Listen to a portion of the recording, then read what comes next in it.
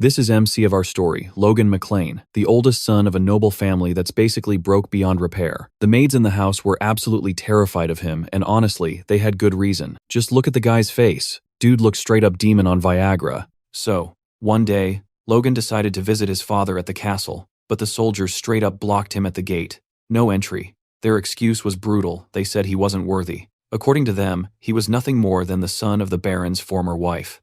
Around the castle, people either feared Logan or straight up hated him, because until that point, he really had been arrogant and completely despicable. But things were about to flip, because Logan wasn't the same person they thought they knew anymore. The guard's attitude irritated him badly. So, Logan reached into his outfit, pulled out a pair of gloves, and tossed them directly into the guard's face. Full public humiliation.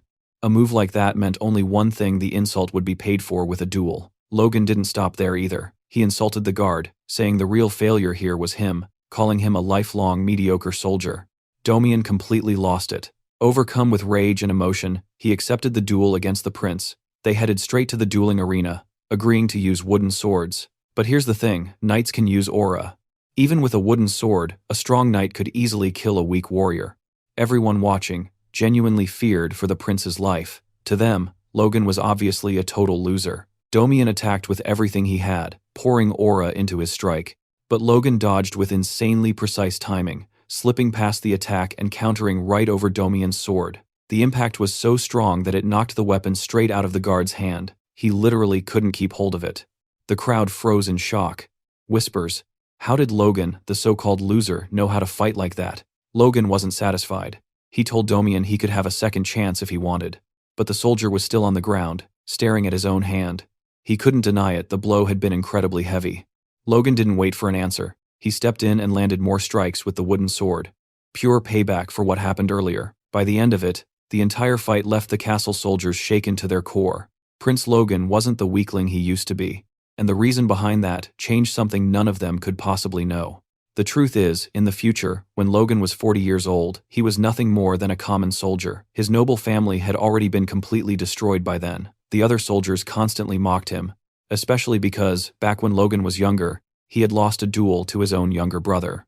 They never understood how someone like him even ended up as a soldier after his entire family was wiped out. Back then, the kingdom had been betrayed, and enemy forces invaded. Every soldier fought bravely, and Logan fought too, but none of it mattered. The kingdom still lost, and in the end, they were all eliminated. That day, Logan died on the battlefield. As his life faded, regret crushed him. He regretted countless things, especially how horrible of a person he had been. More than anything, he wanted to ask his father for forgiveness. Then, suddenly, Logan woke up in his room, completely shaken. He had been injured after taking a blow to the head during the duel against his younger brother. The realization hit him hard. The protagonist couldn't believe it. Was everything he experienced just a nightmare? No, definitely not. He remembered everything too clearly. Logan looked out the window and saw his family's castle, the same place he lived in when he was young. Soon after, his younger brother came to visit him in his room, clearly terrified of how Logan might treat him. The boy was trembling with fear, and it made sense. Logan had always been awful to everyone, especially to him. Logan remembered the last time he treated his brother like absolute garbage, and that moment was exactly why Ronanan never tried to get close to him again. Logan's head throbbed as memories flooded in. Ronanan genuinely cared about his brother, but the servants knew Logan's reputation all too well. Rick, the butler, told the young Master Ronanan to leave the room, but for the first time ever, Logan didn't scream. Instead, he spoke gently and told Ronanan to come closer. The boy froze in shock. So did the butler, Rick, thinking young Master Logan was acting strangely today. Logan wanted to praise Ronanan's strength, but the words wouldn't come out. He knew words alone weren't enough after treating him like trash for so long. Then Logan hugged his brother for the very first time. He asked for forgiveness for everything he had done. He admitted that he had been a terrible brother, and that Rome was truly amazing. No one in the room could hold back their tears at that moment. After talking for a while, Ronanan finally left Logan alone. The protagonist looked out the window again, and knew for sure this wasn't a dream. He had gone back in time, and this time, he was going to do things differently. This time, he would save his family. A maid accidentally walked into the room and immediately apologized. Rick rushed in after her and apologized too on her behalf, explaining that Mary hadn't done it on purpose. The whole situation was irritating. Logan suddenly realized how ridiculous it was that everyone acted this terrified of him, thinking, just how miserable had he been back then? Logan told them it was nothing, and asked them to bring him some paper and pens. Rick and Mary instantly panicked, wondering if the young master was actually going to work now. When they brought what he asked for, Logan thanked them. Rick was stunned to hear that his master really just said, "Thank you."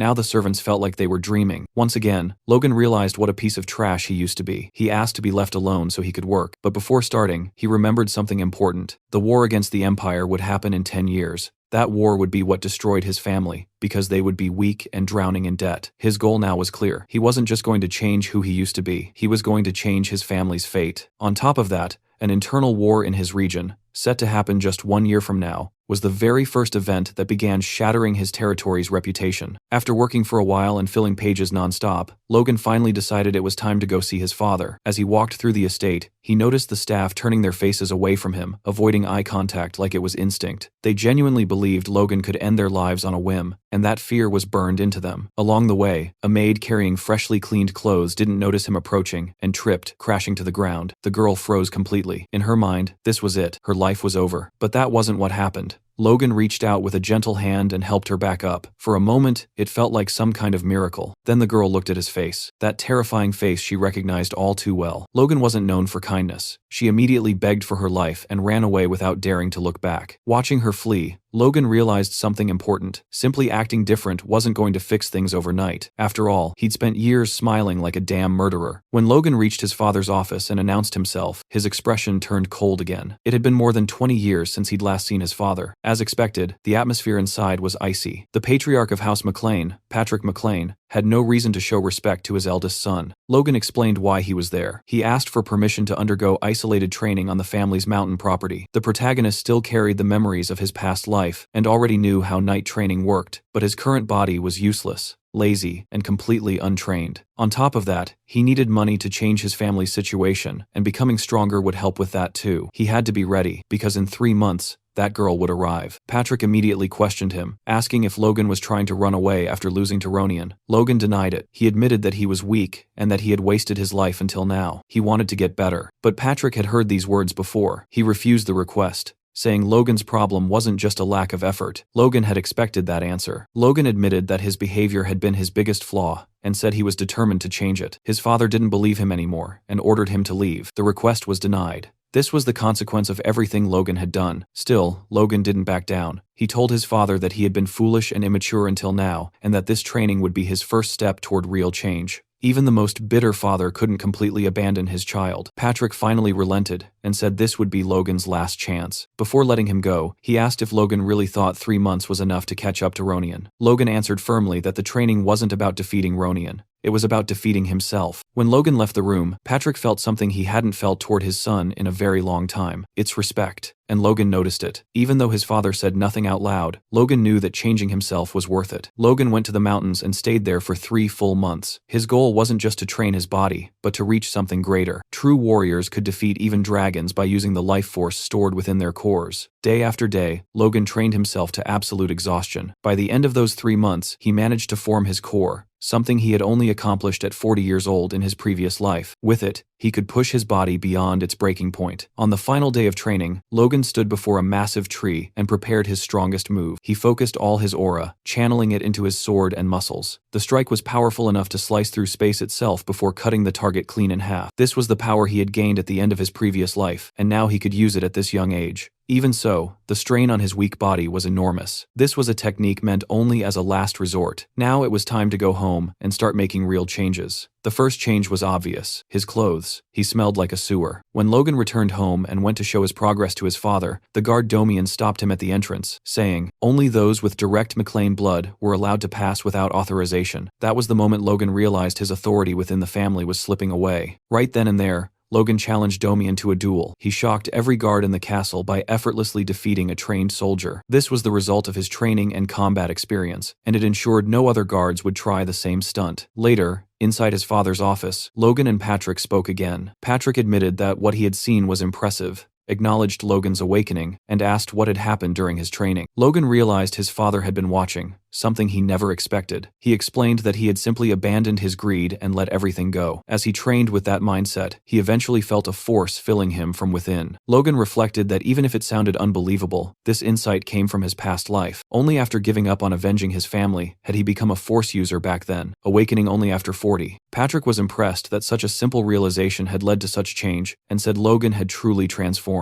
However, he was still furious. After achieving such a breakthrough, the first thing Logan did was attack a knight. Logan argued that the man deserved it and asked whether his father had heard the full story from the soldiers. Patrick said he had, but still believed those measures weren't necessary. They were necessary, Logan insisted, surprising his father. The knight had tried to deceive his lord's blood and make a fool of him. Letting that slide would poison the family's discipline. Logan then reflected on hierarchy, the foundation that keeps any organization functioning. Once hierarchy is shaken, the organization weakens over time, something he had learned during 10 years as a mercenary. When dealing with armed men, order must be established in a single decisive move. What happened that day would serve as a warning to the other knights. Patrick admitted Domian was largely at fault for failing his duty and trying to trick Logan. Still, he felt Logan's actions were risky and said it was better to hold back in the future. Logan was shocked by how easily his father forgave him, especially compared to his previous life. Seeing Logan's expression, Patrick even joked and asked if he wanted a punishment. Logan replied that he was good. Patrick ended the conversation by saying he still didn't approve of what Logan had done and warned him never to act like that again without permission, especially since he hadn't officially received his rank yet. Logan respectfully said he would remember that. Soon after that, Logan's father announced that his fiancée, Rena, would be visiting soon. At first glance, Logan looked surprised by the news, but it wasn't surprise at all. It was pure excitement. The day to get the cash was finally approaching. Right on cue, Princess Rena Wolves was formally introduced. Every lady present fell silent, completely stunned by her beauty, and every guard instantly felt jealous of Logan. When Rena stepped forward, she greeted Lord McLean gracefully, saying it had been far too long and politely asking about his well-being. Patrick McLean, momentarily stunned by her appearance, commented on how she had grown into a beautiful woman since the last time he saw her. Rick watched from a distance as well, clearly impressed by how much she had matured, but then he glanced at Master Logan, who didn't look impressed in the slightest. Rena then said she had a letter entrusted to her by her father, the Count, and began reading it aloud. The letter was addressed to Baron Patrick McLean, and it was painfully boring. Over the next 30 minutes, even the guards struggled to stay awake, but the ending snapped everyone back to reality. The final request stated that due to unavoidable circumstances, the arranged marriage between Rena and Logan was to be cancelled. After hearing the letter, Logan quickly understood the message behind it. The Wolves clan had expected Patrick McLean to become a powerful aura user, but instead he had remained a high-ranking knight for over 20 years. And to make matters worse,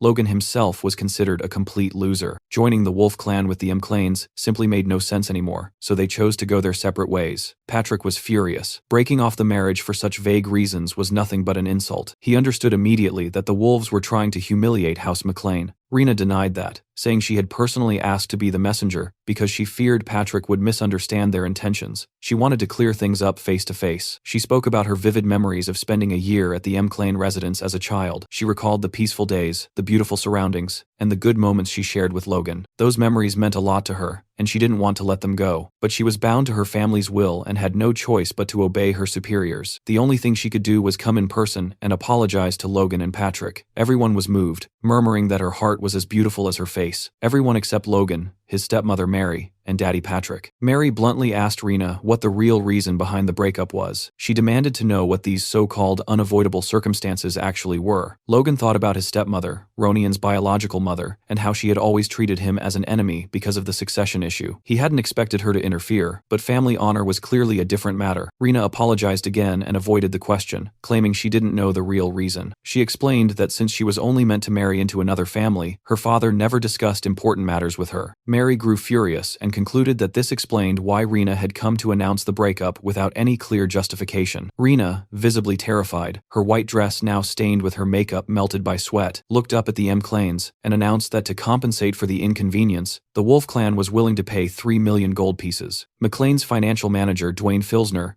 nearly had a heart attack on the spot. Logan, on the other hand, was thrilled. He thought the money was finally his, but no chance. Patrick nearly exploded with rage, demanding to know how she dared to propose something like that. A knight from the Wolf House immediately stepped in front of Rena, protecting her, and begged Patrick to calm down. Patrick asked whether he was a high-ranking knight like himself, admitting that it was impressive for someone so young to reach that level. He continued, saying that perhaps injuring the rising star of the Wolves family would be fair compensation for the dishonor inflicted on the McLeans. The knight replied that his master, Kyron Wolves, regarded Lord McLean as an honorable man and would never target the young princess or anyone younger. Rena then spoke up, saying she also did not wish to buy honor with money. She asked them to accept the gold as a sincere gesture to preserve the friendship between the two families. Patrick clenched his teeth. If he pushed further, he would lose his own honor. He realized this was exactly why Karen had sent these young people. Patrick stated that a visitor was still a visitor, even if they brought bad luck, and that House McLean would never harm its guests. However, he firmly refused the Wolves clan's one-sided offer. House McLean asked for only one thing. Princess Rena Wolf was to personally and sincerely apologize to Logan. Patrick made it clear that he would accept no other compensation. At that moment, Logan stepped in. As the person directly involved, he said he had a request. Internally, Logan knew they needed to accept the money. Letting them off with words alone was insane. 3 million gold was the entire annual budget of House McLean. Half of their current funds came from his stepmother's family, and if that support vanished, they would go bankrupt instantly. And for what? Honor. To Logan, it felt like everyone had lost their minds. Logan told his father he wanted to accept the Wolves' terms. Patrick became furious again, asking if Logan intended to make him go back on his word. Logan thought about the pressure his father carried. Even without aura, Patrick was still a high-ranking knight, but that meant nothing compared to others in the kingdom. If he couldn't handle this, he would never move forward. Patrick insisted House McLean wasn't poor enough to sell its honor for money. Logan sighed deeply and replied that they were exactly that poor. He explained that House McLean already owed the bank 3 million gold pieces. The annual interest alone was 150,000 gold. Without Kiros's money, they would have gone bankrupt long ago. They were the kingdom's biggest family of beggars. On top of that, they owed over 2 million gold to the kingdom they served. Settling this matter with just an apology would only spread rumors that they had bowed to the Wolves. Rena tried to intervene, claiming the Wolves clan wasn't irrational and respected House McLean's honor. Logan immediately asked whether she truly found it rational to unilaterally break off the engagement. A memory from Logan's past life surfaced. Back then, he had believed Rena was genuinely saddened by their separation, but that belief shattered after one incident. He remembered being alone with her in a bedroom. Rena thanked him for coming and said that even if things ended that day, she wanted to create one last memory together. Logan, believing his life as a noble was over, asked her to run away with him that night. That was when she threw a knife at his face, forcing him to draw his sword to defend himself. Rena tore her own clothes and accused him of thinking someone like him deserved her. She mocked him, told him to learn his place, and asked why he even carried a sword after losing to a child.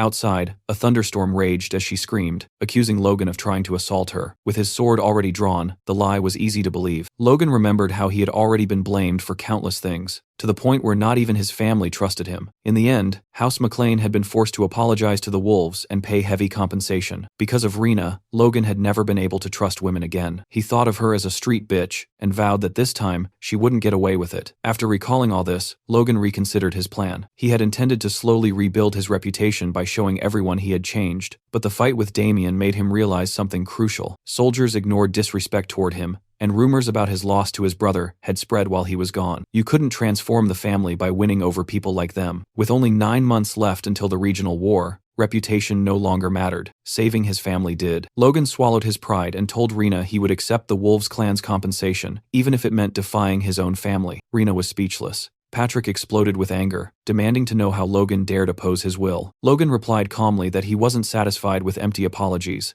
leaving his father stunned. Words carried away by the wind had no value, and honor built on them was just as light. Rena tried to salvage the situation, saying the Wolf clan wished to obey the Baron's decision, and asked Patrick what he chose. Logan saw through her act, realizing she was trying to protect her father's reputation and was likely terrified of paying 3 million gold. Patrick looked down at Rena and declared that as the head of House McLean, he would accept only a sincere apology. However, he would leave it to Logan to decide whether the apology was sincere. Mary was furious. Patrick warned Logan to think carefully, reminding him that accepting money for dishonor would open the door for honor to be traded again in the future. Logan didn't hesitate. As the one directly involved in the broken engagement, he accepted the compensation offered by the Wolves clan. The decision shocked Mary and visibly upset Rena. Patrick, disappointed, said he thought Logan had improved, but instead he had changed for the worse. He blamed himself for failing to teach him the true value of honor. Logan said nothing out loud, but in his mind, he knew everything he was doing was for the sake of his family. Back in his room, after receiving the handsome compensation from Rena Wolves, Logan was interrupted by a knock on the door. Assuming it was Rick, he casually told whoever it was to come in. Instead, Dwayne, the family's financial advisor,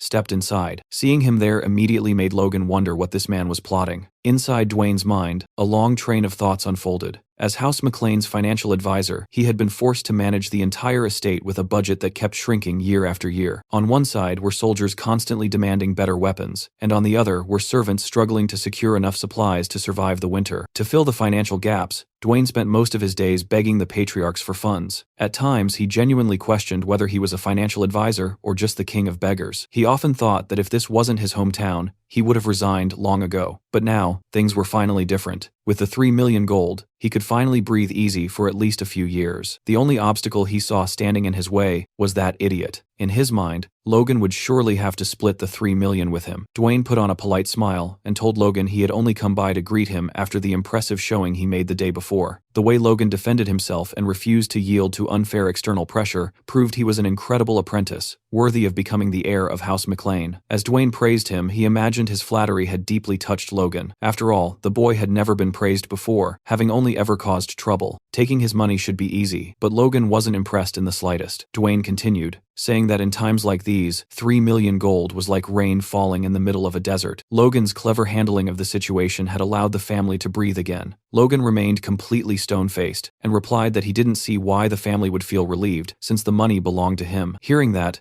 Dwayne felt all hope drain out of him. He believed Logan intended to keep every coin for himself, but he forced himself to stay calm. After 20 years as the McLean family's financial advisor, swallowing his pride had become second nature. This situation was no different. Suddenly, he began to cry. That reaction caught Logan off guard. He asked if the family's situation was really that bad. Dwayne explained that Logan might not know this, but House McLean already owed 3 million gold to Cooper Bank. He tried to continue, saying the interest alone amounted to 150,000 gold per year, but Logan interrupted him and finished the sentence himself. Dwayne stared at him in shock and asked if he already knew. Logan replied that the interest shouldn't be a problem. After all, it was harvest season, and the income from the harvest should cover it. Dwayne desperately tried to explain that simply running the barony cost an enormous amount of money, and that the family was always operating on an extremely tight budget. He suggested that even a little help could change things. But Logan cut him off again, making it clear he didn't want to hear it. Confused, Dwayne asked why Logan wouldn't help, especially since he had opposed the Baron earlier for the sake of the family. Logan agreed with him. He said he would use the money for the family's benefit, but not to cover the Baron's immediate expenses. Instead, he needed to prepare for the future. Dwayne grew furious inside, thinking Logan had no idea what he was talking about and should just hand over the money immediately. Logan then calmly asked whether paying off the family's debts would truly change anything. Dwayne argued that a larger budget would make managing the estate easier for at least a few years. Logan pressed further, asking what would happen after that. Even if things improved temporarily, they would eventually fall back into debt, because House McLean had no special products to sell. It was a vicious cycle, and Logan intended to break it with a plan of his own. For that plan, he needed the money. Dwayne was completely stunned. He wondered if this was really the same young master he knew. He had always thought Logan was a careless kid who had no interest in family affairs. Logan then said he had a favor to ask. If Dwayne helped him, Logan might even share a portion of the money to help cover some family expenses. Dwayne immediately asked what he needed. Logan answered simply, he needed to gather mercenaries. Later, Logan spoke with Rick. It looked like he was preparing to leave again, and Rick immediately demanded to know where the hell he was going. It hadn't even been long since Logan returned from his isolated training. Logan replied that he was leaving to make money. Rick pointed out that Logan already had a substantial amount, but Logan insisted it wasn't enough. He explained that the patriarch would never allow him to leave now, especially with the tension inside the castle. But Logan had no intention of asking for permission. He planned to slip out quietly. Rick was shocked, but Logan didn't care. He knew that if he couldn't change his reputation now, it would never change. That meant gathering power from outside the family. Luckily, he knew exactly what was happening beyond the estate. Just like in his past life, when he had been kicked out of the family, he already knew his first step was to find a certain individual. Rick tried to reason with him, saying he wasn't thinking straight, and that becoming a fugitive at this point would only make things worse. Logan grew irritated by Rick's persistence. Rick asked what Logan planned to do if he simply ran away, and even said that if Logan really intended to leave, he might as well trample all over him first. Logan was already close to doing just that,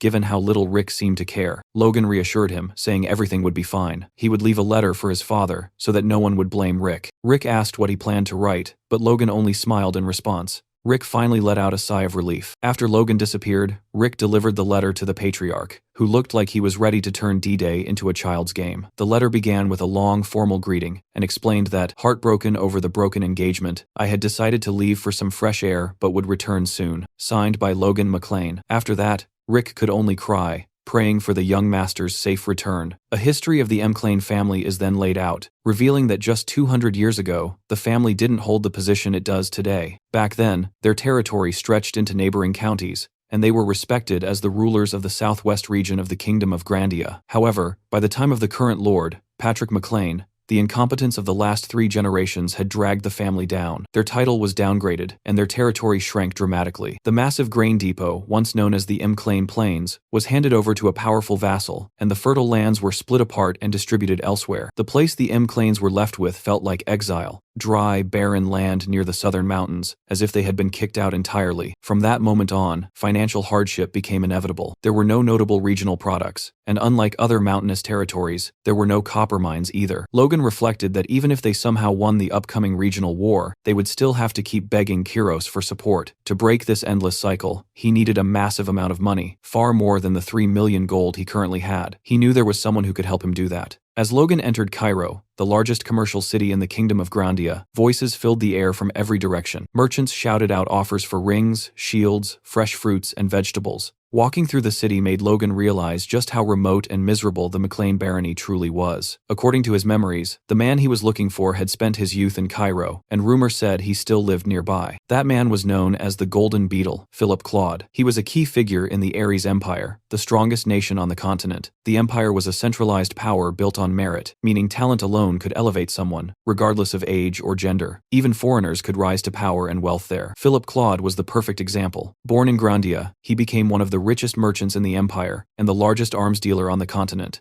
To many, he was branded a traitor to the Kingdom of Grandia. In reality, however, despite being called the Golden Beetle, Philip had quietly supported people from his homeland and used his wealth to help create the miracle of Grandia's sovereignty. As Logan walked through the streets, he noticed a young man standing in the middle of the road and wondered if that could be him. The boy had just been scammed and was staring blankly ahead, clearly wondering how he would survive without a single coin to his name. Logan had heard rumors that Philip's business collapsed due to a scam, but witnessing it firsthand was far worse than he imagined. As the boy seemed to spiral into despair, even contemplating ending it all, Logan approached and tried to start a conversation, asking if he was Philip Claude. Philip confirmed it, though suspiciously, and asked who Logan was. From Logan's red eyes, steady gaze, and worn armor, Philip assumed the young man was dangerous. Logan said he wanted to talk for a moment, but Philip remained wary, questioning how Logan even knew who he was. At that moment, Philip noticed something in Logan's eyes he had seen countless times before: greed. He quickly theorized that this young man, dressed in old armor and appearing at such timing, must be some mercenary thug.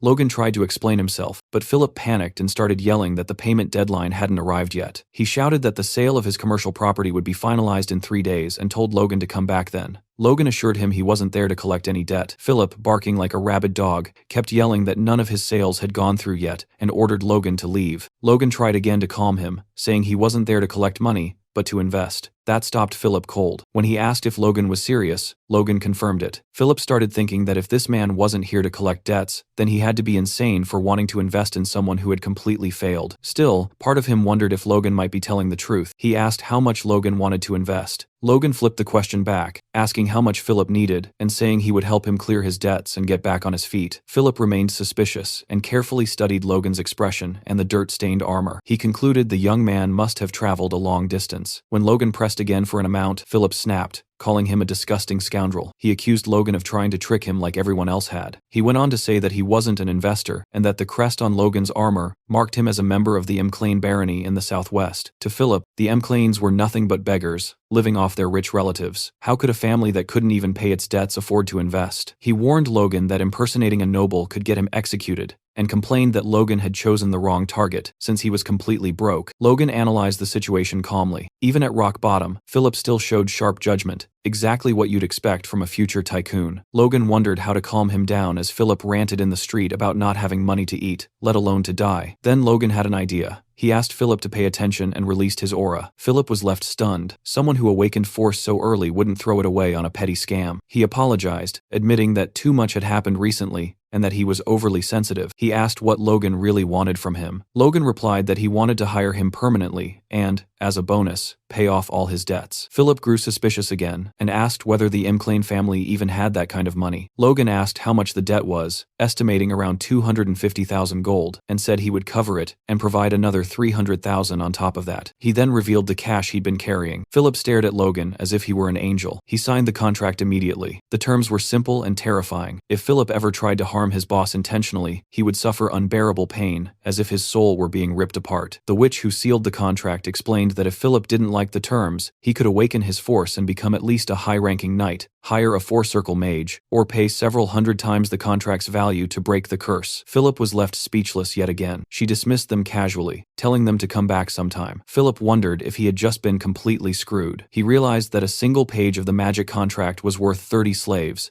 meaning he had just paid a fortune to make Logan his savior. Logan explained that since they barely knew each other, trust didn't exist yet. If he was investing a fortune, he needed a guarantee. Once trust was built, the contract would be removed. He extended his hand. Philip thought the contract was a mess, with no deadlines or conditions, but he had no choice. He shook Logan's hand. When he asked what Logan needed him to do first, Logan replied that they needed to buy monster meat. Philip immediately called him a psychopath. Logan thought the reaction was understandable. Monster blood and flesh were poisonous, and burning them was considered common sense. But in a few years, everything would change. Once word spread that monster blood could be neutralized with common ingredients, food-scarce regions began consuming monsters. That winter, cases of deficiency started disappearing after people consumed Kellogg meat. Even individuals with injuries that caused sterility saw improvement. A year later, the Royal Magic Tower confirmed the findings. The Kellogg monster vanished from the continent as the species was hunted to extinction after it was proven to enhance fertility. With that knowledge, Logan knew he could easily make 3 million gold, maybe far more depending on how much he secured. Walking beside a madman like this, Philip glanced at Logan with disappointment and wondered if it wouldn't be better to just run away. Inside a tavern, Logan and Philip sat down to discuss what their next move should be. Logan casually told Philip that he wanted to purchase monster meat worth 1 million gold coins. Philip nearly lost his mind hearing that and thought Logan had completely gone insane. Logan told him to calm down, confidently assuring him that he would make money even if he spent that much. Philip strongly objected and asked if Logan was absolutely sure about what he was doing. Logan confirmed without hesitation. Philip then asked what the price range per unit was for Kellogg meat. He explained that Kellogg meat was practically worthless at the moment. Most people simply burned it because there were no buyers. If someone at level 0 was sent to retrieve the bodies, it would cost around 200 gold due to kingdom transport fees. That fee was charged per unit. However, if multiple Kellogg's were transported together, the cost would drop significantly. Philip was impressed that Logan had even considered transport fees and admitted that Logan's calculations were correct. He asked if, with that price per unit and a budget of 1 million gold, Logan planned to hire a mercenary guild to conduct a kingdom-wide hunt and buy everything they brought back. Logan confirmed it and asked if Philip saw any issues with that plan. Philip immediately explained that the approach was wrong. Since monster meat was being discarded anyway, Logan should hire a merchant guild instead. Merchants would transport and sell anything as long as there was money involved. Even if it was considered trash, they would gladly bring it. Philip confidently added that once Logan placed the order, they would likely deliver every piece of Kellogg meat in the kingdom, already cut and prepared. Logan was impressed, thinking his investment was already paying off. Half-jokingly and somewhat suspiciously, he called Philip an adorable punk. Philip brushed it off and told Logan not to worry about money anymore. From now on, everything would be handled by him. After all, his own future depended on Logan's success. Logan then handed Philip a list of materials, including ironwood cartridges, springs, and glue, instructing him to buy them in large quantities. Philip once again grew suspicious and asked if Logan was planning to open a toy factory. Logan replied that he had something far better in mind. In reality,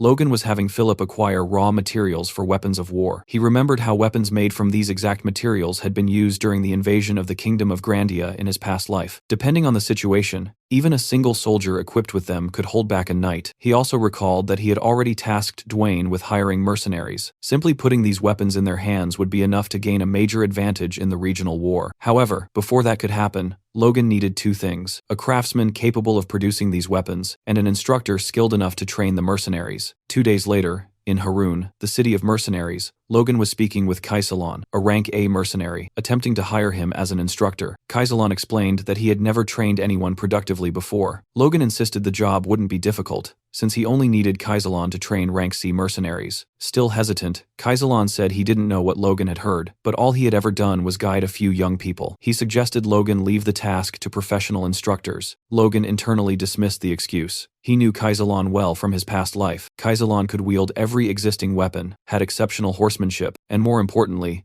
was an outstanding instructor. The mercenary squad Kaisalon trained after retiring from a serious injury had been stronger than any other. Logan offered 4,000 gold coins. Kaisalon refused. Logan raised it to 6,000. Still no. 7,000. Kaisalon continued refusing, claiming money couldn't buy everything. Logan raised it again to 8,000. That was the breaking point. Kaisalon finally accepted, even thanking Logan in advance. As they talked, Logan revealed that he was the firstborn son of Baron McLean, and asked if Kaisalon wasn't curious why he was hiring mercenaries from the countryside. Kaisalon replied that he didn't care, as long as he was paid. Walking through the streets, they witnessed a man whipping a group of people, shouting that if they were late again, he would kill them all. Kaisalon explained that Harun was known as the city of mercenaries and slaves, and that scenes like this were common. The city soon turned into a full slave market. Logan replied that he was familiar with this reality and even considered buying a slave himself. A merchant noticed him, assuming he was a clueless country bumpkin, and called him over, boasting about unbeatable prices. The moment the merchant recognized Kaisalon, his face went pale with fear. Seeing that, Logan relaxed, thinking that hiring Kaisalon had already been worth it. They arrived at a shop with far more guards than the others. Logan immediately realized this was the place. An elderly merchant greeted him and said he assumed Logan knew what he was getting into. Logan replied that he was there to buy a dwarf. The merchant confirmed he had come to the right place and explained that races from other worlds were rare, which was why they were treated carefully. He first showed a pair of elves, boasting about how difficult they were to obtain.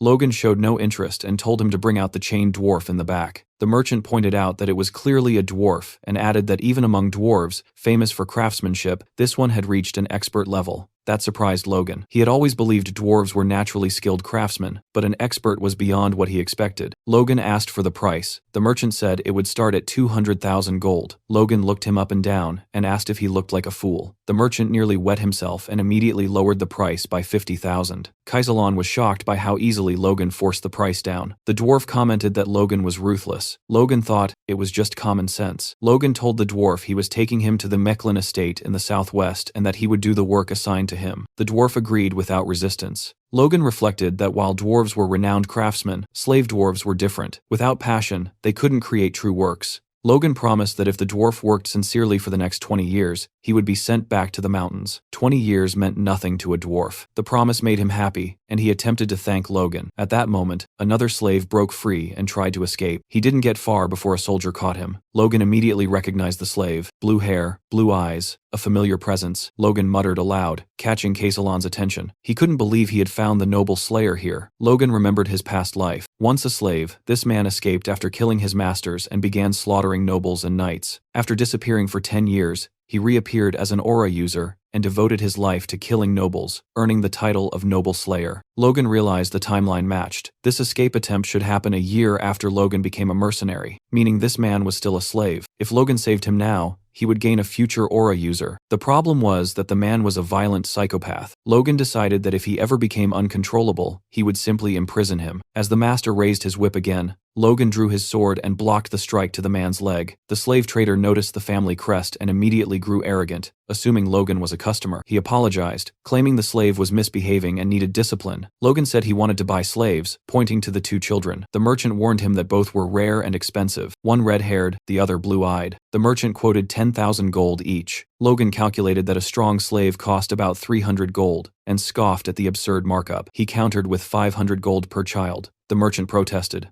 but Logan snapped, asking if he thought Logan didn't know slave prices. The merchant panicked and accepted, blaming Victor for always causing trouble. Kaisalon carried the injured boy on his back, surprised by his fast recovery. Logan casually said it was nothing, though in truth he had been slowly releasing force to heal him. Victor suddenly tried to attack Logan. He didn't even get close. Logan grabbed him by the neck and asked if he was brave or just stupid. He warned Victor to choose his enemies better. Logan promised safety for him and his sister if he obeyed, but threatened to kill them both if it happened again. He released him and said he planned to raise Victor as a knight. Victor asked if he was serious. Logan confirmed it and explained that knights were honorary nobles and could escape slavery. Not just Victor, but his sister as well. Victor swore loyalty instantly. Watching them, Logan realized his assumption was correct. The sister was the key to controlling the Noble Slayer's violence. Logan stated that their training would begin as soon as they returned home. Logan then asked Hamar the dwarf to step closer for a moment. He told him he would begin drafting a contract, a magical one, and clearly explained its terms. If Hamar worked for him for the next 20 years, Logan would personally send him back to the mountains afterward. Hamar was stunned. He couldn't believe Logan was serious about returning him to his own people. Logan continued calmly, saying that it was hard to trust promises made of nothing but words carried away by the wind. He asked if there was any issue with the contract, or if Hamar didn't want to go through with it. Hamar responded immediately and gratefully. He said he wanted it with all his heart, and would do anything Logan asked of him. He kept thanking him, unable to believe that someone would truly do this for him. Watching his reaction, Logan thought to himself that if all it took to motivate Hamar was a contract, then he was the one gaining the most here. He reflected that this entire venture had already given him everything he wanted and more. Not only had he secured proper preparations for the upcoming clan war, but he had also managed to get his hands on the Noble Slayer. Everything was progressing smoothly. What he didn't know at that moment was that rumors about his strange behavior had already spread throughout the McLean estate while he was away. His reputation had completely tanked. Rick, meanwhile, was drowning in confusion, trying desperately to contain the situation, while wondering what the hell the young master was even doing anymore. Soon after, Logan returned home, and no one in the world was happier to see him than Rick. Logan greeted him casually and asked how he had been. Rick nearly lost it, asking whether Logan was serious for even saying that. Barely holding himself together, he demanded to know what Logan had been doing, and whether he had heard the rumors flying around. According to those rumors, Logan had become a perverted monster who spent 150,000 gold on monster meat. Rick explained what had happened. A few days earlier, someone named Philip had gathered every merchant he could find and announced that he wanted to buy monster meat in the name of Logan McLean. Even before that, people had already been gossiping about Logan, about his broken engagement, and how he had practically robbed his fiancée. Philip, unaware of Logan's past, assumed his master was just some eccentric lunatic. Still, he saw opportunity in the chaos. He deliberately spread even more bizarre rumors about monster meat to attract sellers. Then he dropped the purchase price as low as possible while still keeping merchants interested, offering 1 gold piece per kilogram. He knew no merchant would refuse selling trash if someone was willing to pay for it. He even told them to bring every bit of monster meat they could get their hands on. Philip's aggressive sales tactics worked. Merchants began gathering monster meat in large quantities, and rumors about Logan spread across nearly the entire Thieves' Quarter. Hearing all of this, Logan simply commented that Philip had done his job perfectly. Rick was stunned. He couldn't understand how Logan could laugh at a time like this. Logan told him to look at the expressions of the people who had come back with him, and think about how many rumors they must have heard to be wearing faces like that. To Logan, there was nothing to worry about. He calmly said that everything would be over soon. Rick warned him not to be so relaxed. The next thing waiting for him was a meeting with the patriarch, and he was furious. Inside his father's office, Patrick asked Logan whether he had enjoyed running away from home. Logan answered honestly that the trip had been worth it. Patrick said he had heard plenty of rumors about the strange and reckless things Logan had been doing, but at least it seemed like something had come out of it. Logan defended himself, saying rumors were nothing more than baseless nonsense, and that he didn't regret any of his actions. His stepmother immediately cut in, telling Patrick that she had warned him already. Logan had no awareness of his own standing, and didn't understand how his behavior could disgrace the family. Logan didn't even let her finish. He interrupted her, saying she was exaggerating. All he had done was use the money from the broken engagement in a way he saw fit. Mary pushed again, asking Patrick if he had heard that, and whether he was still going to take Logan's side after everything. That was when Patrick finally snapped. He shouted for her to stop, then calmly but firmly told her to leave the room. He wanted to speak with Logan alone. Once they were alone, Patrick warned Logan that this was the final chance he would give him. Standing in front of his furious father, Logan felt a rare sense of fear. Patrick asked what was really going on in his son's head, and said they needed to talk honestly about everything that had happened. Logan knew his father wouldn't overlook things this time. He replied that even if he explained, Patrick wouldn't understand. Patrick shot back, asking whether Logan was the one who didn't want to be understood. He asked if Logan realized what people were saying about him, that he was violent, cruel, obsessed with money, and even unstable. Patrick asked how much longer he was supposed to keep covering for him, and if the time ever came when he couldn't anymore, he begged Logan to at least warn him. That way, Patrick could tell himself he had done everything possible for the sake of Logan's deceased mother. Logan was stunned. Patrick had never mentioned his mother in his previous life, not even when Logan was cast out. That alone made him think his father hadn't fully given up on him yet. So Logan asked for one more thing. He asked Patrick to give him 1 year. He promised that within that year, he would prove the reasons behind everything he was doing. Once again, he pleaded for one final chance. Later, Patrick was shown alone in his room. replaying the conversation in his mind. He admitted to himself how strange it felt for a father and son to be negotiating favors like strangers. He thought that if Logan failed to prove himself after 1 year, he would have to make a decision, because before being a father, he was the patriarch of House McLean. Patrick looked at a portrait of Logan's mother and apologized to her, saying he didn't understand what was happening to their son. He continued speaking to her image, admitting that he had promised to protect Logan and raise him properly, but in the end, everything had fallen apart because of his own neglect. Walking through the castle corridors, Logan suddenly ran into his younger brother. What he saw made him freeze. Ronian had awakened his force. Ronian commented that Logan guessed it quickly, and added that he had caught up faster than expected. Logan felt genuine happiness, seeing Ronian awaken so early, at only 14 years old. In his past life, Ronian's force had only manifested during the clan war, but this time it had happened far sooner. Ronian told Logan that it was thanks to him. Seeing Logan's confusion, he explained that when Logan returned, the knights tried to stop him from reaching him. In that moment of desperation, his force awakened, and he ended up defeating the knights just to meet Logan. Logan burst out laughing and praised him, telling him he had done well. He thought that once Ronian's force stabilized, teaching him the secrets of the divine sword would make him far stronger than he ever was in the past. Later, in a cabin south of the McLean estate, Logan met with Dwayne. Dwayne informed him that all 35 rank C mercenaries he requested had arrived. The mercenaries were furious. It had been 10 days since they were summoned, and none of them had seen Logan even once. Some muttered that a petty baron's family wouldn't dare provoke a mercenary guild unless they were insane. Others said they might never find out, since the rumors surrounding Logan had already reached them and weren't light at all. They mocked his appearance, saying he wore armor and carried a sword like he was pretending to be a soldier. Hearing all this, Logan realized that if he didn't put these professional scoundrels in their place, he'd never be able to control them. He addressed one of the mercenaries directly and asked if he thought it was funny to wear armor and carry a sword. The man replied that he didn't understand, and asked how Logan had even heard his comment from that distance. Logan mocked him openly, saying that way of thinking only worked if you had the talent to back it up. He called him nothing more than an insignificant C-rank mercenary, and asked what imaginary skills gave him the confidence to look down on others. He sarcastically asked if he had offended him, acknowledging that even low-level men had pride, and told him to step forward if he wanted to settle it. Logan then made a clear offer. If the mercenary could land even a single hit on him, he would be allowed to leave immediately, and would be paid a full year's salary. Logan swore it on his noble honor, and made sure everyone present served as witnesses. The mercenary stepped forward, pleased,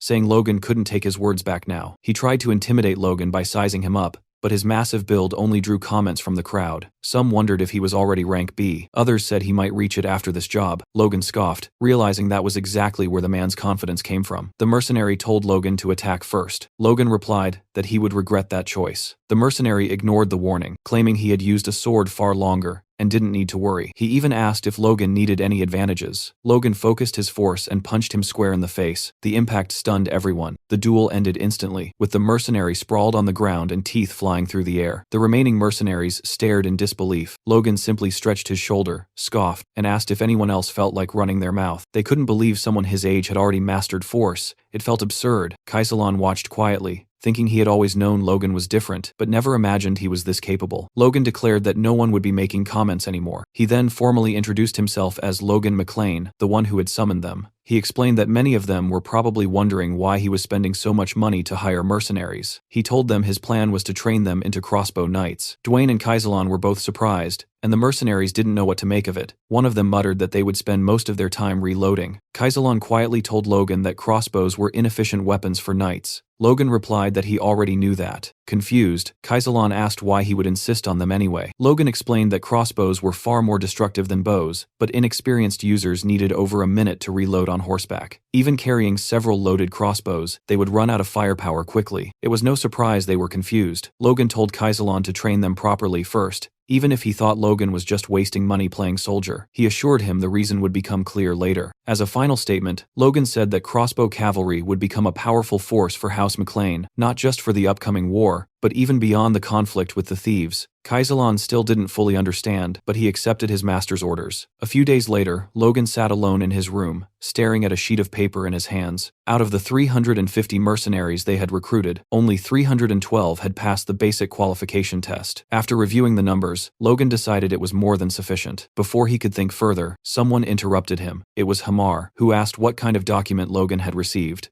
Logan explained that it was a schematic for a crossbow he wanted Hamar to build. He added that the design might look crude to a professional craftsman. In his mind, Logan knew this weapon well. He had used it for decades in his previous life, so he drew every structure he could remember. Since Hamar was a master craftsman, Logan believed he could bring it to life. Hamar studied the design and pointed out that the crossbow would need a cartridge mounted at the back to store bolts, reload automatically, and fire 3 shots in succession. He demanded to know who came up with such a ridiculous idea. Logan admitted it was his own, which immediately irritated the dwarf. Still, Hamar admitted the concept itself was brilliant. However, he warned that twisting the string in that structure would cause it to snap, and attaching a wooden box to the back would make it uncomfortable for the shooter. He asked Logan what he planned to do about those issues. Logan casually replied that it wasn't his problem and that Hamar should figure it out himself. That response made the dwarf visibly furious. Logan quickly clarified that he was joking. He agreed that the bolt size needed to be reduced to shrink the cartridge and accepted that it would be a single-shot weapon. Instead, he suggested producing preloaded cartridges that could be swapped after each shot, calling them magazines for simplicity. Hamar was left speechless. He pointed out that even a skilled shooter couldn't fire 2 bolts from a crossbow in under a minute, and that this design felt like a weapon from another era entirely.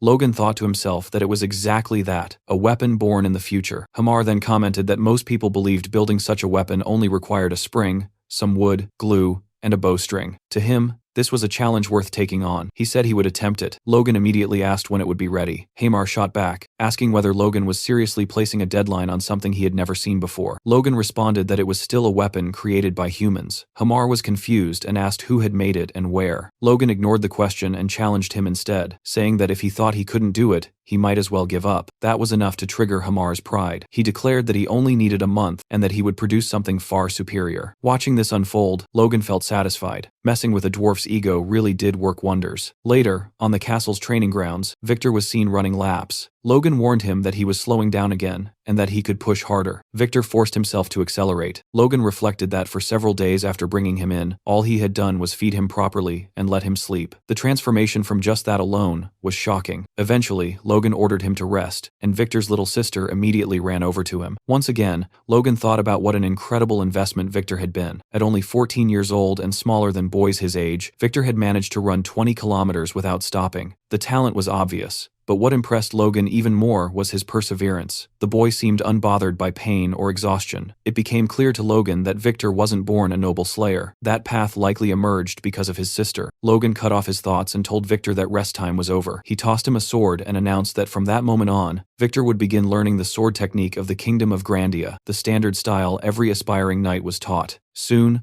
Logan called for Victor's attention and demonstrated the technique himself. He gripped the sword firmly and sliced through the air with power. Victor looked unimpressed. All he wanted was to collapse and sleep. Still, he clenched his teeth. If exhaustion was the price for good food and a proper bed, he would pay it. He mimicked Logan's movements and cut through the air flawlessly. Watching him, Logan was stunned. Victor's execution matched his own perfectly. Not just the motion, but his breathing as well. And Logan had only demonstrated it once. Seeing how effortlessly Victor followed made Logan admit that even Ronian hadn't been this talented at the same age. Logan told Victor that once he built enough stamina and performed the technique perfectly more than 1,000 times in a row, he could call himself a knight. Victor's eyes lit up at the thought. When Logan asked if he believed he could do it, Victor answered eagerly that he could. Logan added that if Victor needed anything for his training, he could ask Rick, who would probably handle most requests. Victor shook his head and said he didn't need anything. Logan pressed him again, but Victor's only request was that Logan take care of his sister. That alone was enough for him. Logan thought it was the perfect answer. As he continued overseeing Victor's training, Logan acknowledged that the boy wasn't ready for war yet, but in the future, he would become a powerful asset to House McLean. He also concluded that the mercenary corps and whatever weapon Hamar managed to create would form a terrifying force together. Even so, Logan reminded himself not to get carried away. Hamar might fail to build a proper crossbow, and even if he succeeded, the mercenaries might not know how to use it effectively. Since he had entrusted so much to others, Logan knew he needed to prepare another plan as well. Sometime later, Logan went to his father's office and requested permission to take part in the knight's training. To his surprise, Patrick agreed. That same night, at the training grounds, Captain Hankley formally introduced Logan to the rest of the knights, making it clear that from that point onward, Logan would be training alongside them. The announcement was not well received. Whispers spread immediately through the ranks. Many of the knights believed Logan was treating the knightly order like a joke, especially after defeating Dominan. As the murmurs grew, Hankley recalled a past conversation with the patriarch. He remembered standing in Patrick's chamber, discussing Logan's entry into the order. Hankly had been strongly against it. He had warned Patrick that the knights would never accept him. Patrick, however, had shut that down quickly. He told Hankly that he wasn't asking for special treatment for his son. In fact, he wanted Logan treated exactly like any other rookie, if not harsher. Back in the present, Hankly thought that despite those words, Logan was still the Lord's son. It would have been much easier if Patrick had asked him to go easy on the boy instead. Logan noticed the captain's unease and reassured him. He said that if he failed even one exercise during the upcoming week, he would quietly step aside and never interfere with Hankly again. The captain was taken aback by that attitude, but eventually agreed. After hearing this, Hankly made a decision. For the next week, the nightly orders training would be pushed to 3 times its usual difficulty. Soon,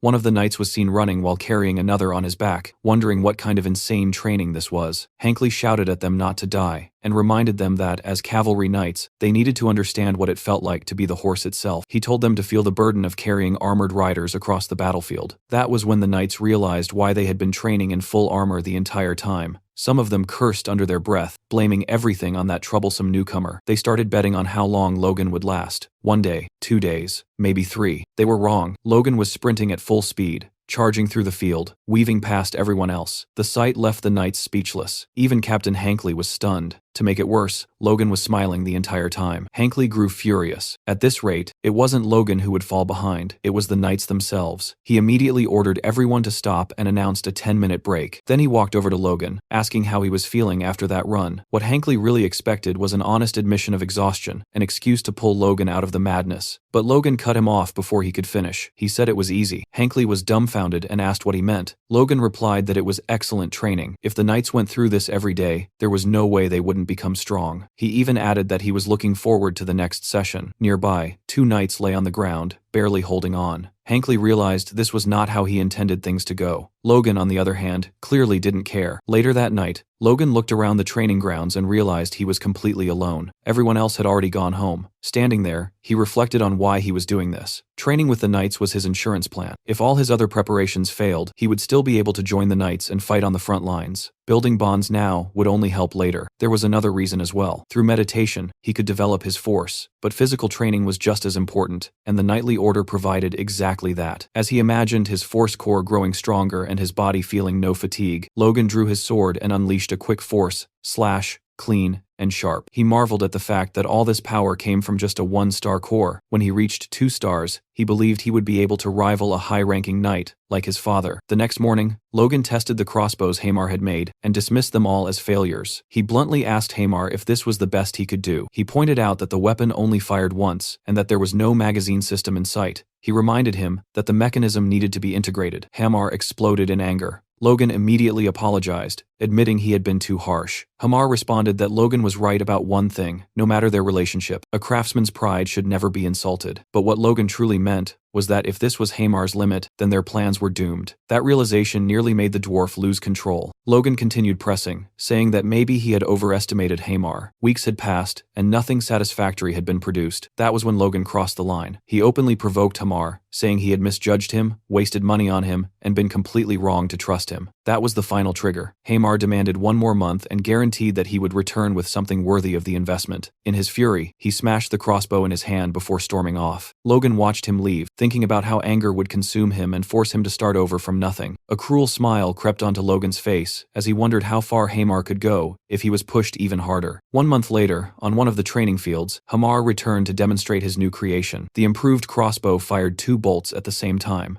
Logan was left speechless. Hamar explained that although it had 1 fewer shot than originally requested, it was easier to wield with 1 hand and allowed magazines to be swapped quickly. What impressed Logan most was the reload speed: 2 seconds. That alone exceeded his expectations. While the weapon had a shorter range and smaller size than the one from Logan's past life, it was far better suited for mounted combat. For cavalry, it was perfect. Logan couldn't believe how far they had come when there were still months left before the war. When Hamar asked if Logan was even paying attention, Logan suddenly lifted him up like a child, praising him loudly, boasting about dwarves, and wishing long life upon Hamar and his people. Hamar panicked, telling him to put him down before someone saw. He reminded Logan that he wasn't a child. Logan set him down and calmly met his eyes, clearly about to ask something. When Hamar asked what it was, Logan's expression shifted back to something unsettling. He said he needed 400 of these crossbows, and he needed them within 2 months. Logan handed the completed crossbows to Kaisalon and the mercenaries for testing. The moment they fired, everyone was stunned. The bolts traveled an incredible distance, and the weapons could fire consecutive shots without delay. Kaisalan examined one closely, completely baffled. A front-loading crossbow with this kind of range, power, and firing speed made no sense. As the realization sank in, Kaisalan imagined what 300 or more mounted soldiers equipped with these weapons could do. Just thinking about it sent a chill down his spine. He told Logan that what he had created was terrifyingly impressive, and finally understood that this had been Logan's intention from the very beginning. Logan confirmed it. He reflected that Hamar had gone through hell to achieve this.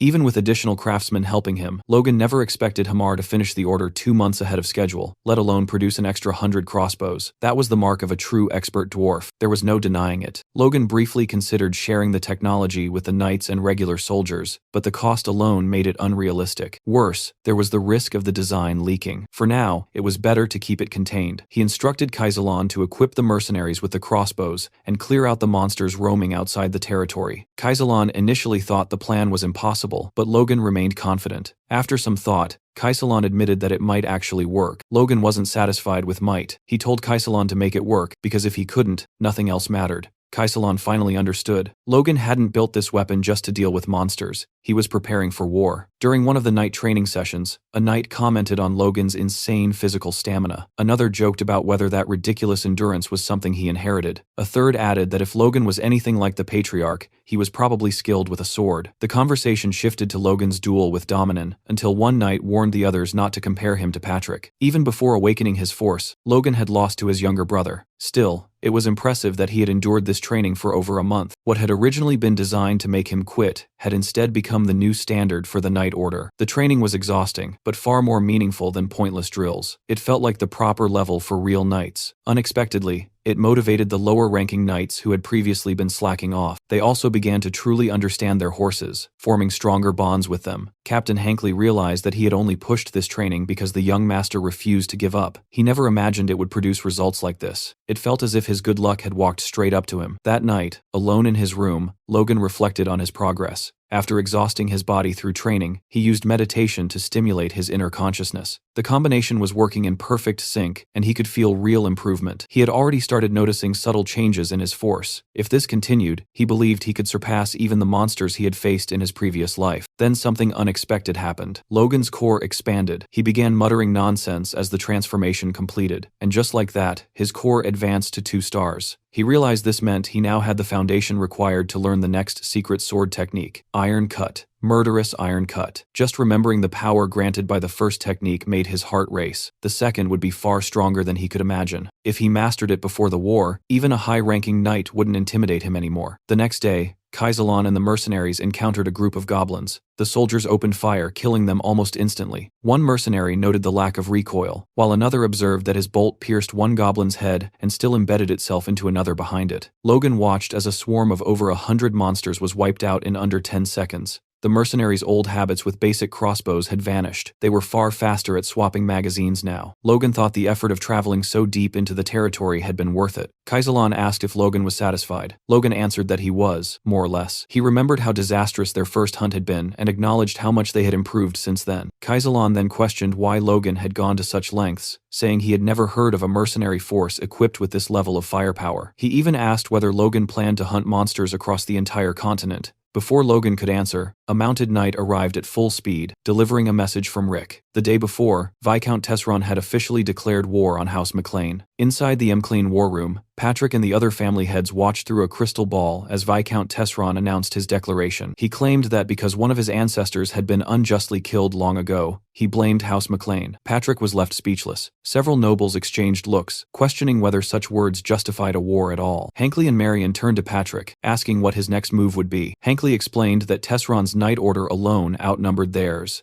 Even with Patrick on the battlefield, their odds were grim. One noble suggested fortifying the city and waiting for reinforcements. Another proposed sending an emissary to negotiate peace. Patrick exploded. He ordered everyone to shut up. He reminded them that even though the royal family's authority had weakened, declaring war without permission made one thing clear. Tesron had planned this from the start. Peace was impossible. Patrick ordered immediate war preparations and demanded a winning strategy, refusing to tolerate dissent. In the heavy silence that followed, a noble asked whether young Master Logan would also fight. Patrick confirmed it. Marion added that Ronian's force had awakened and that he was old enough to take part as well. Realizing Logan wasn't in the castle, Rick hurried to send a messenger to him. When Logan received the news, he was confused. According to his memories from his past life, the war shouldn't have started for another 2 months. Something had accelerated the timeline. The messenger urged him to hurry, explaining that Viscount Tesseron had already launched an attack immediately after declaring war, breaking all customs. Logan needed to reach the battlefield as soon as possible. Kaisalon and the mercenaries declared they were ready to move at a moment's notice. Logan remarked that Kaisalon didn't seem surprised at all. Kaisalon replied that mercenaries welcomed war. If none existed, they would create one, and now that they had such powerful weapons, it was only natural they wanted to use them. Logan looked at his troops and thought they were dangerously confident. Still, he didn't stop them. Their confidence wasn't unfounded. They had trained relentlessly for months and slaughtered monster hordes with overwhelming force. Logan stated that it didn't matter when the war began. All that mattered was winning. Believing they now had sufficient combat strength, Logan ordered his forces to march toward the McLean Plains, convinced that this war would end in victory. Back in the barony, the war erupted earlier than anyone expected. Just 1 day after the declaration, Tesseron and his army appeared at the McLean estate. Their numbers exceeded even the vassals' worst expectations. Captain Hankley reported that Tesseron's army consisted of 100 knights, over 1,000 regular soldiers, and nearly 10,000 conscripts. It was a full-scale war. Patrick thought Tesseron had lost his mind. Not only was he fielding superhuman knights, but he was also throwing conscripts into what should have been a limited domestic feud. Patrick questioned what could drive Viscount Tesseron to such extremes. Then things worsened. Hankley reported that House Kairos had issued a warning stating they would not send reinforcements. Patrick and Mary were left speechless. Mary argued it had to be a mistake, insisting that she and Dwayne had checked everything to prevent this exact outcome. With no other choice, Patrick ordered Hankley to gather every man capable of wielding a weapon. They would respond with full force. Patrick reflected bitterly on how Kairos, whom they trusted completely, had abandoned them at their most desperate moment. House McLean assembled everything they had: 53 knights, 552 regular soldiers, 4,418 conscripts, a total of 5,023 combatants. Still, it wasn't even half of Tesseron's army. On the battlefield, 2 soldiers whispered to each other. One asked where young Master Logan was. The other answered that Logan had been gone for a long time and still hadn't returned. A few nearby soldiers muttered that he probably wouldn't come back at all, guessing that he must have fled as soon as he heard about the war. Hearing this, Ronian turned sharply and demanded to know what they were talking about. He said there was no way Logan would ever do something like that. Ronian believed Logan had already foreseen this war, and that was exactly why he had taught him that secret technique. There was no chance Logan would run away now. Some of the soldiers nearby overheard Ronian's words, but instead of reassuring them, it only reinforced the rumors spreading through the ranks that the Lord's eldest son had deserted. Soon after, Patrick appeared beside Ronian. He told his youngest son that he would have to take Logan's place on the battlefield and ordered him not to hesitate or waver. Patrick himself didn't want to believe the rumors either, but belief no longer mattered. What mattered now was victory. With that resolve, he commanded all troops to advance and crush the scum daring to attack his home. At that moment, Tesseron appeared with a confident smile, pleased to see Patrick finally draw his sword. He shouted that his knights were his blade and challenged Patrick to face them head-on. Patrick gathered his aura and charged forward, attempting to smash through the enemy vanguard, but his attack was stopped cold when a knight bearing a shield blocked him completely, leaving Patrick momentarily stunned. Rick was also present on the battlefield, and his expression was grim. He watched soldiers being slaughtered and torn apart right in front of him. He realized how badly they were losing. They had been forced to send even non-combatants like him into battle because of the overwhelming numerical disadvantage. If they were fully surrounded, they were finished. In the middle of his thoughts, Rick was suddenly struck on the head by a Tesseron soldier who was about to kill him. He barely managed to dodge as an ally intervened, killing the attacker and shouting at Rick to get up and ready his spear. Rick reached out to thank him, but before he could say a word, an enemy knight cut his savior down, spraying blood across Rick's face. At that moment, Rick understood something clearly. His only chance to survive was to escape as far away from the enemy lines as possible. Mounted soldiers soon charged forward, and Rick stumbled through piles of corpses, both allies and enemies. He realized with horror that they were surrounded from behind as well. This might be where all of them would die. Meanwhile, Patrick continued fighting his opponents. After repelling one attack, the knight he was facing acknowledged Patrick's strength, saying he truly lived up to his reputation. Patrick, however, was uneasy. They had clearly prepared for him, and even so, he wasn't confident in his current condition. He noticed that this knight had endured blows infused with explosive force and was still standing. What shocked Patrick further was realizing that Tesseron possessed a high-ranking knight. Judging by their coordination, the other knights surrounding him were likely at least intermediate level as well. Was that why they showed no fear? Patrick demanded to know if they were the ones assigned to deal with him. The knight answered with a question of his own, asking Patrick what he thought of their preparations. Surrounded by 4 knights, Patrick realized that if he remained trapped there, the situation would spiral out of control as more knights joined in. He raised his sword and charged again, swearing that this would never happen. He clashed blades with the high-ranking knight, only to be attacked from behind by another enemy wielding a spear. He narrowly avoided the fatal strike. Seeing that they were attacking from all sides, Patrick shouted in fury, asking whether they had any honor as knights, and cursing them for fighting like cowards. The enemies clearly didn't care. One of them even remarked that this would be his last battle before death, so Patrick should stop complaining. Patrick attacked again with everything he had,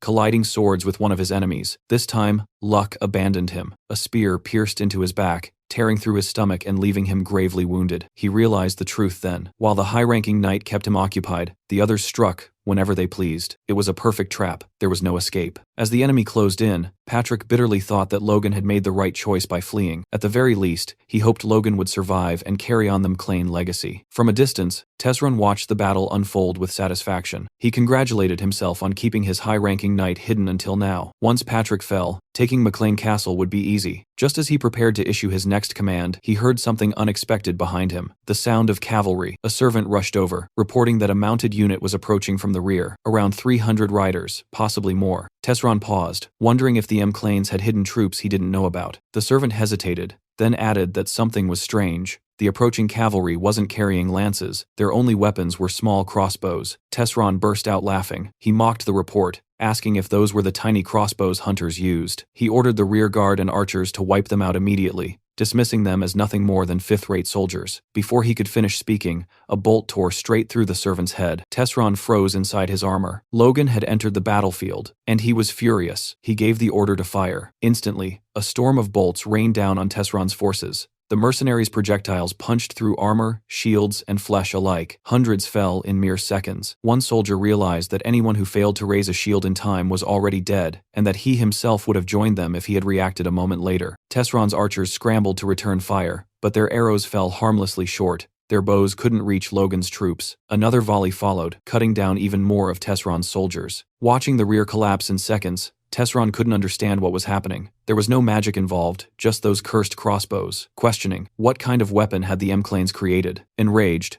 Tesron screamed at his knights to turn back and destroy those bastards. The cavalry charged at full speed toward Logan's forces. Logan watched them coming with a smile. At the same time, another fight was unfolding nearby. Ronian was locked in combat with an enemy knight. He narrowly dodged an incoming strike, and his opponent mockingly praised him for reacting well. As weapons clashed around them, one soldier shouted to his comrade to stop playing around with the kid, reminding him that the battle had already turned deadly. The other replied that he wasn't holding back at all, adding that even though Ronian was young, he couldn't be underestimated. Hearing their exchange, something finally clicked for Ronian. This wasn't training anymore. This was real war. Compared to this chaos, he realized he wasn't some prodigy, just a boy who had awakened his force early. Even so, losing wasn't an option. Too much depended on him. He thought of his father, who had entrusted him with doing Logan's part in this war as well. He couldn't afford to hesitate here. As his thoughts raced, an opening suddenly appeared. Ronian noticed one of the enemy soldiers had turned his back, completely exposed. He had no idea why the man was doing something so careless, but Ronian knew this chance wouldn't come twice. Without hesitation, he swung his sword in a decisive arc, slicing straight through the soldier's body. It was over so easily that even Ronian was shocked. Then he noticed something embedded in the fallen enemy's chest, a bolt. Looking up, his face lit up with joy as he saw Logan in the distance, shouting his name at the top of his lungs.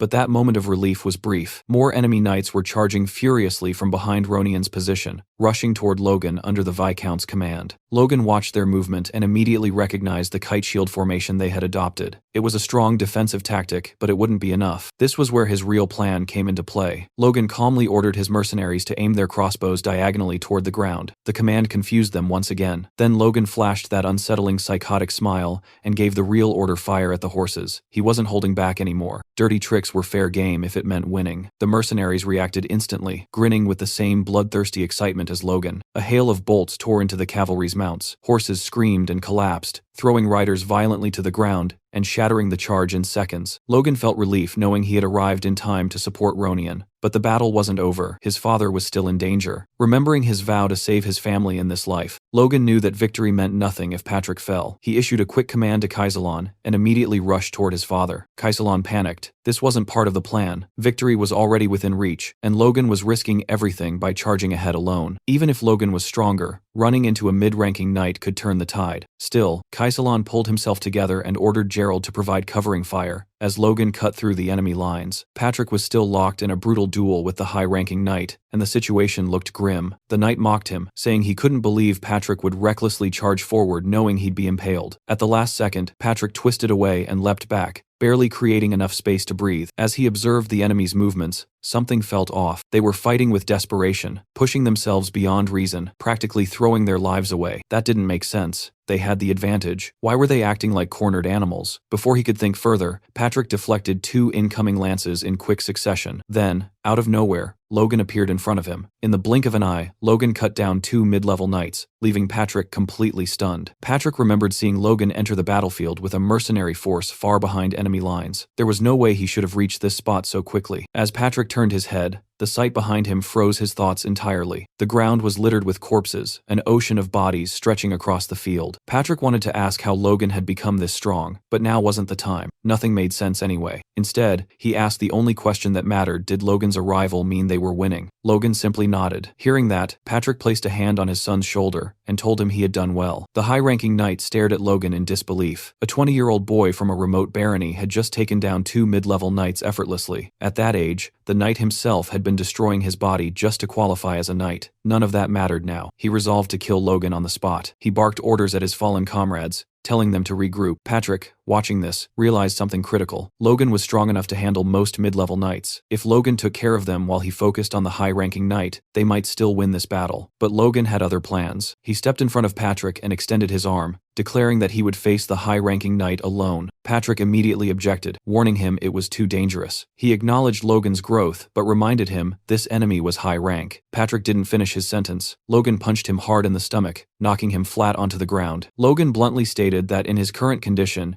even he could defeat his father. He told Patrick to trust him and leave this fight to him. Reluctantly, Patrick agreed. He warned Logan to be careful. Logan replied that they didn't have time, they needed to finish this quickly. The high-ranking knight was furious. How dare a brat like this advance on him? He surged forward, pouring his strength into his strike. Their swords collided, and with a single blow, Logan sent the knight skidding back several meters, leaving him stunned. The knight couldn't understand it. Despite Logan's injuries, he sensed no overwhelming aura or superior level, and yet, he was being overpowered. There was only one explanation. Logan was pushing himself beyond his limits. The knight attacked again, with killing intent. They exchanged blows at blinding speed, leaping back and forth, blades clashing. As their swords locked once more, the knight thought that if he weren't injured, he would already have won. That was when Logan saw it, a fleeting opening. He struck instantly, slicing his opponent and inflicting a deep wound. Logan leapt back just in time to avoid the counterattack. As the knight analyzed the exchange, he realized there were no obvious gaps. Logan needed to force one. Then he noticed something, and Logan noticed it too. The knight was absorbing the force behind Logan's strikes. Thinking he had sprung his trap,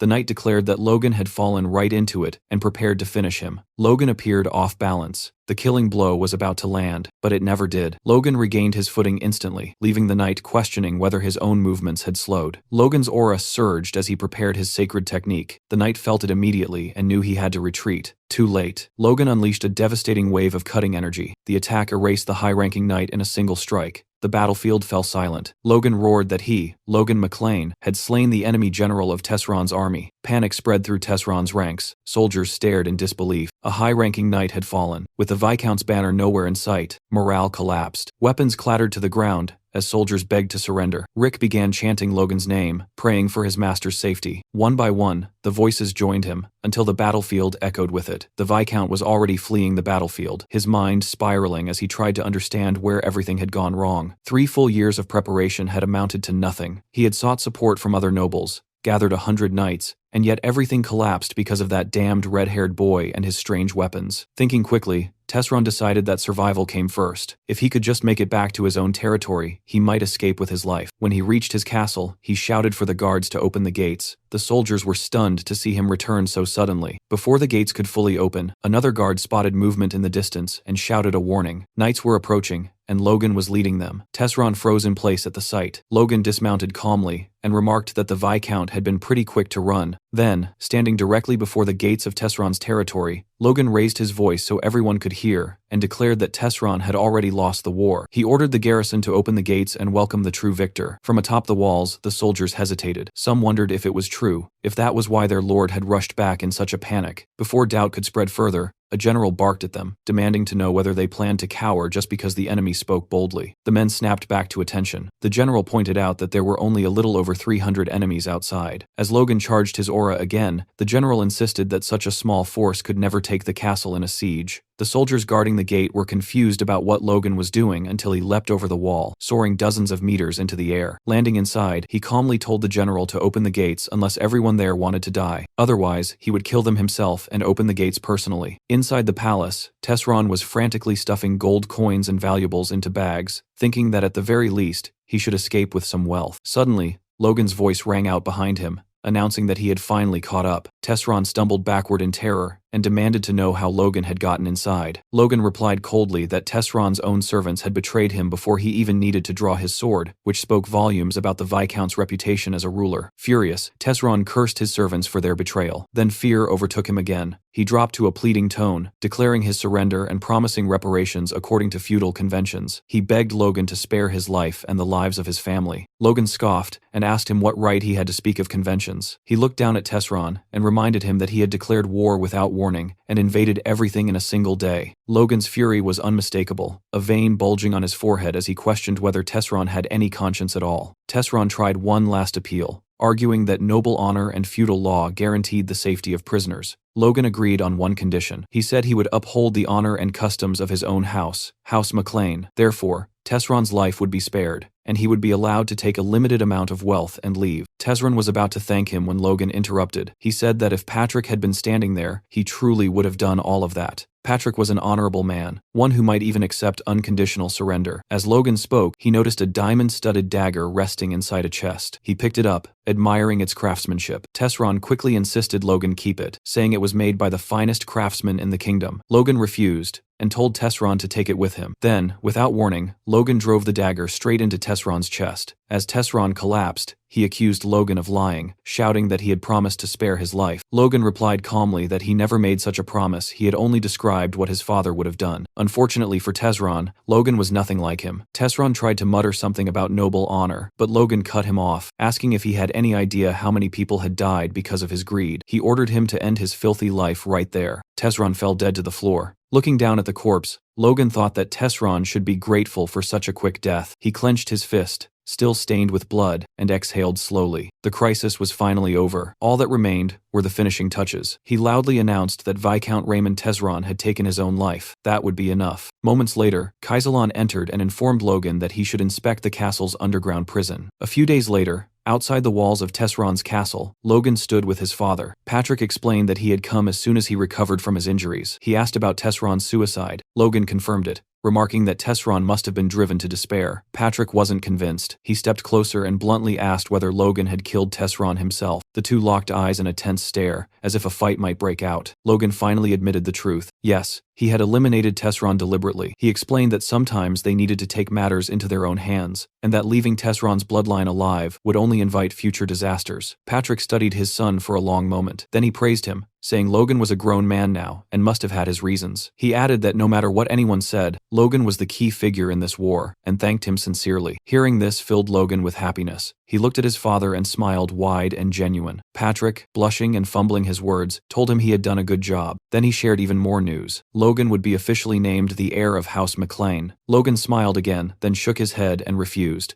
Patrick was stunned and demanded to know why. Was Logan worried about his reputation? Patrick assured him that his achievements in the war were more than enough to silence all criticism. But that wasn't the reason. Logan explained that Ronian was far more suitable to inherit the family. The McLeans were a family of knights, and Ronian had awakened his force at only 14, 4 years earlier than Logan himself. There was no telling how strong he would become as an adult. Patrick was left speechless. He argued that strength alone didn't decide who should lead a noble house. Logan agreed that under normal beliefs, that was true. But if Ronian earned the title of the continent's youngest force user, as he had in Logan's previous life, there would be no objections at all. More importantly, Logan had no personal interest in becoming Baron. He didn't want to waste time tied to that role. As the older brother, Logan said he wanted to give Ronian the chance he deserved. He asked Patrick to delay choosing a successor until Ronian came of age. Patrick admitted he never imagined Logan cared so deeply for his brother, but agreed to his request. The decision would be postponed for 5 years, until Ronian became an adult. Logan thanked his father. Still, Patrick insisted on granting him another reward. They would return to the mansion to calculate the spoils of war, which would likely reach several 100,000 gold pieces. But judging by Logan's expression, he already had something else in mind.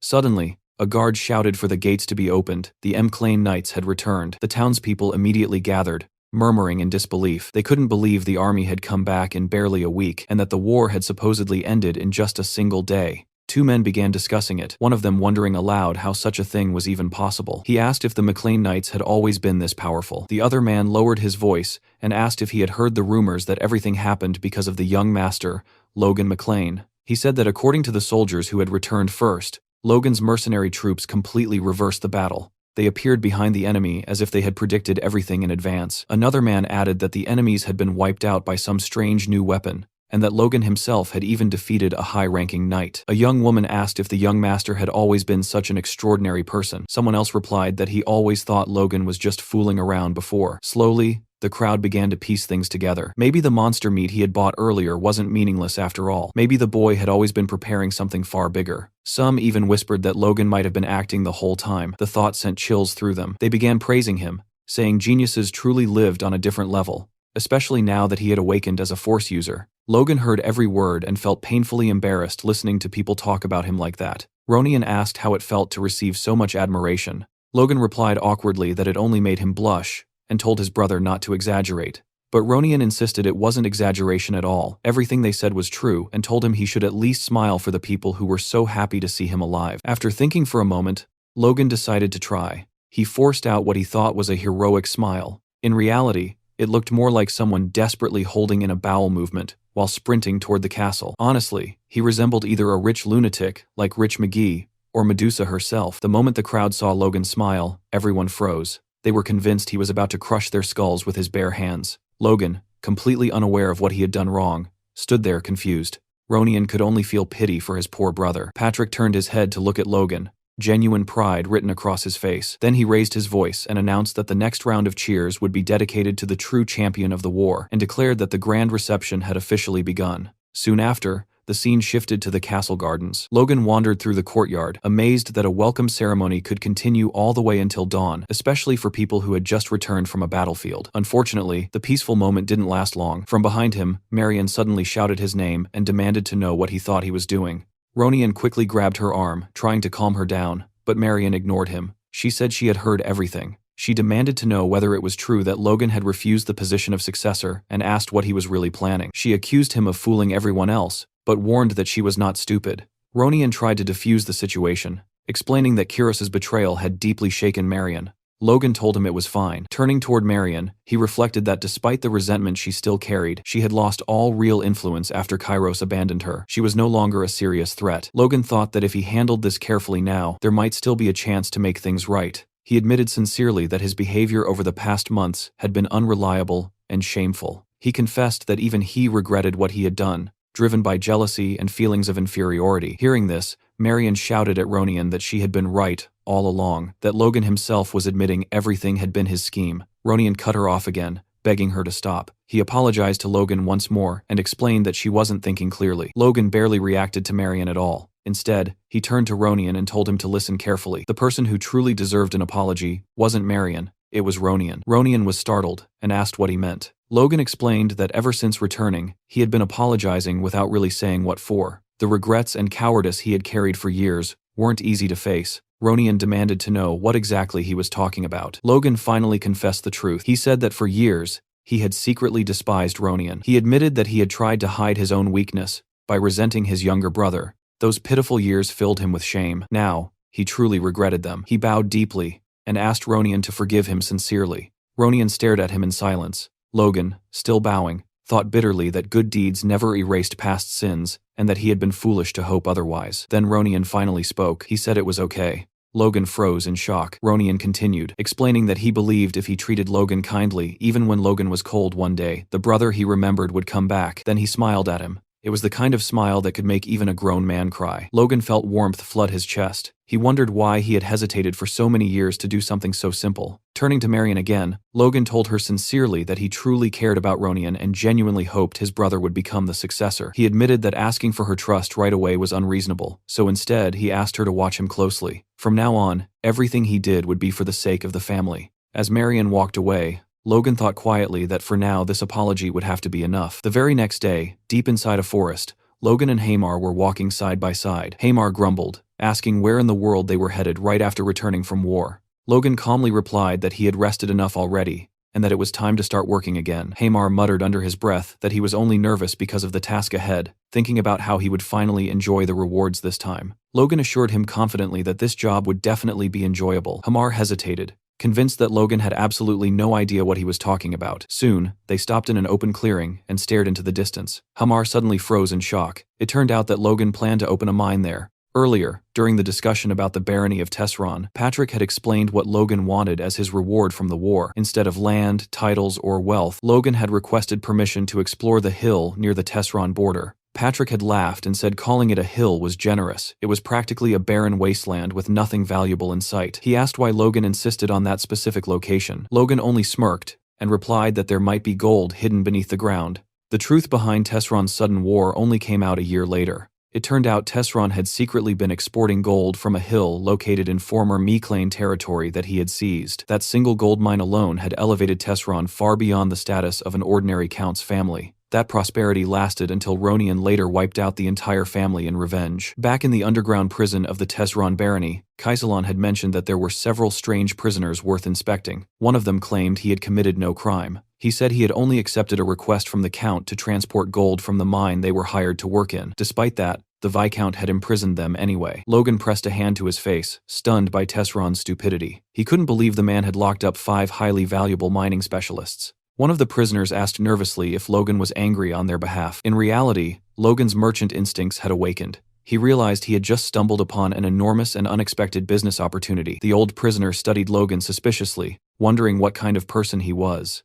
In Logan's thoughts, however, the recent war with Tesron felt like nothing more than surviving a small wave. The true disaster was still ahead. In 1 year, King Samuel Grandia would suddenly die. That single event would spark a brutal struggle between the 3 princes, plunging the kingdom into a 3-year civil war. During that time, the kingdom's military strength would be severely weakened, and before it could recover, the Empire's invasion would begin in full force. That chain of events would ultimately destroy the kingdom. Since the Mclean family belonged to no political faction, remaining neutral would only turn them into powerless bystanders. But Logan saw a chance hidden in that chaos, and he refused to let it slip away. He planned to use the instability to reclaim the kingdom's old territories and restore his family as rulers of the Southwest. And if possible, he even intended to end the Civil War itself, and something even greater. Just as he was about to continue that thought, Hamar interrupted him, asking what he was spacing out about after calling him over. Logan snapped back to reality, realizing he had drifted too far into the future. They had only just survived one crisis.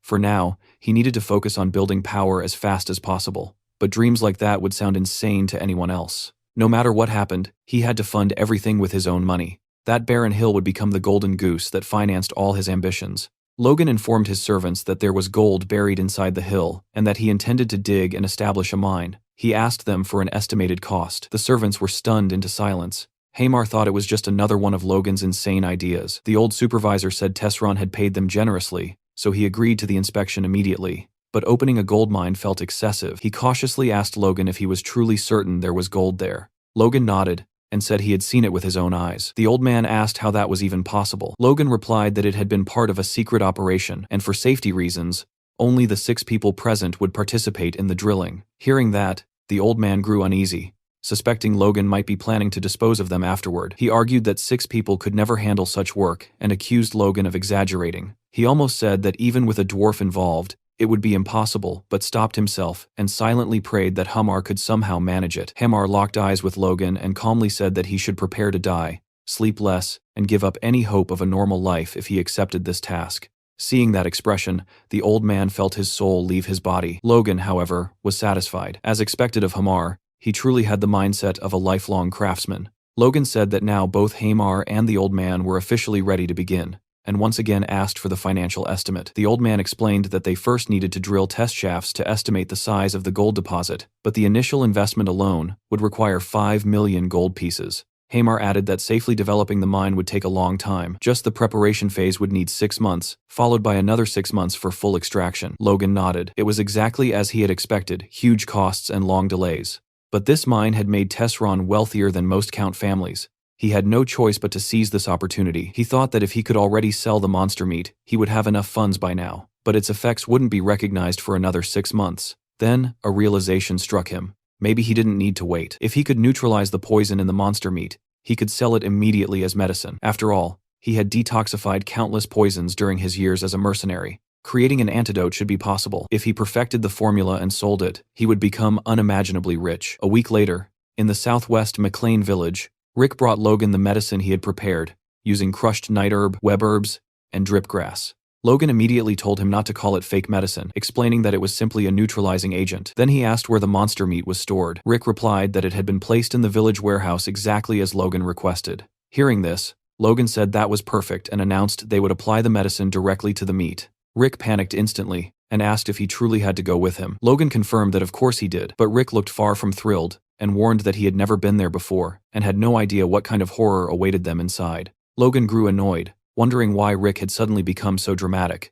Then it hit him, the stench. The moment they approached the warehouse, the smell assaulted them so violently that even a sewer would have seemed fragrant by comparison. Logan admitted he expected it to smell terrible, but this was bad enough to make him vomit. Rick had already started throwing up on the spot. Luckily, Logan quickly found a solution. He used his aura to block his sense of smell completely. After sealing it off, he calmly prepared to enter and told Rick it was time to begin. Rick stared in disbelief, watching Logan walk in perfectly fine while he himself was still on the verge of collapsing. When he asked how Logan could endure it, Logan replied that he had temporarily paralyzed his sense of smell using force. Rick muttered that it was unfair, and Logan shot back that if it bothered him so much, he should awaken force himself and solve the problem properly. Logan handed Rick a pouch of white powder, the neutralizer, and instructed him to sprinkle it evenly over the meat. He explained that he should apply enough for the outer layer to turn white, while the remaining black portions were still poisonous and needed to be handled carefully. After that, Rick had to chop everything finely and roll the mixture into small pellets. When a sample was finished,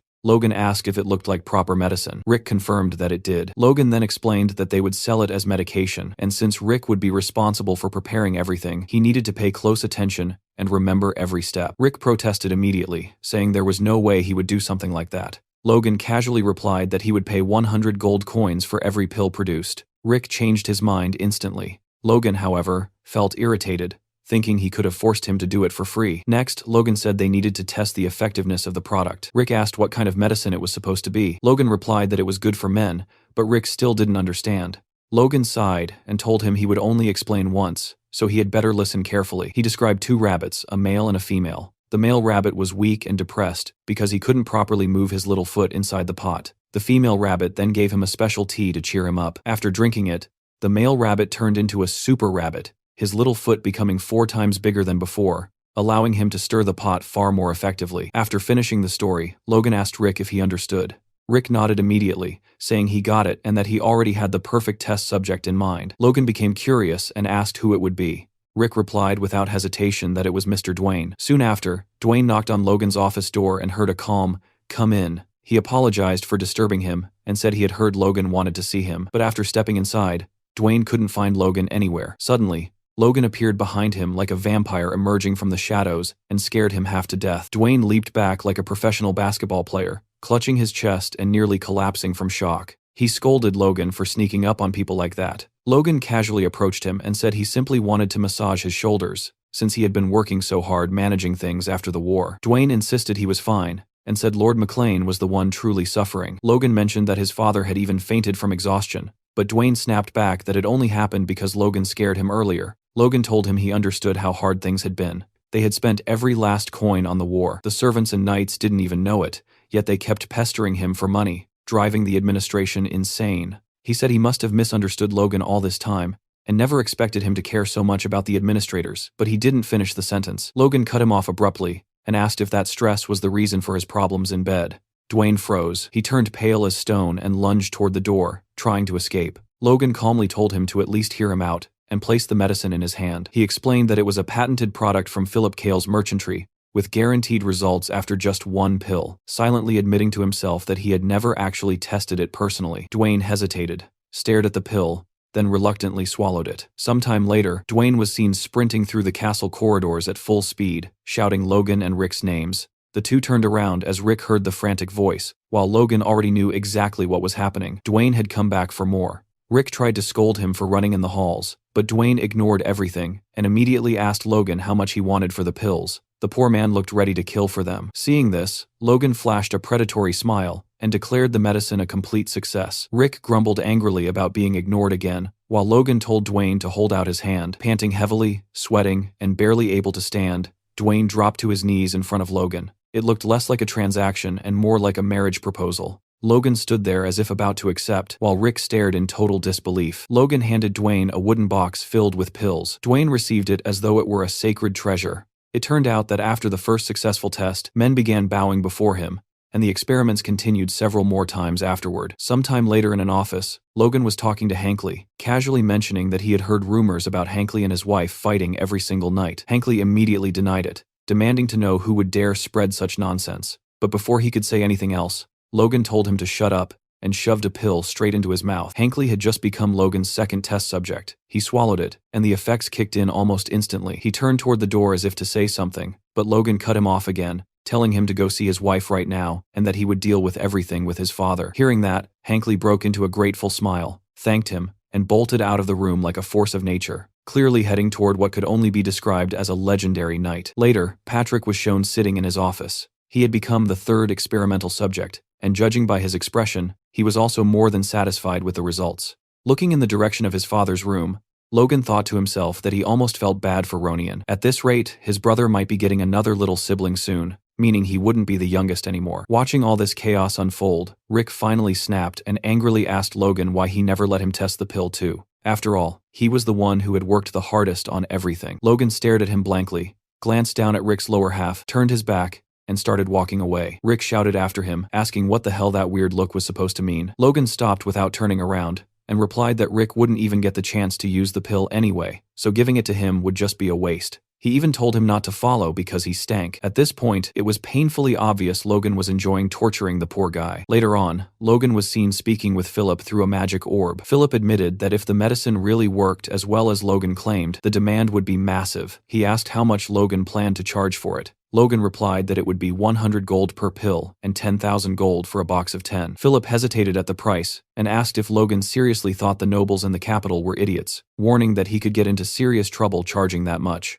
Logan confidently replied that they weren't fools at all. In his past life, the medicine had been such a huge success that its price had skyrocketed. He insisted that if Philip only released a limited quantity at first, the product would sell for even higher prices. Philip listened carefully, admitted it made sense, and paid for another 10 minutes of communication time. Logan continued, saying that the medicine would explode in popularity if a famous person tried it and gave a testimonial, someone well-known who actually needed that kind of medicine. Philip was speechless and argued that no noble would ever publicly admit that his impotence had been cured by a pill. Logan replied that they didn't need anyone to officially announce anything. So many people were constantly watching the nobles that even a quiet rumor would spread like wildfire, and everyone would come running like bees to honey. Hearing that, Philip suddenly got an idea and suggested that Logan should go to the capital's party. Logan exploded and asked if Philip had lost his mind. Only parties he had ever attended were drunken mercenary celebrations after wars, and his family didn't even have money for proper noble parties. Philip insisted that parties were perfect for making connections, even for business.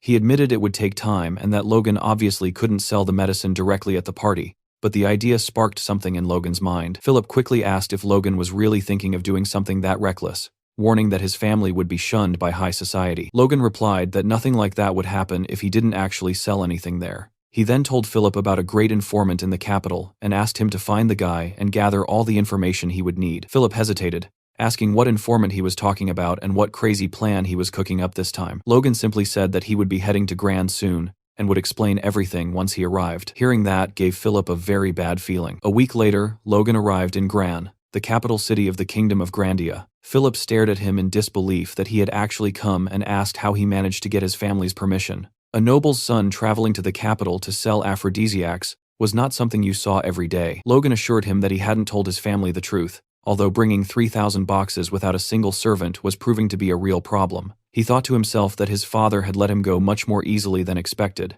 probably because of everything he had accomplished during the war. Philip remarked that, now that he thought about it, Logan hadn't had a servant the first time they met either. He asked if it was really okay for a noble to walk around like that. Logan replied that servants only slowed you down, not to mention they already had their own jobs to handle. He thought about Rick and the massive task he had entrusted to him. He continued thinking that even though he treated Rick harshly, sometimes in both his past and current life, Rick had always done everything for him, and he was genuinely grateful. A mental image of Rick appeared in his thoughts, specifically the moment Rick stole a bunch of pills from him. Annoyed, Logan had warned him that if he shook him and any pills fell out, Rick would get punched once for each pill. That was what he called tough love. Then, Logan suddenly announced that he had made up his mind after getting a brilliant idea. To celebrate all his hard work, he declared that he would name the medicine Emporic. The best way to honor a man's legacy, after all, was to name an impotence pill after him. Philip didn't even question it. At this point, he had no doubts left. Logan was absolutely a lunatic. Inside the dorm room, Philip told Logan that he must be exhausted from the long journey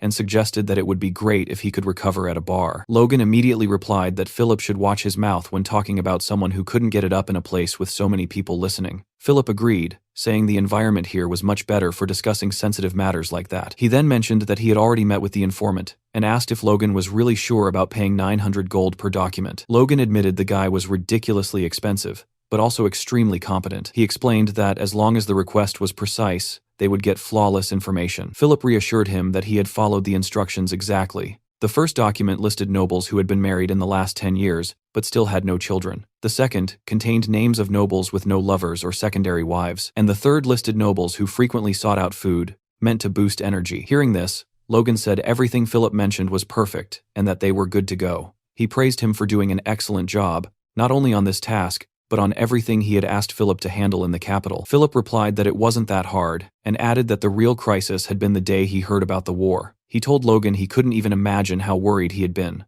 When he heard that the war had ended that same night, Logan, who had been staring at a piece of paper, felt glad knowing Philip actually cared about his clients. That feeling didn't last long though, because Philip soon complained that just thinking about the mountain of monster meat he would have to deal with made him lose his appetite. After all, who in their right mind would buy that garbage? Logan immediately threw a piece of paper straight at Philip's face, telling him to shut up and read it. As the paper smacked into him, Philip wondered why it hurt so much. He started reading, while Logan asked him which name on the list he thought would make a good first client. A tear rolled down Philip's right eye as he suddenly noticed something. Seeing that reaction, Logan watched him closely, waiting for him to speak. Philip pointed at a name on the sheet and asked Logan what he thought about that particular person. Logan glanced at the name, and his expression instantly changed to pure shock. He recognized it. Later on, inside a grand ballroom lit by a massive chandelier, people were sipping champagne. A very large man stood out among the crowd, wearing a red jacket and black dress pants, while chatting with a group of beautiful women. That man was Count Davis, and his name was suddenly shouted by Logan to get his attention. The Count turned around in disbelief, his face twisting into an expression of disgust mixed with fear.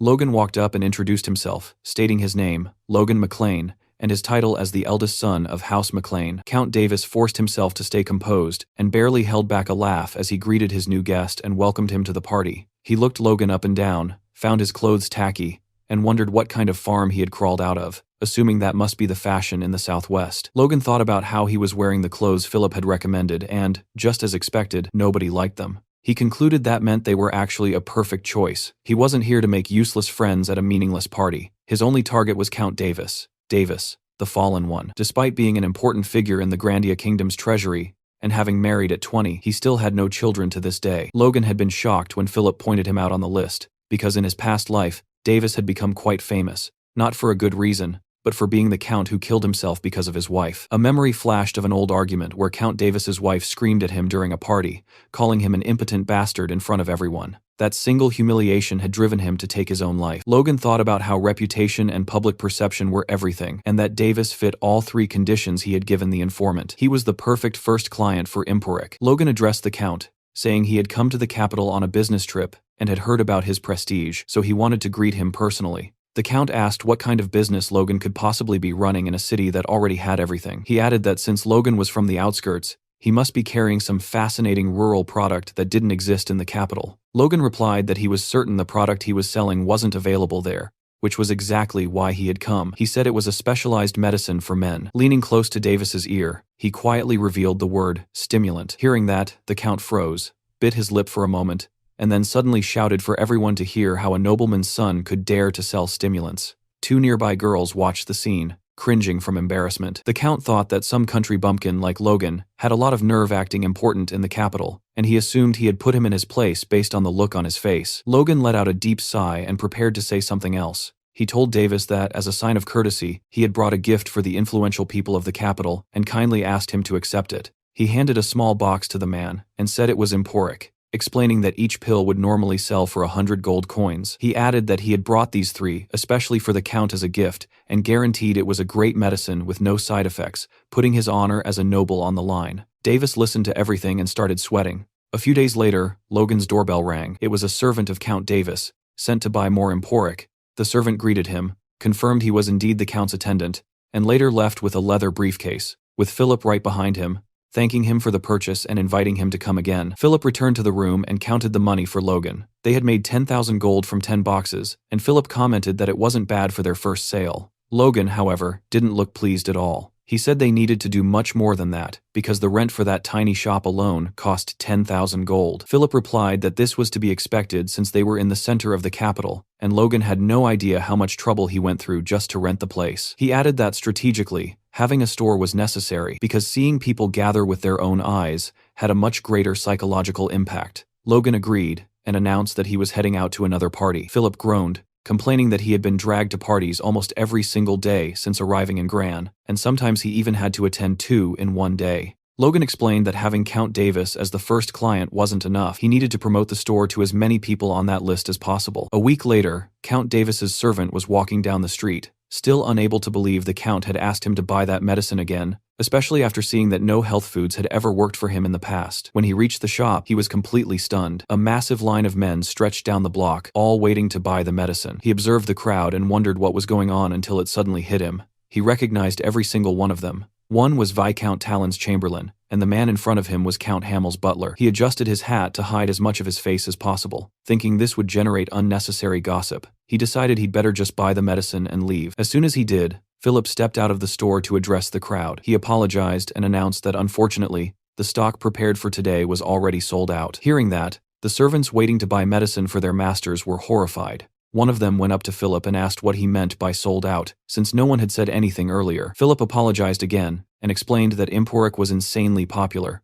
but production couldn't keep up, so sales were limited to 50 boxes per day. Two guys grew tense immediately and started begging Philip to sell them some, saying their masters wouldn't be forgiving if they returned empty-handed. While all this was happening, another noble passed by with his servant and noticed the commotion. He sent his servant to check what was going on. From behind a corner of a nearby building, Logan watched everything with satisfaction. He thought that by limiting the supply, customers would feel even more desperate to buy, and seeing the crowd would spark the curiosity of other nobles. Everything was unfolding exactly as he had planned. Philip shouted for everyone to hear that the day's stock was gone and told them to come back tomorrow. The next day, he sold out again. The same thing happened on the third day, leaving the nobles wondering how many days in a row this madness would continue. Logan commented that it was incredible, saying daily sales had been booming for over a month now, and today they had sold out the moment they opened. He added that, at this rate, making 4.5 million gold in a single month might not be so impossible after all. Hearing this, Logan sarcastically asked who would have guessed the capital had so many impotent nobles. He said they had tripled the price since mid-year, yet people were still willing to pay even more, which made him worry about the kingdom's future. After saying that, he stared at Philip with a serious look. Then, all of a sudden, he broke into a maniacal grin like someone who had just found his next victim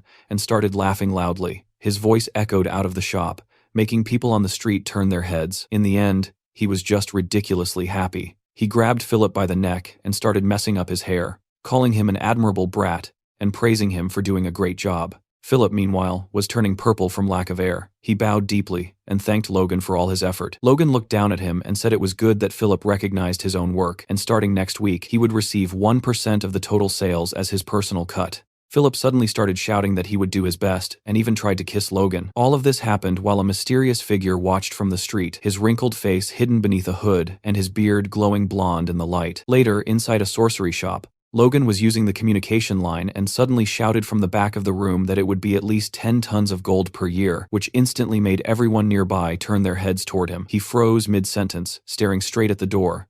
then asked the person on the other end if they were serious. That person was Hamar, who calmly confirmed the information. Hamar explained that according to the miners, there was a very high chance the gold nuggets were located in a deeper layer of the hill. Logan stared at the communication orb like a complete madman, clenching his teeth and fists so hard they trembled. Even with a rough estimate, 10 tons of gold translated into around 100 million gold coins. To him, this was the ultimate jackpot, the biggest lottery win he could ever imagine. Hamar added that the mining costs were no joke, and asked Logan if he could actually afford it, since just starting the operation would cost about 5 million gold. Logan assured Hamar that he already had everything he needed. He told him to wait and said he would gather all the money and workers as fast as possible. Hamar didn't look too worried and simply asked Logan to go easy on the workers.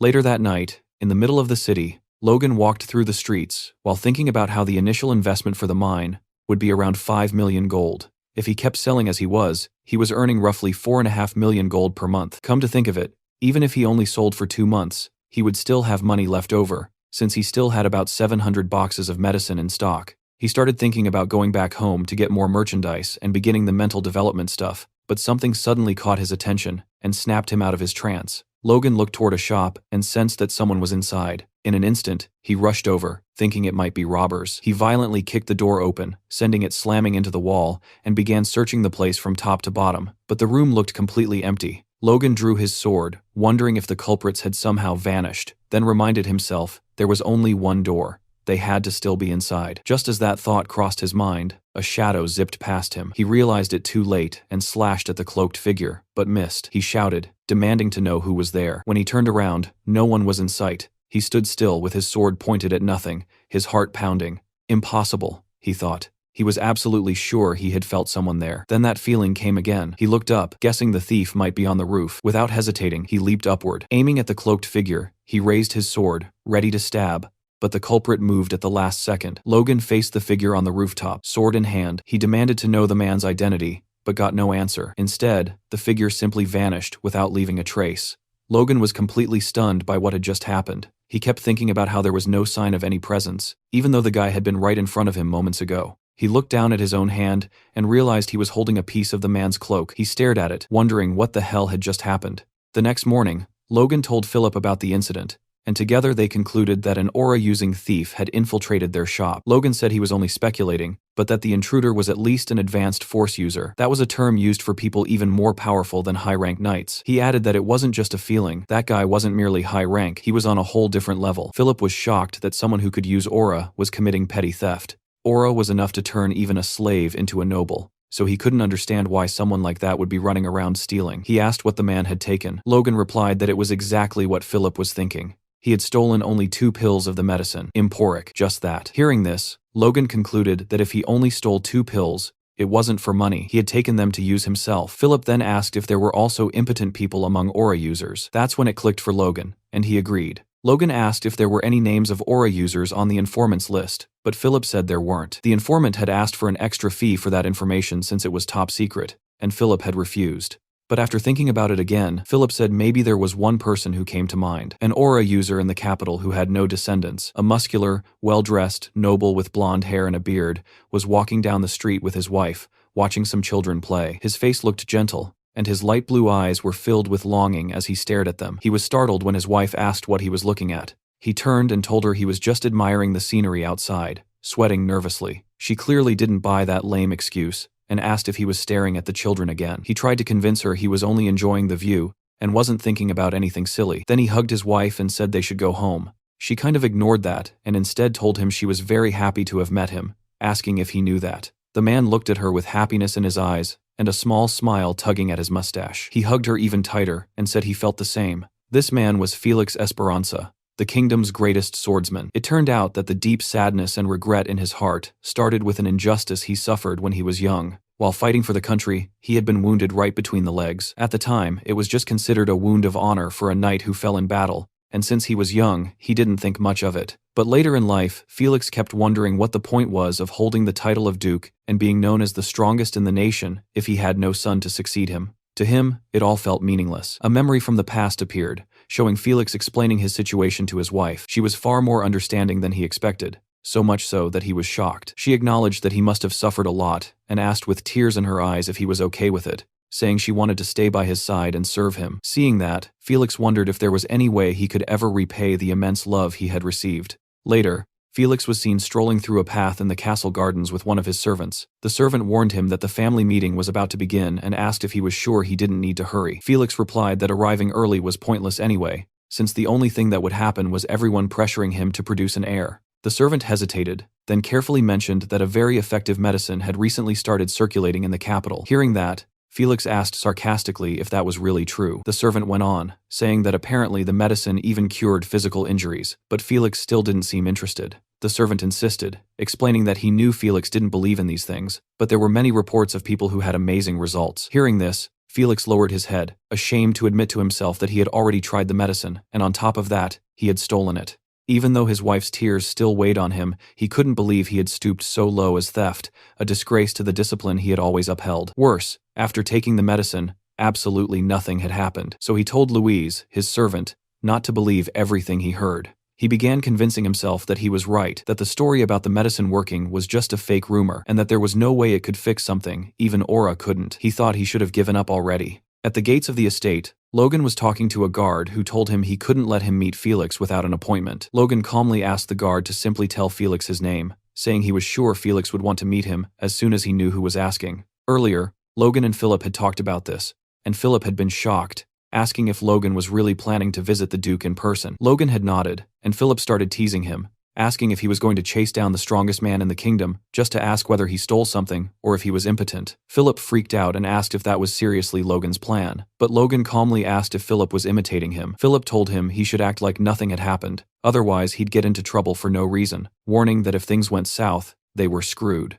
Sitting in a chair in a hallway, Logan thought Philip wasn't wrong, but if the guy from yesterday really was the Sword Duke, he couldn't let this opportunity slip away. A butler came out of a room, opened a beautifully carved wooden door, and told Logan to enter. Inside, Felix was waiting by the window. As Logan approached the Sword Duke, he thought this was his chance to build a positive connection with one of the strongest people in the kingdom. He greeted Felix politely, stating his name and that he was the eldest son of House McLean. Looking closely at Felix, Logan noticed something strange. Even though the man was around 70 years old, he looked much younger. Logan figured he must be suppressing his aging, using his powerful aura. Felix confirmed that House McLean was in the southwest, and asked why Logan had come all that way. Logan thought he didn't need to reveal the real reason immediately, and said he had recently opened a business in the capital, so he brought some products as a gift. He slid a small box across the table toward Felix, and explained that it was an excellent medicine for men, with proven effectiveness among countless nobles. Felix studied the box and asked if that was really true, without giving any hint that he already knew something. Logan kept his head slightly bowed, feeling confused and unsure whether Felix was actually the thief from yesterday. He decided to push things further. He said that someone superhuman like Felix wouldn't need something so ordinary, so he had brought something more special instead. That finally made Felix show a small reaction. Logan was secretly happy, realizing that Felix's initial disinterest came from the fact that he hadn't felt any effect after using Emporic. It turned out that in the current version of Emporic, the poison in the monster meat was neutralized just enough for use as an aphrodisiac. But that mild poison had no effect on the body of a superhuman like Felix, so Logan had concentrated that poison again and again, creating a far more potent concentrate. He told Felix it was a limited edition version of Emporic, and that finally sparked the man's interest. In reality, it was simply 50 Emporic pills compressed into one. Logan guaranteed the effect, explaining that the excruciating pain alone could kill a normal human, but for an aura user, it was a completely different story. Logan told Felix that if the pill satisfied him, he would be glad to hear from him and would prepare another batch in whatever quantity Felix wanted, ensuring complete discretion. The next day, Felix looked radiant, clear proof that the pill had worked. He then told Logan he would grant him any favor within his power. Logan nearly exploded with happiness inside, but forced himself to stay calm, and said he didn't understand what Felix meant. Felix explained that an aura user is a master who controls both body and life energy, so he could be sure of the treatment's effectiveness. The medicine worked perfectly not just the first time, but over about 30 uses. The effect accumulated until he fully recovered. That heavy longing and pain in his chest were finally fading away. Felix looked at Logan and said he couldn't believe Logan had been so considerate as to bring him a gift without even mentioning his earlier blunder. He also commented that Logan's sword skills that day had been unbelievable for someone his age. Because of that, he was certain Logan was exactly the kind of person you'd expect to have such a miraculous medicine. Poor Felix. He'd been stuck in a dry spell for so long that he'd basically gone insane. He admitted he might have spoken too soon, and revealed that he now saw the possibility of being cured of a chronic illness, thanks to Logan's gift. so he wanted to repay him properly. He asked again what Logan desired. Logan stared down at the floor with a cold expression and replied that in that case he wanted any book on swordsmanship. Felix searched his library and brought him a book, warning that training only by following what was written inside could hurt his body, but that it was still worth reading. After that, Logan thanked him and asked for one more favor to write a letter as proof that he had taken the book. Felix said that would be no problem at all. Logan thought that now he had what he needed, and commented that it was a shame he was only taking one swordsmanship book when the Duke was willing to give him anything. But his real goal was different. Just as he finished that thought, Felix said he had been thinking about it, and that something didn't feel right. Logan asked what he meant, and Felix replied that he would personally teach him a sword technique, which left Logan completely speechless. The kingdom's greatest swordsman was offering to train him. Felix continued, saying he understood Logan's desire to stay humble, but giving him just a low-level sword book wouldn't put his mind at ease. Logan thought that even though he already had the secrets of the divine sword, he'd be crazy to refuse when the strongest man in the kingdom was offering something like this. Ecstatic, he thanked Felix for the opportunity, thinking he had just hit the jackpot once again. In the training grounds, Felix and the young man stood facing each other. Felix remarked that judging the talent of outstanding youths was one of an old man's simple pleasures, so he told Logan to focus, because he wouldn't be holding back at all. Logan steadied his stance and prepared himself. Felix told him to draw his sword, but Logan found himself frozen in place, overwhelmed by the master's aura. A massive pressure crashed down on him, making it impossible for him to even touch his weapon. This was the terrifying power of a high-level aura user. Logan wondered if all of them could do this, imagining how terrifying it would be if paralyzing the body was common among such people. If that were the case, every fight would turn into nothing more than a contest of whose aura was stronger. He quickly realized this wasn't just brute force, but some kind of refined technique. Finally, he managed to draw his sword just a little. He thought he needed to use his force to sharpen his senses, instead of reinforcing his body, and then analyze that strange energy pressing down on him. Every time he tried to move, Felix's force spread outward from its original point. Logan couldn't understand how something like that was even possible, but he knew he had to deal with it somehow. He figured that the moment Felix was about to disperse his force,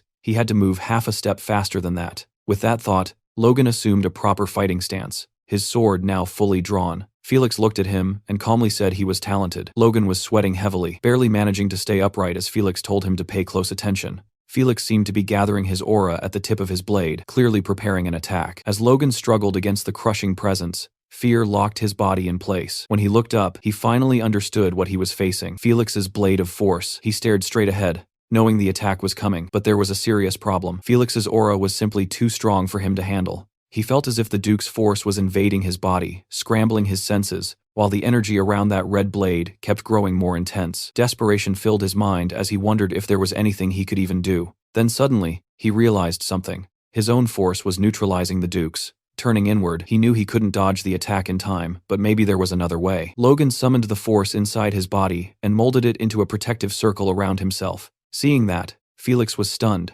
wondering if Logan was really planning to block his attack using force. Immediately after, the master swordsman shifted into an aggressive stance, his blade pulled behind his back and charged with energy, ready to strike Logan down. He stepped forward and leaped at the young man, with a murderous glare. Logan braced himself in a defensive posture, his sword held in front of him and wrapped in his protective aura, while a shiver of fear ran down his spine. As expected, Felix's blow slammed into him head-on and sent him flying backward. Logan crashed into the wall, and even his sword seemed to suffer damage. Felix, meanwhile, didn't even look winded. He stood there calmly, staring at Logan with a cold, unreadable gaze. Using his shattered sword as support, Logan tried to stand up, but his body was trembling. His blade was broken into pieces, and all he could think about was what had just happened. Felix turned toward him and asked if he really thought he would teach him something Logan couldn't eventually figure out on his own. He then revealed that he had seen everything, and pointed out that without even realizing it, Logan had gone completely serious at the end.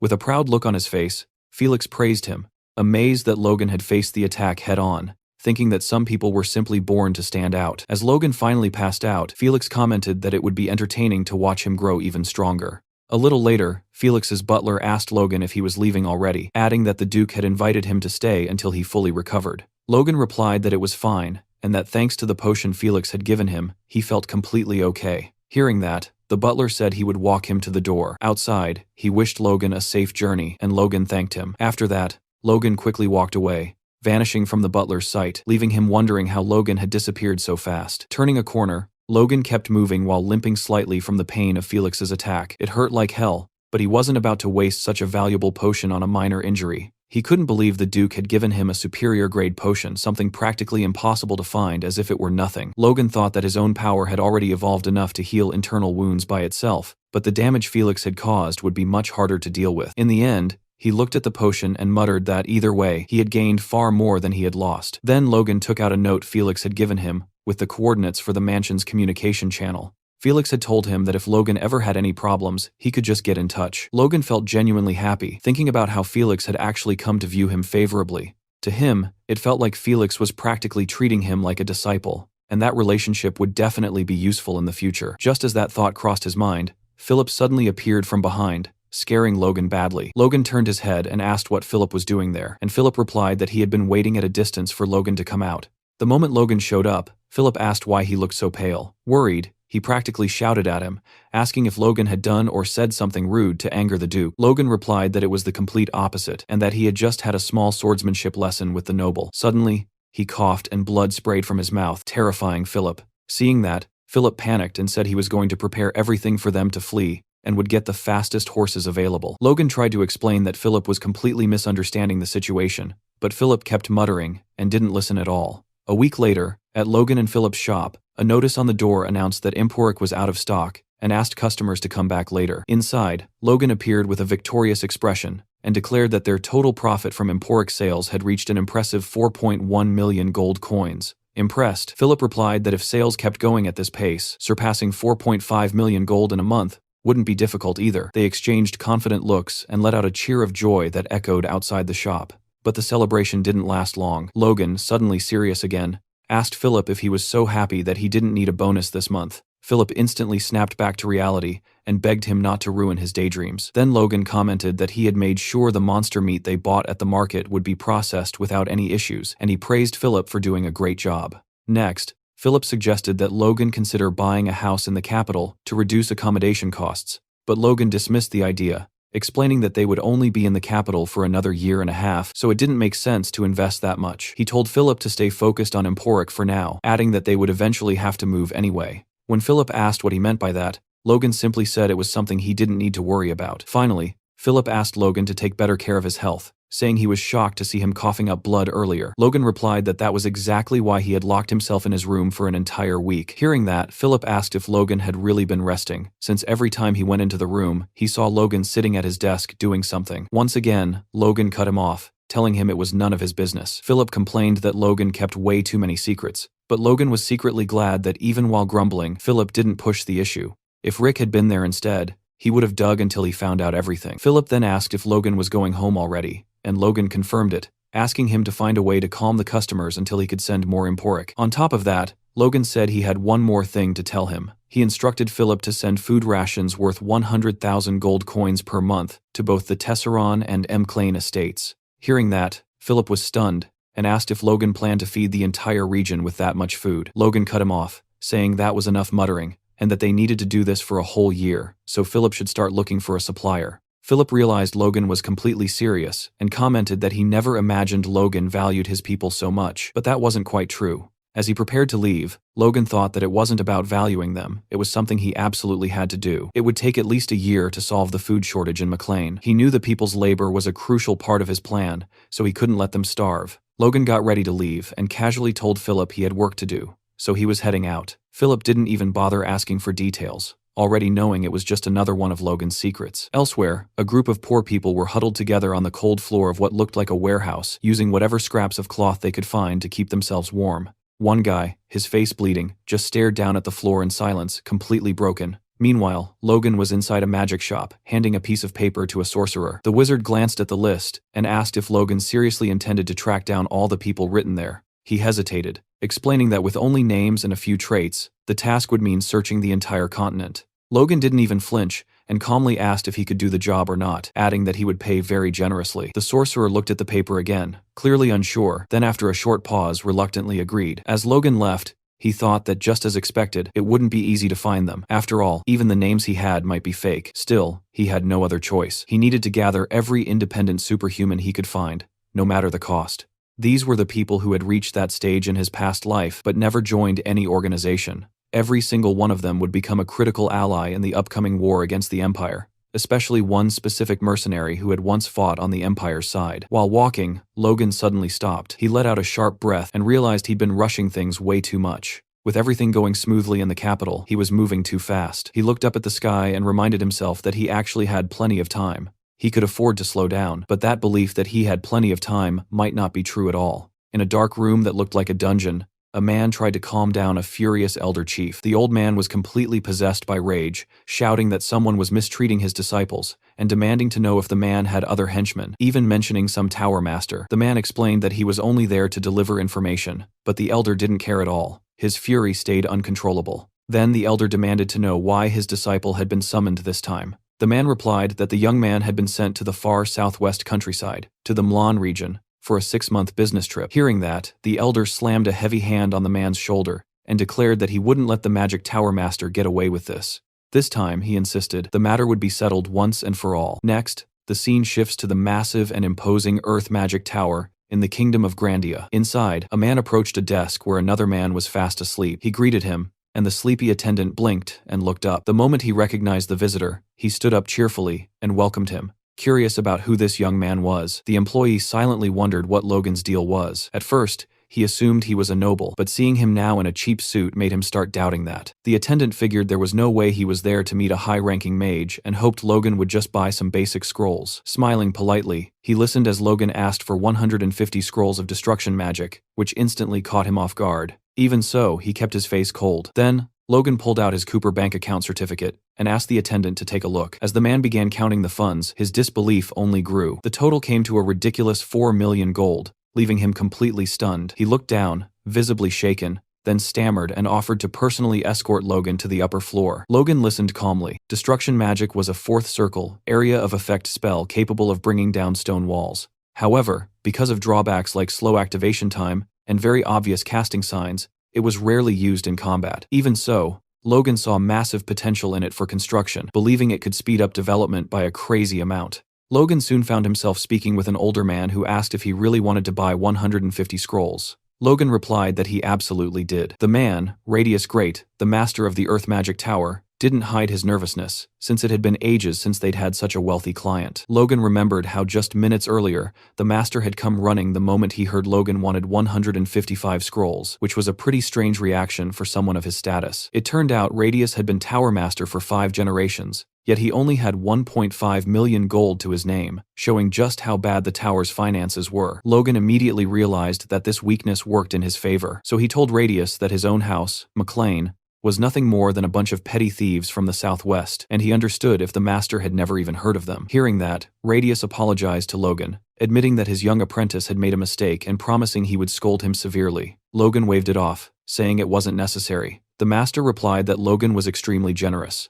All the while, the guy at the counter was internally freaking out. The master, however, looked irritated, thinking he had almost lost such an easy catch like Logan. Even with Logan insisting, Radius fell into silent thought. In these peaceful times, earth magic was more useful for farming and construction. He couldn't understand which noble would spend so much money on expensive scrolls for something so trivial. Frustrated, he thought about the fools gossiping that the magic tower had weakened since he became master. On top of that, it seemed he had burned through the tower's budget way too fast. After sizing things up, he decided it was lucky Logan looked like an easy target. He resolved to handle the young man carefully and squeeze as much money out of him as possible. With that in mind, Radius told Logan that, to be honest, there might be a problem fulfilling his request. Curious, Logan asked what the issue was. The master explained that making a 4th circle scroll required supervision by at least a 5th circle mage, and unfortunately, the tower was short on experienced staff. Logan didn't even look bothered. He just stared at Radius and bluntly asked what he planned to do about it. Radius was caught off guard. That wasn't the reaction he expected.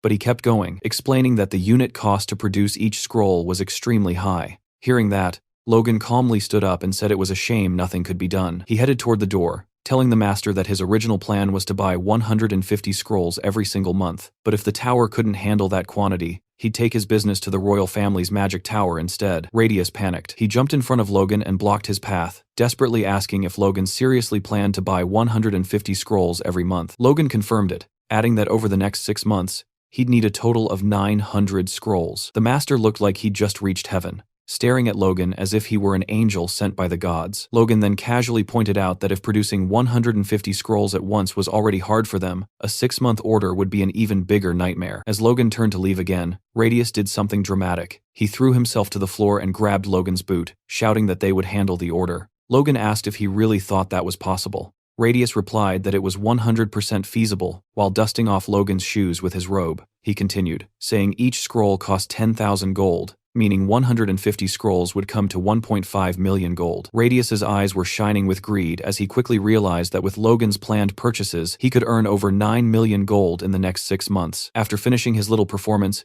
he stood up and proposed an alternative. He suggested that hiring mages might be a better option. Confused, Logan asked which mages he was talking about. Normally, mediocre mages were preferred for dirty work, so he couldn't understand why the master would offer to lend him mages, which would be even more expensive. Logan thought that with a 4th circle mage, he could match the output of 300 scrolls per month and asked if they had any 4th circle mages willing to work on a construction site. Radius clarified that there had been a misunderstanding. Not even he had the authority to casually command a 4th circle mage. Instead, he offered to send 2 to 9 N circle mages and 1 to 3 RD circle mages. He explained that these mages were disciples with a lot of teamwork experience. In exchange, he asked Logan to reduce the number of scrolls. Logan considered the offer carefully, thinking it might actually be a good deal. Sending a team of mages could be more efficient. Still, he hesitated, wondering what kind of people these construction-specialized mages would really be. Sometime later, a group of exhausted, ragged young men appeared in front of Logan. They looked like they had just crawled back from a war zone, and he was genuinely shocked by how bad their condition was. The warrior struggled to find the right words to say. Right at that moment, the Tower Master cut in and told the group they could return to their quarters. The men ran off immediately, visibly scared, leaving Logan standing there a bit lost. Annoyed, he turned to the master and commented that those guys looked like they were about to collapse. The master agreed, but assured him they were the youngest people with the most construction experience in the entire Magic Tower, real experts in the field.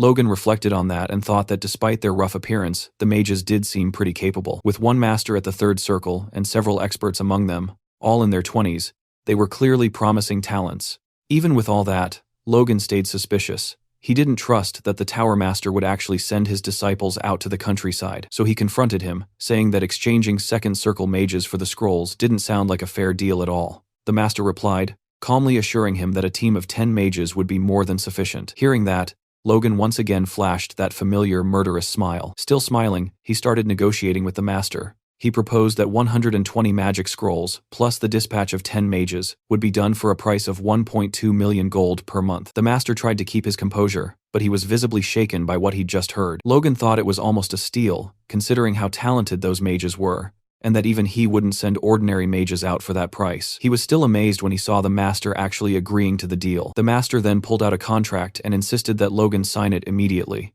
Logan looked down at the paper, wondering how anyone in their right mind could agree to those terms, and in the rush, the ink hadn't even dried properly yet. Logan felt like something was off. Suddenly, the big elder chief Clayton burst through the door behind him, with 2 disciples desperately trying to hold him back. The elder chief shouted at the master, saying he'd heard everything he was doing with the disciples and that they were going to have a little chat right there and then. Clayton, a 5th circle mage, was absolutely furious and confronted the master, demanding to know if he was planning to send his disciple on yet another mission. The master replied that everything he did was for the good of the tower. Clayton shot back, asking why only his disciples were always assigned to the most difficult tasks, pointing out that the master wasn't sending just anyone, but the young people who had literally just returned from other missions. The master retorted that the young were capable of enduring hardship. Clayton accused him of mistreating the disciples ever since he himself had become an elder last year. The master dismissed the complaint, saying Clayton had lost his mind. As Logan watched the whole scene play out, he started to understand the power dynamics. Clayton reaching the 5th circle at such a young age clearly made him a threat to the Tower Master, who was taking out his frustrations on the younger disciples. Despite all the tension, Logan stayed calm, quietly satisfied that this internal conflict was playing straight into his hands. The Tower Master then turned to Clayton and coldly declared that if he wasn't willing to follow orders, he didn't care about their fate at all. He told Clayton and his disciples to leave right now if they wanted, and the elder asked if he was serious. Hearing that ultimatum, Clayton began to channel his magic, clearly preparing for a fight. Even with a clash about to explode, the master stayed impassive and asked Clayton if he really wanted to go through with it. While Clayton was charging his magic, the ground around the two of them started shaking. One of the disciples realized how dangerous this was and shouted that they needed to stop those two. Clayton then yelled at the Tower Master to get ready. The master just stood there, watching Clayton take a fighting stance. And then, out of nowhere, Logan slammed his hand down on the table with force. Everyone's attention snapped to him. He looked completely unfazed by the chaos around him. Both of them were speechless at what Logan had just done, and the young disciples were also in disbelief. Logan calmly showed them the piece of paper he had just stamped. It was the contract he was supposed to sign with the Tower Master, now fully finalized. He then simply told the 10 people waiting in the room to follow him. After that, he addressed both Clayton and the Tower Master. He told them to sort their mess out themselves and warned that the contract would still be valid even if the Tower Master got replaced, so there would be no problem with the business either way. The Tower Master admitted how pathetic they both must have looked in front of a guest and told Logan he would send the scrolls as soon as they were ready. But Clayton cut him off, saying he wasn't finished talking to him yet.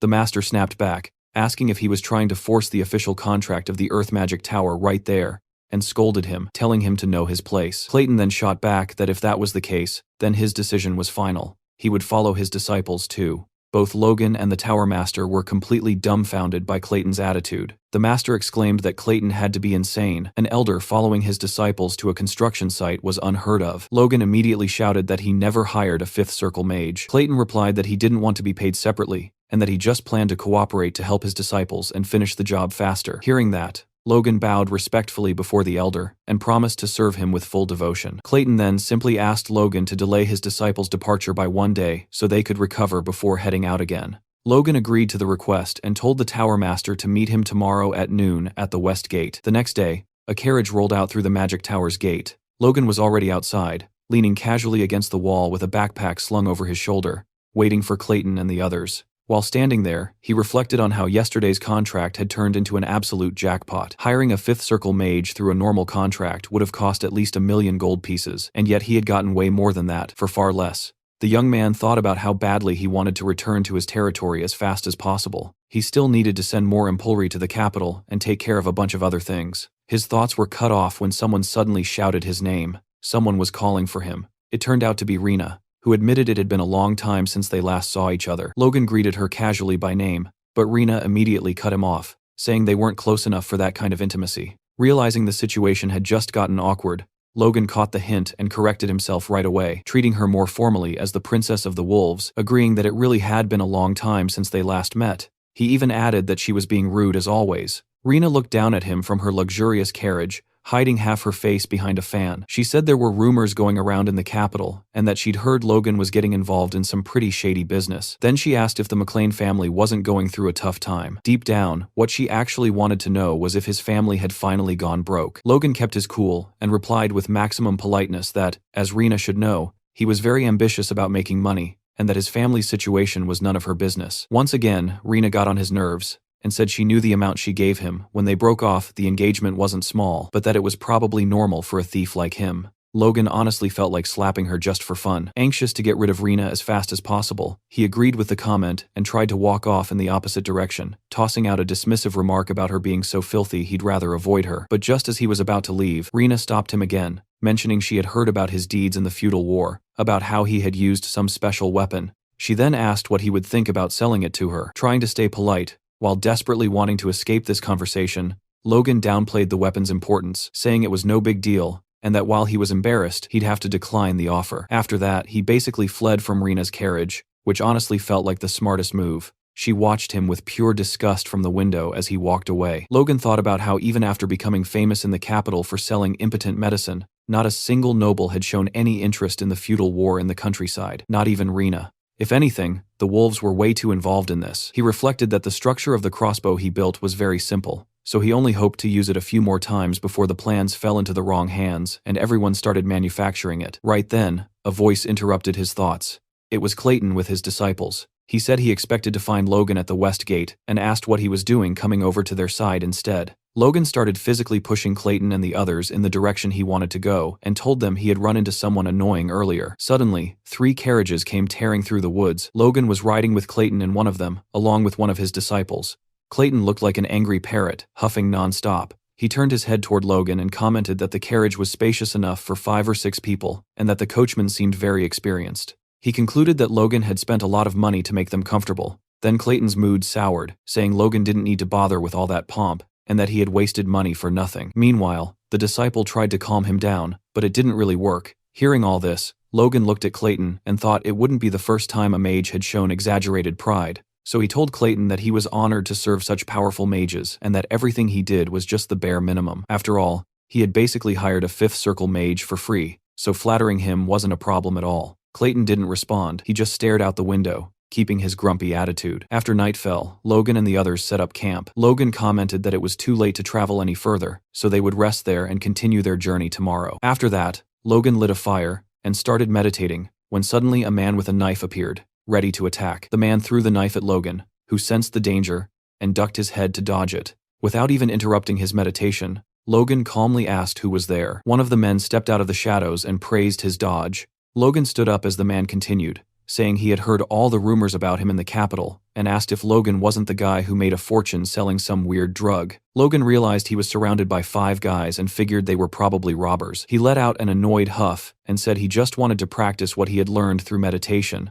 But honestly, this was the perfect opportunity. Since they had interrupted him, he drew his sword and warned the bandits that they were about to become his training partners. One of the bandits mocked him, laughing and jeering. Logan didn't even react. Without hesitation, Logan slit the bandit's throat in one clean motion, silencing his laughter instantly. 2 of the others stared at their fallen comrade, completely unable to understand how Logan had moved so fast, and one of them called him a bastard. Another bandit jumped in to attack. Logan took an aggressive stance. The moment the bandit got close, ready to plunge his knife into him, Logan dodged and sliced his belly in a single swift motion, sending him flying through the air. The guy crashed into a tree and seemed to have passed out. 2 men were already down, leaving only 3. One of the bandits realized there was no way they could beat Logan and shouted for the others to run. That's when he noticed he couldn't move his legs at all. At that moment, Logan started charging his aura, and the way he held his sword looked strangely familiar. He was copying Felix's movements. Logan forced enough mana into his sword to replicate the attack Felix had taught him. The aura blade was ready. He planted his foot on the ground and cut through the air with absurd force. The strike hit 2 of the opponents squarely, knocking them down instantly. Then something weird happened. He suddenly lost the aura he had managed to conjure, which left him confused for a second. Logan figured this ability must be hard to maintain for long. He looked at the last bandit, who had fallen to the ground, absolutely terrified. Logan smiled. He had managed to use the move at its maximum level thanks to Felix. While Logan was distracted, the last bandit started crawling away, trying to escape. Logan thought about how focusing and compressing the force through the new authority had created that aura earlier. Along with the pressure blade he learned from the Duke, Felix had also shown him the force blade, which was a weaker version of the attack. But Logan knew it was impossible to imitate that at his current level. His cheeks flushed as he muttered that he couldn't believe he had actually managed to use the force blade, even if only for a brief moment. Then he noticed the last bandit still trying to escape, and turned his head in that direction. Logan stared at him while the man cried. Realizing just how screwed he was, Logan prepared to attack again, which terrified the poor guy even more. Walking toward him, Logan explained to himself that using the force coming from the sword to dominate the enemy created the ability known as the pressure blade. And just as he was about to stab the last bandit, Logan flashed that predatory smile again. He said this ability should be enough to use in a real fight. After killing him, he glanced at the bodies around and wondered if he had overdone it a little. Suddenly, a voice came from behind him, taking Logan completely by surprise, saying he had witnessed everything. The speaker was Clayton, and he looked furious. Logan turned toward him, confused about why he was angry, wondering if Clayton thought he had gone too far even though those guys were robbers. If Clayton decided not to work with him anymore, Logan would be in serious trouble. But that wasn't what happened. Clayton stared at the young man, and, to Logan's shock, praised his skills, saying he was incredible. Logan stood there, stunned and speechless for a moment. Still grumpy as ever, Clayton added that even though he didn't understand much about force users, what he had just seen wasn't normal for someone Logan's age. Logan thanked him for the compliment, saying he was being too generous, and realized Clayton wasn't actually angry, it was just his face. Clayton and Logan walked together through the forest, and an awkward silence hung between them. Logan glanced sideways, thinking about how he had purposely moved away from the camp to avoid exposing his powers. He wondered if Clayton had followed him all this way just to find him. Breaking the silence, Clayton commented that his disciples were struggling because they didn't have the best teacher, and that was why he was trying to teach them as much as he could. Logan reassured him that he was already doing a good job, and asked why Clayton felt the need to share this with him. Hearing that, Clayton stopped walking, turned his head toward Logan, and warned that even after they reached Logan's territory, he wanted his disciples to take breaks and have chances to train with him. Clayton then said he would work as much as necessary to make sure they got this opportunity, and asked if they could have an understanding. Logan agreed immediately. Logan looked down and noticed something strange. He saw mana flowing up from the ground behind Clayton, wondering where it was going. It turned out the mana was flowing toward the tent where the mages were sleeping. Once again, Clayton looked at Logan and asked if they had a deal, while Logan kept wondering why Clayton would go to such extreme lengths to share his mana with his disciples. Logan acknowledged that Clayton was taking great care of them. Clayton replied that as a teacher, he had to do the bare minimum. Logan questioned if fighting the Tower Master for them wasn't doing more than the minimum, but Clayton shot back that the Tower Master was the one who picked the fight. The next day, the flags of the McLean estate waved proudly in the wind. Inside his father's office, Logan was talking with Patrick, who had clearly heard about his son's travels, and asked if he had gained much experience during his time in the capital. Logan replied that everything he learned there had been insanely helpful. Patrick nodded and said that, in that case, it was fine, then asked if his son had anything else to report. Hearing that, Logan thought he probably could have approached the topic in a smoother way. He casually mentioned that his business in the capital was thriving. That single sentence left Patrick completely speechless. Standing up from behind his desk, Patrick asked what business he was even talking about. Logan explained that he had been selling the medicine he had given him before. Patrick looked like he was about to faint and asked if Logan had really gone all the way to the capital just to sell a stimulant. Putting a hand on his forehead, Patrick reminded him that even though he had promised not to interfere, this was still a massive shock. Then he told Logan to be more careful with the family's reputation next time.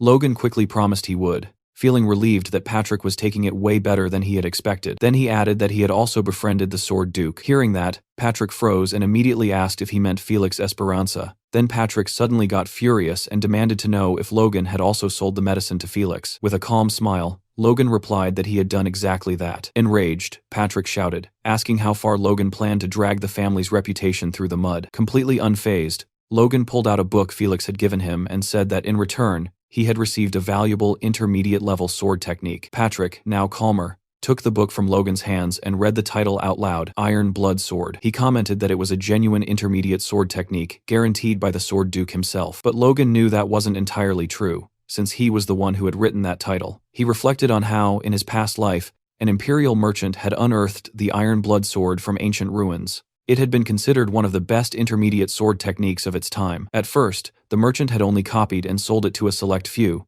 but eventually it leaked, and copies of the full technique spread all over the market. Over time, it became so common that even ordinary people managed to learn it. Logan figured that wouldn't happen for another 10 years in this life, so having the family's knights learn it now would be a huge advantage. He also thought that if they added the sword's chi and the divine secrets of the sword on top of it, his father and Ronian could use it as a real trump card. That said, the Iron Blood Sword technique pushed raw strength to the extreme, and to prevent it from causing internal damage, Patrick would normally never allow something like that. But slapping the Sword Duke's name on the book would almost guarantee Patrick accepted it. Patrick flipped through the contents and commented that this was on a completely different level from the records their family had passed down. His hands trembled slightly as he held the book, realizing that in reality, acquiring intermediate sword skills was insanely difficult. He thought that was the reason he had been stuck at the same level for 10 years. Patrick then told Logan that properly mastering this technique would boost the total strength of the Knight Order by at least 30%, and he wondered out loud how they could ever repay the Duke's kindness. Hearing that, Logan thought it was perfect timing because he actually had a proposal. Patrick should also master the technique and show it to Felix. But before Logan could even finish his sentence, Patrick suddenly rushed out of the room. He threw a seal at Logan and said that mastering the technique was now his top priority, leaving Logan in charge of everything until he succeeded. That was the exact moment Logan realized how serious this was. Patrick had just handed him the family crest, the symbol of temporary authority. Patrick shot through the door, yelling at Logan to help Dwayne with the family's responsibilities. He promised he'd return as soon as he mastered the technique perfectly, thanked him in a rush, and disappeared before Logan could bring up any of the things he still wanted to discuss. There Logan stood in his father's office, holding the family crest and looking completely lost. He stared down at the seal, not even sure where to begin, realizing that having this thing meant he could now act freely. Logan silently swore that he would finish everything he wanted to do before Patrick came back. Dwayne burst into the room almost immediately. The idea hadn't even fully sunk in yet, and Dwayne was already shouting that he had heard about all of Logan's exploits in the capital. Dwayne quickly got down to business and started begging for money. Suspicious, Logan asked if he hadn't already received funds from the battle with Tesseron. Dwayne shouted in frustration, explaining that those funds were nowhere near enough to maintain the two fortresses. The war had caused a massive labor shortage, and production was going to drop hard this year. To make things worse, the Kiros had also cut off all aid. Desperate, Dwayne dropped to his knees and begged Logan for money, saying he had heard about the fortune Logan made in the capital. But Logan just smiled and said he was sorry. He had already spent all the cash. Hearing that, Dwayne couldn't believe it and asked where on earth Logan had managed to burn through all that money so fast. Logan just looked down at him, smiling without saying a word. Dwayne looked up and told him to stop messing around, but Logan stayed calm, staring right back at him. Seeing that, Dwayne started sweating. He asked if Logan was serious, and Logan nodded. Dwayne bowed again, totally desperate, and asked where he had even spent that much money. Logan replied that he had spent 1.2 million gold on scrolls and magic mages and had also bought construction materials and food. In other words, there was nothing left. Dwayne repeated what Logan had just said in disbelief, and muttered that buying a little food and handing it out wouldn't make any real difference. That's when Logan dropped the real bomb. He said he had spent 1 million gold just on food. Dwayne wasn't sure he had heard that right and asked him to repeat it. Logan did, saying that he would be distributing 1 million gold worth of food every month for a full year to the people. Hearing that, Dwayne started shouting, asking if Logan had eaten something that made him go insane. Logan thought that was a pretty normal reaction. After all, him becoming a war hero wasn't suddenly going to change Dwayne's opinion of him. Logan calmly told him that he was completely sane and asked if the food he bought was enough. Dwayne confirmed that it was, and then asked what Logan planned to do with the construction materials and scrolls, wondering if he was about to start some massive project. Logan replied simply that they were going to build a dam.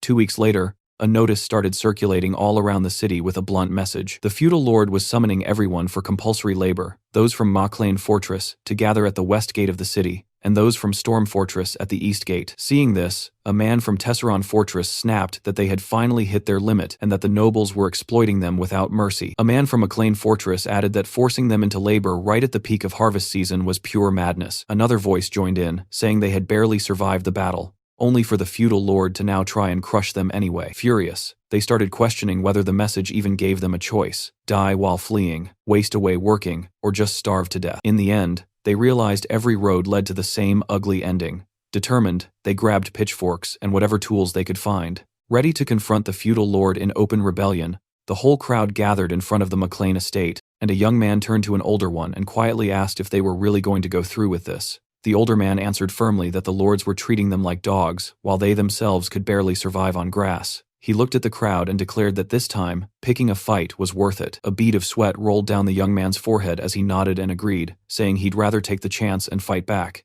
Right then, the castle gates opened.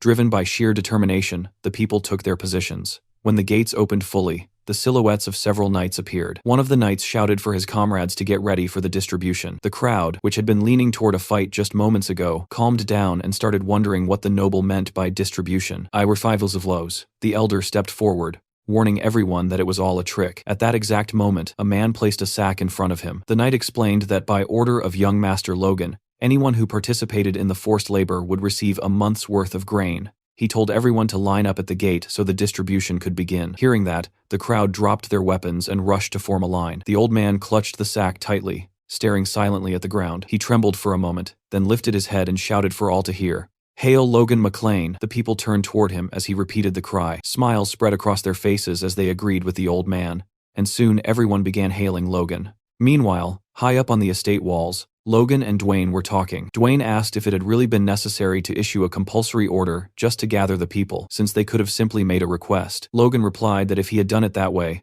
not even a quarter of them would have shown up. After all, no one there trusted the nobles. He explained that nobles saw their people as property, but life as a mercenary had taught him that for common folk, between good nobles and bad nobles, there's really only one difference: which one takes more. Logan told Dwayne that even his own father thought more of the knights than the people, believing knights were the true strength of a nation. That was why, even without money, Patrick still maintained an order of 50 knights. That was exactly why Logan had forced them to gather like this, so they would truly believe. Logan then turned to Dwayne and asked why he was staring at him. Dwayne replied that he was just surprised, saying the young master had been surprising him a lot lately. Logan told Dwayne he was being silly, and that since Dwayne listened to him and trusted him so much, he could go ahead and start the construction. Dwayne got annoyed hearing that again and asked Logan to think it over one more time, saying it made no sense to spend 2 million gold on that construction. He then asked if it was even possible to build it in the first place. Logan replied that Dwayne was starting to sound just like Hamar and Clayton. He said he had already revealed his plan to the two of them, and both had been left speechless at the idea of building a dam.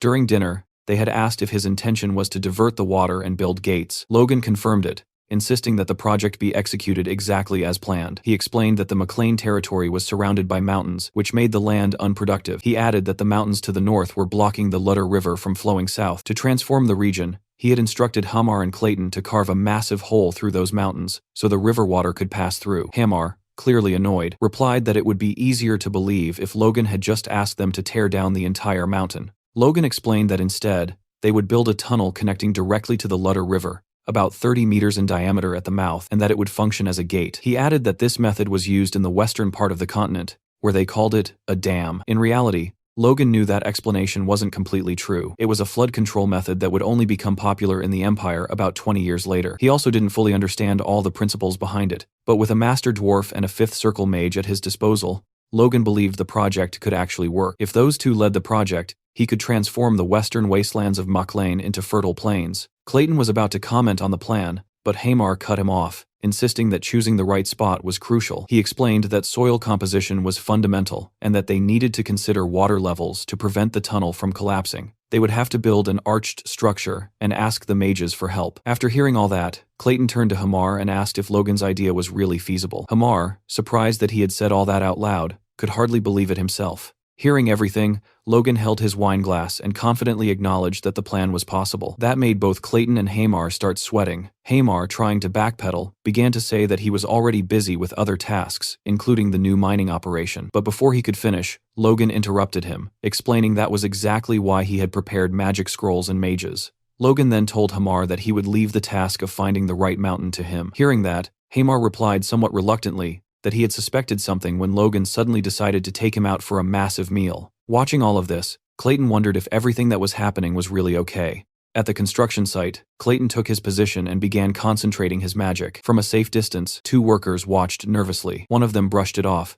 telling the other that with Logan there, they'd be fine. Omar then shouted to Clayton, saying he could start whenever he was ready. Clayton pressed his magic-infused hand against the mountain, and with a sudden surge of power, the surface shattered into millions of pieces. The people instantly scattered to avoid the flying debris. Seeing the chaos, Hamar rushed over and pushed Clayton aside, reminding him that he had told him to take it easy. Logan, watching the whole thing, started explaining that besides physical strength, there was another power humans could use: mana. In his past life, Logan could barely feel mana at all, but now he could see everything clearly. He was blown away by the power of the earth flowing from the mana circle in Clayton's heart, weaving intricate patterns that stimulated and broke apart the stone wall. Impressed, Logan realized that the development of his force core had supercharged his senses to an absurd level. Clayton turned toward him with a small smile and told the young man to pay attention to the next trick, saying this was just the beginning.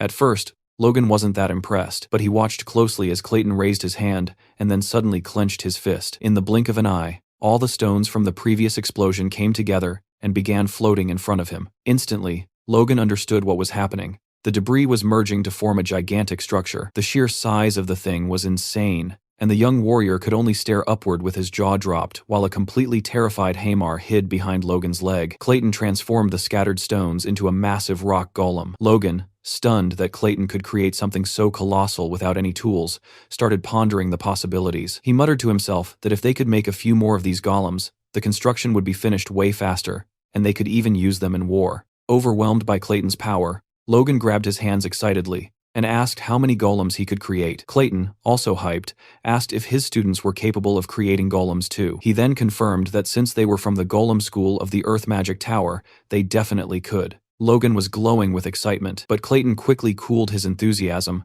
by pointing out a major limitation. He explained that the magic formula needed to create a golem's core could only be executed by Fifth Circle mages. His students, even though they were skilled, weren't strong enough and would need mana stones. Even then, the golems his students created would be much smaller and weaker than the one Clayton had just summoned. Hearing that, Logan's expression shifted hard. He explained that mana stones were a mineral as rare as calcium or mithril, making them a rare ore that couldn't be produced artificially, and since they were used for magical assistance, they were insanely expensive. That made Logan think mana stones really weren't worth it for this job. But then another thought hit him. Was he really thinking about cost-effectiveness when it came to war? After all, what if he could win by investing just a little money? He asked Clayton if his golem would also get stronger with mana stones. Clayton confirmed, explaining that its strength and speed would increase, and it would last much longer. However, since he was a Fifth Circle mage, he would need the highest quality mana stone. Even so, for a Second Circle mage, a low-quality mana stone would be enough, would last about 24 hours, and would still be much stronger than an adult man. Hearing this, Logan thought a low-quality mana stone must cost about the same as a gold piece. Their cost-effectiveness didn't justify the expense for this project, but for a short war like the last one, they could produce way bigger results. Dwayne arrived at the construction site, and the moment he saw the giant golem punching into the mountain, he completely freaked out. Logan tried to calm him down, explaining that the golem was digging a tunnel as part of the plan, but fear took over, and he couldn't even hear him. Without listening to Logan, he panicked and ran off, shouting that he needed to warn the patriarch. Logan turned to Hamar, telling him to take the workers and start building the water channel. He said there was no need to leave anyone to work on the tunnel, since the golem could handle it alone.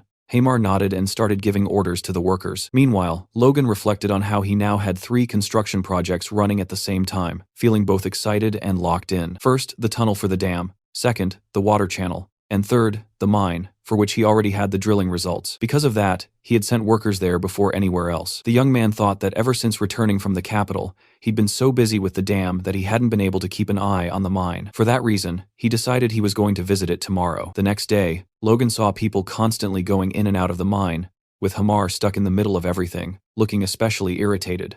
Logan walked up to him and casually commented that they hadn't seen each other in a while. Hamar snapped back, asking what the hell he was talking about, accusing him of making him run from one end to the other non-stop. In a burst of rage, he yelled that he couldn't keep up this pace anymore, and said it would be better if Logan just killed him already. He complained that he couldn't even take a proper break, and demanded to know why he had to shoulder all this burden alone. Throughout the entire outburst, Logan stayed completely silent. Meanwhile, one of the other workers noticed how frustrated Hamar was, and told the others they needed to step in. Logan gently put a hand on his shoulder, trying to comfort him. He acknowledged how hard Hamar had been working, and told him that from now on, he would let him manage and administer everything by himself. Hamar's expression shifted to pure disbelief, as he asked if Logan was serious, wondering if he really planned to dump all the tasks on him. Logan felt a small sting of sadness when he realized Hamar had seen right through his intention. With a half-playful gesture, Logan stuck out his pinky finger, and promised that, as soon as all the construction was finished, Hamar could rest as much as he wanted. Overwhelmed,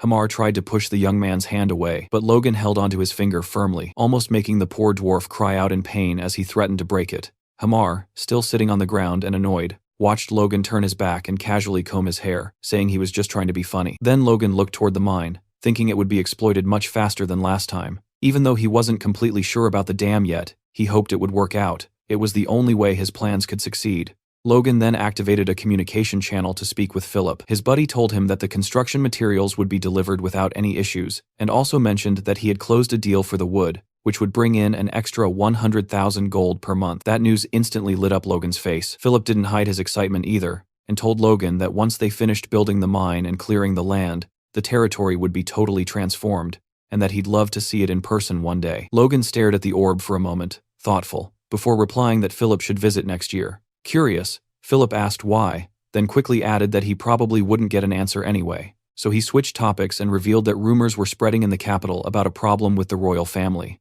Philip asked what that problem could be, and Logan replied that he had heard about it at the Sword Duke's house, but didn't know the details, only that it seemed serious. He advised Philip to try to dig up more information. Inside his head, Logan drifted into memories from his past life, remembering that the following winter, the king would suddenly die, which would trigger a civil war. Still, he knew the information he had might not be perfectly accurate. If the king's death really was sudden, things would follow the same pattern as before. Otherwise, the timing could shift. Logan understood he couldn't start preparing seriously until he confirmed what was really happening. His main priority was getting the McLean family ready. So Logan instructed Philip to allocate the remaining budget into an emergency fund, and to buy as many weapons and armor as possible, specifically enough to equip 500 men. Hearing that, Philip started sweating, saying this wasn't going to be easy at all. He questioned why Logan needed so much equipment when the McLeans only had around 100 knights. Logan explained that the gear wasn't for the knights, but for the soldiers. That answer made Philip furious. He asked if Logan had completely lost his mind,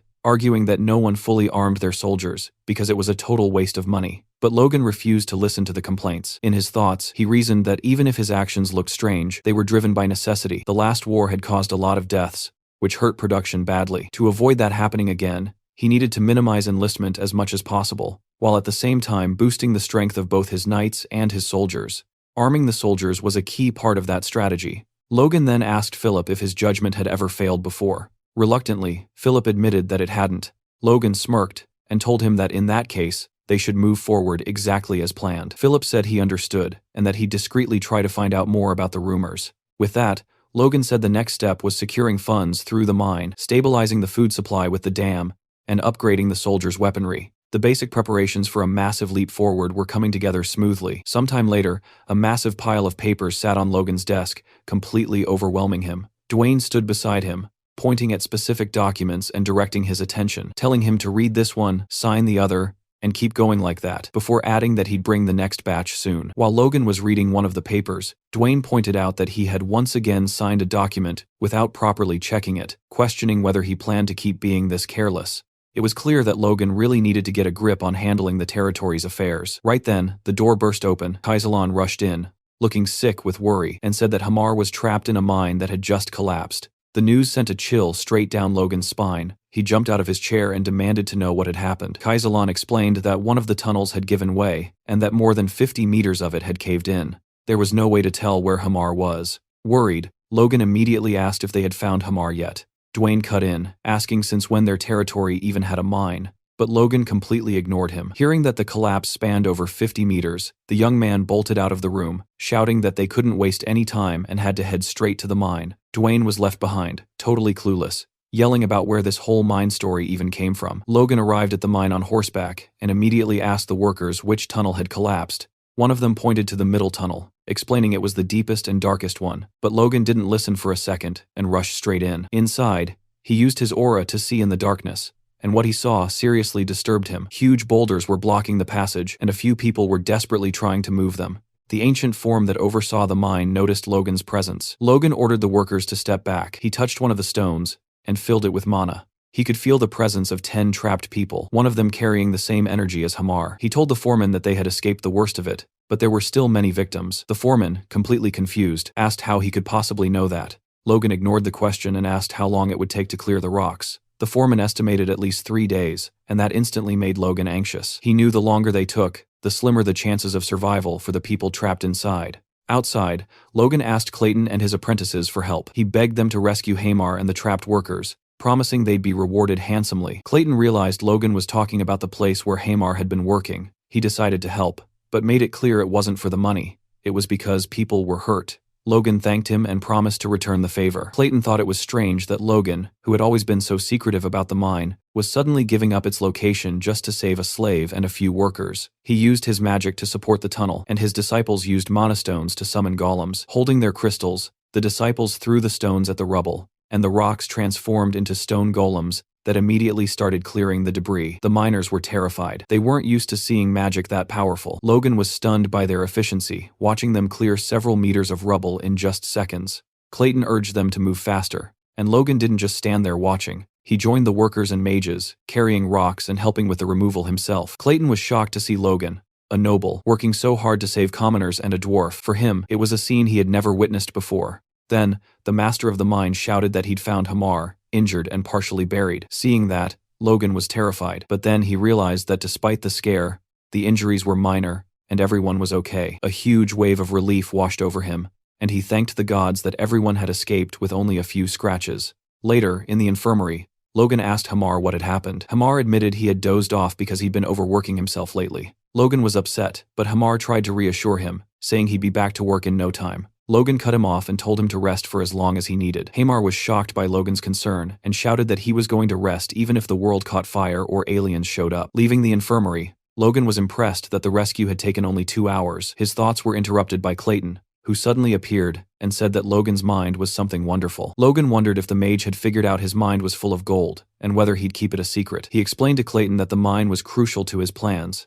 and that he had no one else to replace Hamar. Besides, if he couldn't protect his people, he'd have no one left. Clayton was intrigued by his answer and asked if Logan wanted a magic tower in his territory. The young man was stunned. Clayton explained that it was time to get rid of the old tower master, and Logan's lands were perfect for a small magic tower. Logan was ecstatic and said it would be an honor. He asked if Clayton's apprentices would come and what the cost would be. Clayton replied that his disciples would definitely come and that he didn't need much money. He trusted Logan's character and abilities. Logan was completely amazed. Hamar, who had overheard the conversation, asked Clayton if he'd hit his head, but Logan just told his friend to get back to bed. A week later, Hamar reported to Logan, saying he was fully recovered and heading back to the mine to make up for lost time. Logan wished him good luck. As soon as Hamar left, Dwayne showed up looking absolutely terrifying. He demanded to know why Logan had kept the mine a secret and for how long he'd been developing it. Logan simply apologized and said he had forgotten. Frustrated, Dwayne asked how he could possibly forget something so important. Instead of answering properly, Logan broke into a huge grin and revealed the truth. It was a gold mine. Dwayne refused to believe it and told his young master to stop being a wise guy. There was no way people like them could have a gold mine, and he asked what Logan was even talking about.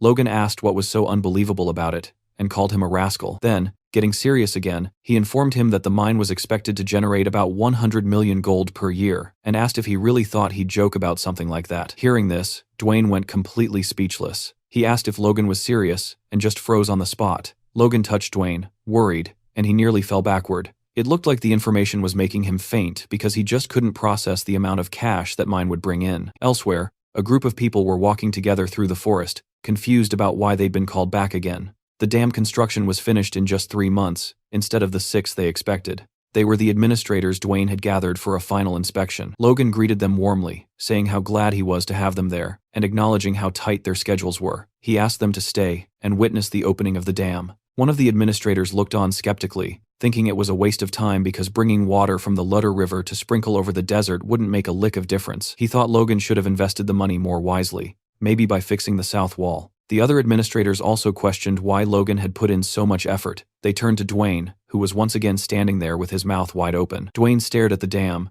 realizing it wasn't built just to water some wasteland. It was actually connected directly to the underground channels of the Ludder River.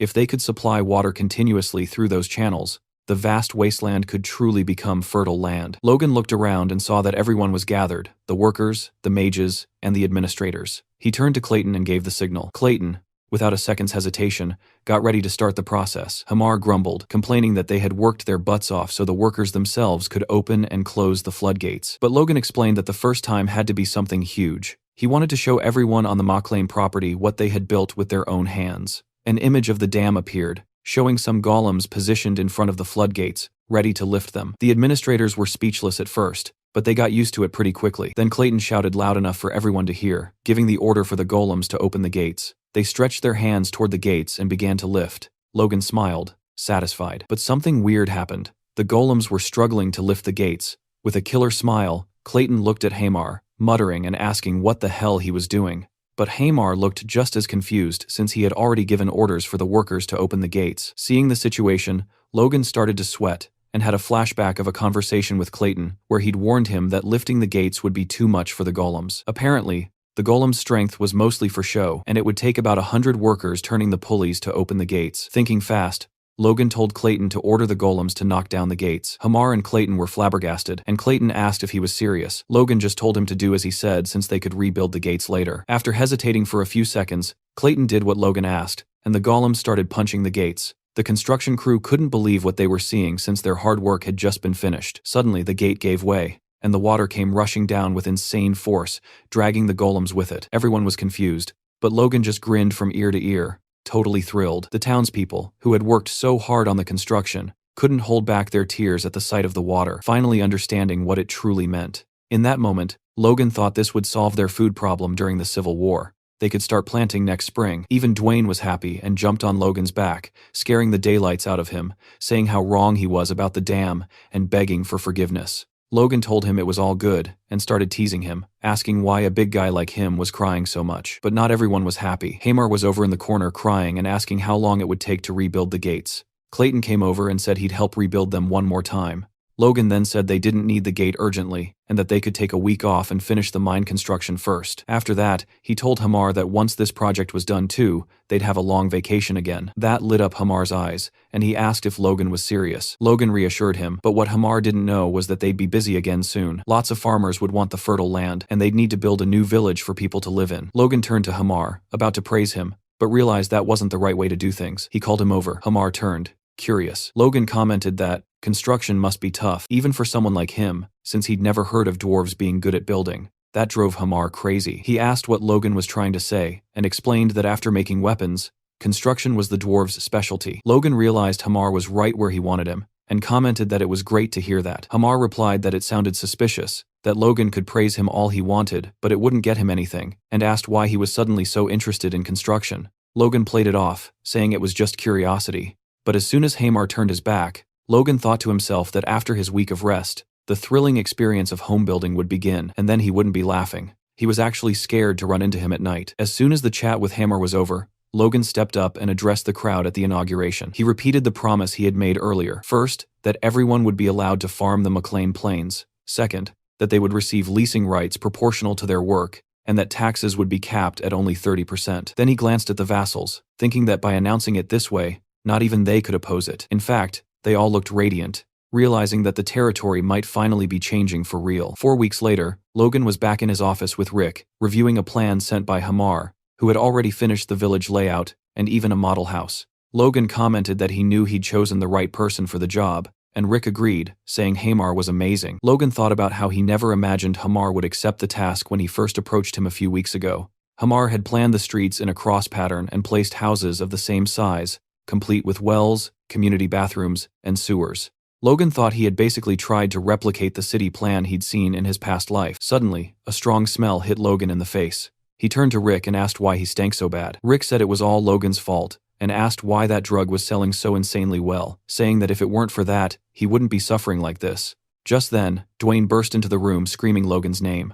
Logan asked if he was ever going to knock again, but Dwayne didn't care, and immediately started saying something about Hamar. Then his expression flipped into pure joy. He told Logan that Hamar had sent word they could start mining the gold now Hamar and showed him some nuggets, explaining they had found the treasure just like that. Logan told Hamar he did a great job, and Dwayne hugged him, asking how they got so lucky to have him around. But Hamar just wanted to rest, and his eyes showed he had been awake for a very, very long time. Logan then asked him how much they could start extracting. Hamar replied that everything was on schedule, and that they could pull out a ton of gold per month, which should last at least 10 years. He once again insisted that he really needed to go rest. Logan hesitated and argued that there was still so much to do, like building the city, handling more beasts, and creating new weapons. He asked Hamar if that would be possible. Logan's request hit like an axe blow, making Hamar sweat and grab his head. Then he just lay down flat on the floor to rest. Dwayne bent over him and called him the treasure of the territory. Logan thought he'd be the only one moving forward now since there was still so much work left to do. He told Hamar he'd keep his promise and that he could take his time off. Hamar suddenly started screaming with happiness and bolted out like a flash of lightning.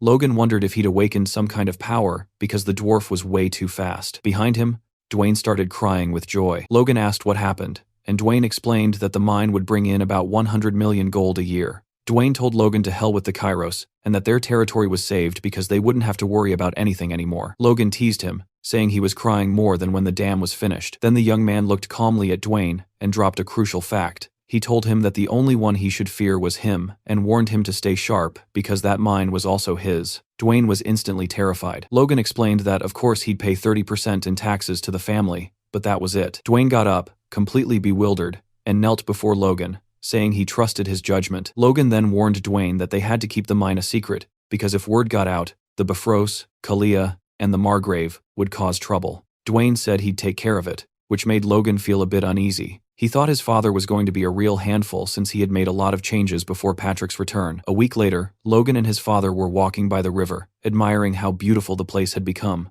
Logan noticed right away that his father had become an advanced knight. Patrick acknowledged that while Logan had been away, he had managed to accomplish a ridiculous amount. Logan tried to defend himself and explain his plans, but Patrick cut him off mid-sentence. Patrick said that having water flowing through that wasteland was insane in the best way possible, and that Logan was way better at managing the territory than he ever was. Logan tried to stay humble, but Patrick kept going, saying Logan had managed to do more in just 3 months than he himself had done in the last 10 years, and then straight up thanked him for it. Logan wanted to say he was grateful too, but Patrick interrupted him again and dropped another bomb. He announced that from now on, Logan would handle all the duties of a lord, because he wanted to focus entirely on training the Order of Knights. Hearing that, Logan was completely stunned. Patrick cut him off again before he could react and asked if he knew what he had realized during his training. Then he said it bluntly, "I got old." Patrick explained that he couldn't master the secret techniques anymore, and that now it was up to young people like Logan and Ronian to try. He said Logan had helped him break through a barrier that had blocked him for years, and that he now wanted to step back and become a guide instead of staying in the front. Logan nodded and accepted the proposal. Patrick then turned and called for Marion, asking her to help Logan fulfill his role. Marion agreed without hesitation. Patrick gave Logan a small nudge, clearly encouraging him to talk to his mother. The young man walked up to Marion, who was standing there in a beautiful dress, holding a parasol. She started by saying that Logan's achievements were more than enough to prove his ability to be the successor. She called him young master, and said that now she only wished for Ronian's success. Logan tried to apologize, but she interrupted him, saying she was the one who should be sorry. She admitted her vision had been limited and said she hoped Logan would be generous. Marion continued, saying that Logan had been teaching Ronian how to fight and that he had never been happier. She asked him to continue looking after his brother. Logan didn't like where this conversation was heading at all, and suddenly shouted that parents shouldn't use respectful titles with their children. He told her to call him Mom instead. That made her stop, completely emotional. She turned and said goodbye, then walked toward Patrick. Patrick signaled to Logan, clearly approving of what his son had just done. Logan stood there and watched his parents walk away. Later on, Logan and Patrick were talking again. Logan explained that as soon as the city was fully ready, they would start clearing the brush to prepare the land for farming. Patrick looked a little concerned and asked whether the residents would really move that easily. Logan replied confidently that they would, because anyone who moved to the new city would get priority rights, and the new houses would be much better than what they currently had. He also informed Patrick that he had already asked Dwayne to start recruiting soldiers, and Patrick agreed, saying he would personally train those who showed potential to become knights. Patrick praised Logan's work, but then said there was still one problem. He turned around and stopped in front of the Knights of the Order, calling them lost causes. He asked since when they had two separate knight orders. Logan immediately recognized them as the knights who had deserted from Tesseron. They were acting like they were on opposing sides. Patrick commented that while he and Logan had been killing themselves training, the knights were busy fighting like children, and he admitted that it was his fault for being negligent. The knights shouted back, saying that wasn't true, and demanded that Captain Hinckley take them away. Hinckley turned his head toward Patrick and asked cheerfully whether he had become an advanced level knight. Patrick answered that he was going to straighten them out. Then, releasing an overwhelming amount of aura, he shattered a wooden sword and shouted for them to feel it and learn the art of the sword firsthand. Meanwhile, in the office, Dwayne was signing documents, happier than he had been in a long time now that he didn't have to constantly worry about the budget. Two vassals were talking about how Logan was monopolizing the funds, but Dwayne cut them off, asking if the extra money had blinded them and where they thought it even came from, telling them to just obey orders. As he read another document, he suddenly started sweating. A few minutes later, he rushed into Logan's office and asked what he planned to do with 10 million gold.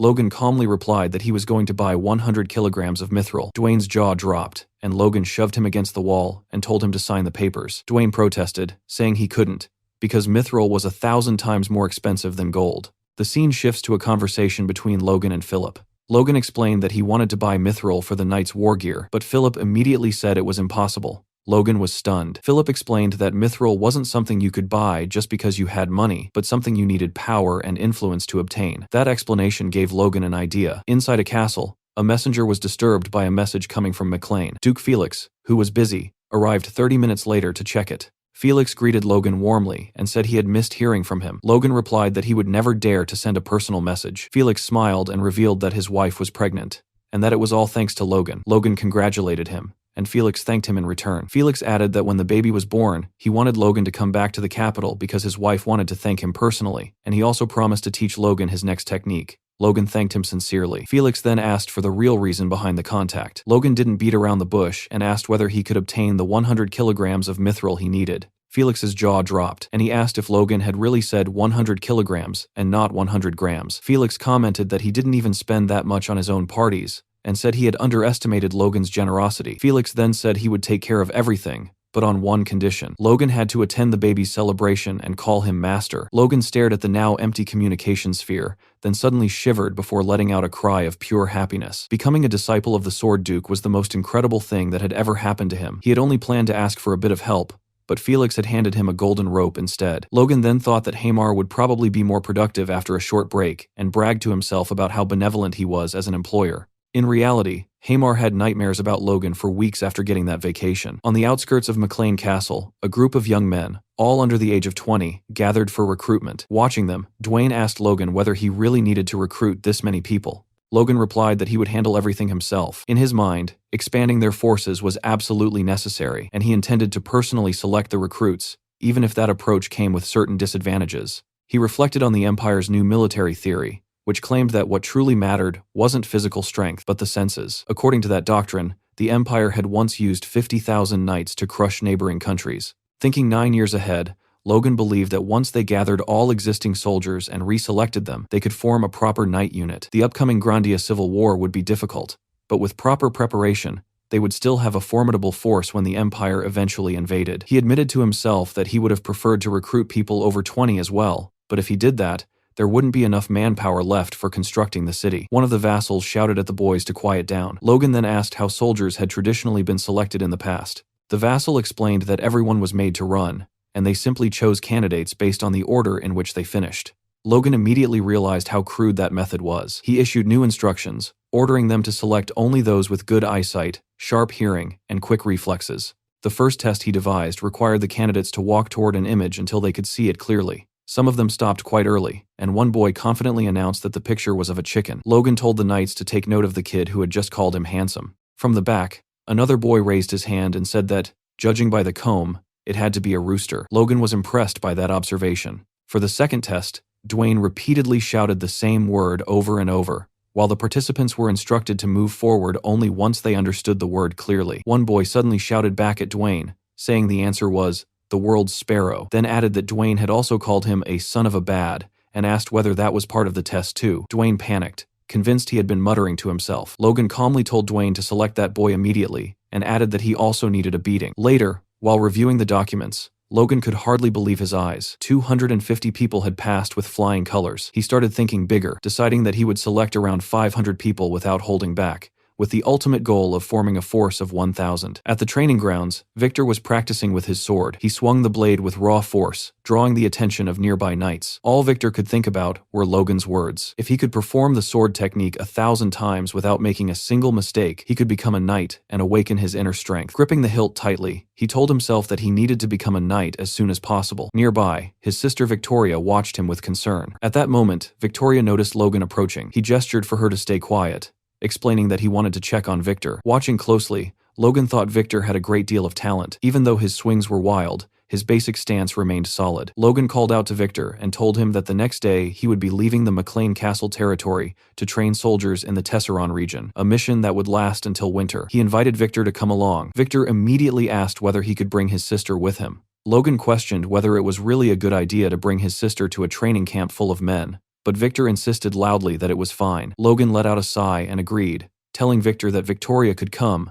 but warning him by pointing a finger that if any trouble occurred, it would be entirely his responsibility. Victor replied firmly that he would take very good care of his sister. Logan then asked whether Victoria was really that precious to him. Victor hesitated, then finally let everything spill out. He explained that his parents had died because of him, and that Rhea was left without parents because of him as well. Because of that, he felt it was his duty to protect her no matter what. Logan looked at him silently for a moment, then placed a hand on Victor's shoulder and told him that it was okay and that he should keep up the good work. A few days later at Tesseron Castle, Kaisalon was putting the kids Logan had selected through brutal training. He ordered them to run 5 laps around the wall, announcing that the last 100 would have to run 2 extra laps as punishment. Terror spread across the recruits' faces, but Kaisalon shouted at them to stop messing around and start running. Watching this, Logan complimented Kaisalon, saying he had a natural talent for being a sergeant. Kaisalon replied that since he was being treated like a knight, he had agreed to renew his contract. Lowering his voice, he whispered into Logan's ear, asking whether he was planning to start some kind of war within the next 2 years.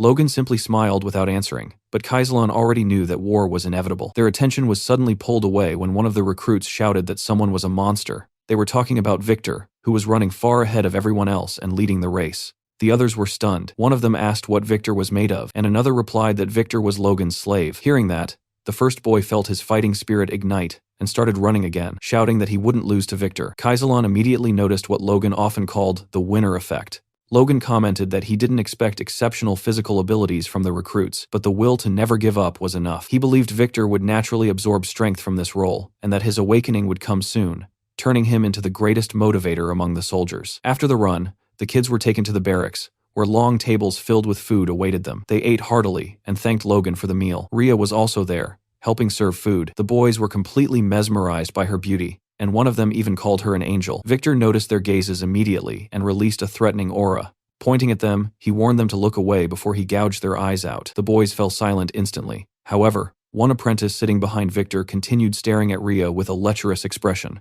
Later that night, Victor burst out of the barracks with a piece of bread still in his hand. He had asked an older woman where Rhea had gone, and she told him that Rhea had taken the back door to throw out the trash. Anxiety flooded Victor's mind. Rhea shouldn't have been alone at night. Hearing strange noises from a nearby alley, he rushed toward the sound. What he saw froze him in place.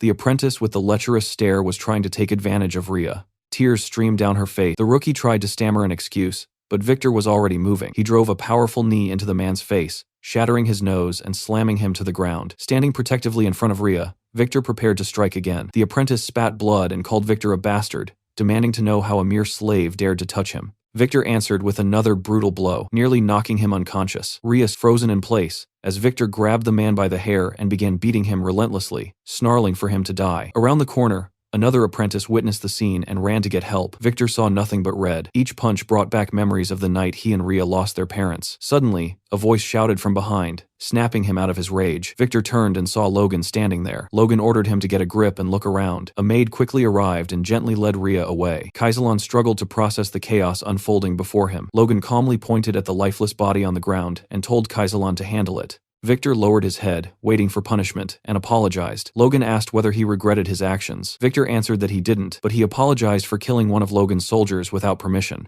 Logan acknowledged that Victor wasn't entirely wrong, but pointed out that what he truly should regret was bringing his sister to the camp. He explained that Victor's stubbornness had nearly gotten Rhea hurt. Logan told him that it was better to leave loved ones in safe places rather than dragging them into danger. He admitted that he had allowed Victor to bring Rhea so that Victor could learn the consequences of his choices. Logan asked whether he understood the lesson, and Victor nodded silently. Logan then told Victor that while killing was a crime, Rhea had been a victim, and Victor had done well to protect her. However, he warned him that next time he must ask for permission before taking such drastic action. Logan didn't want future nights delayed because of some filthy pervert. Inside the castle, Logan and Kaisalon spoke at length. Kaisalon questioned whether Logan should really be deciding such matters on his own. Logan replied that Victor was his property, and that he had simply used him to rid the world of a disgusting criminal. He rephrased it by saying he had used his property to eliminate a criminal, and asked Kaisalon what he thought of that version of the story. Kaisalon asked whether Victor had killed the recruit under Logan's orders. Logan nodded and laid out his plan. The apprentice's crimes would be exposed, and his corpse would be hung from the castle gates as a warning. Logan instructed Kaisalon to inform the soldiers. Changing the subject, Kaisalon noticed Logan marking something on a map and asked what he was doing. Logan replied that it was a surprise. The markings highlighted areas where monsters had recently been spotted. News of Victor's actions spread quickly. When people learned what the dead recruit had intended to do to Rhea, shock turned into rage. Many wanted to dig up the body and kill him again. Logan listened to the conversations and thought that the situation had resolved itself quite nicely. 3 months later, snow covered the trees, signaling the arrival of winter. Logan and Kaisalon stood together, observing the frozen landscape. Logan remarked that the new year was approaching, and Kaisalon reflected on how quickly time had passed. Out of the original 1,000 apprentices, only 987 remained after 90 days of training, with 1 death and 12 dropouts. Kaisalon was satisfied, noting that no one else had quit. Logan concluded that basic training was finally complete. He mentioned that he had already ordered Hamar to produce 400 more crossbows. Logan then asked whether the apprentices were ready for combat training. Patrick confirmed they were and suggested the forest at the base of the mountain range as the perfect location. He said it was time to advance their training, as the knights needed real combat experience. Logan asked whether they had mastered the iron bloodsword technique. Patrick replied that true mastery could only be achieved through battle. Logan's smile widened, carrying a distinctly psychotic edge, and he agreed. Seeing the terrifying expressions shared by father and son, Kaisalon turned pale as a bead of sweat slid down his face. In that moment, he finally understood where Logan had inherited his intense, slightly unhinged nature from. A few days later, deep within the Southern Man mountain range, Patrick stood fully armored, his presence commanding absolute focus. He ordered the knights to draw their swords and regulate their breathing. As they steadied themselves, they focused their aura, and at Patrick's signal, they struck the massive trees before them. The impact was overwhelming. Even the knights themselves were stunned by the sheer power they had unleashed. Standing beside his father, Logan watched with quiet satisfaction, while Patrick remained calm and composed, as if this result was expected. The apprentices, however, were completely fired up. They whispered excitedly among themselves, wondering if they would ever reach such a level. Logan quickly shouted at them to stay alert, reminding everyone that this wasn't an ordinary forest, but a monster-infested one. Almost on cue, goblins began crawling out from the shadows. The knights didn't hesitate for even a second. They charged forward, cutting through the goblins with ruthless precision, striking like a raging storm. Completely overwhelmed, the goblins panicked and tried to flee. Logan had already anticipated that. He immediately ordered the troops to prepare their crossbows. At his command, a rain of bolts fell across the battlefield, wiping out any goblin that attempted to escape. The cavalry laughed loudly, mocking the fear they once had of such creatures. That confidence didn't last long. A massive, terrifying paw slammed into view, instantly killing the laughter. The knights tensed as a pack of wolves charged forward, but these weren't ordinary beasts. They were horned wolves. The knights quickly formed a defensive line. In the blink of an eye, one of the wolves clamped its jaws around a knight's sword, shocking everyone. The situation became tense immediately. Kaisalon reacted fast, ordering the cavalry to fire their crossbows again. Arrows tore through the air and struck the wolves, drawing out agonizing screams. But the bolts shattered on impact, completely ineffective. One soldier trembled as he shouted that the arrows weren't working. Logan yelled for everyone to hold formation. The order was clear.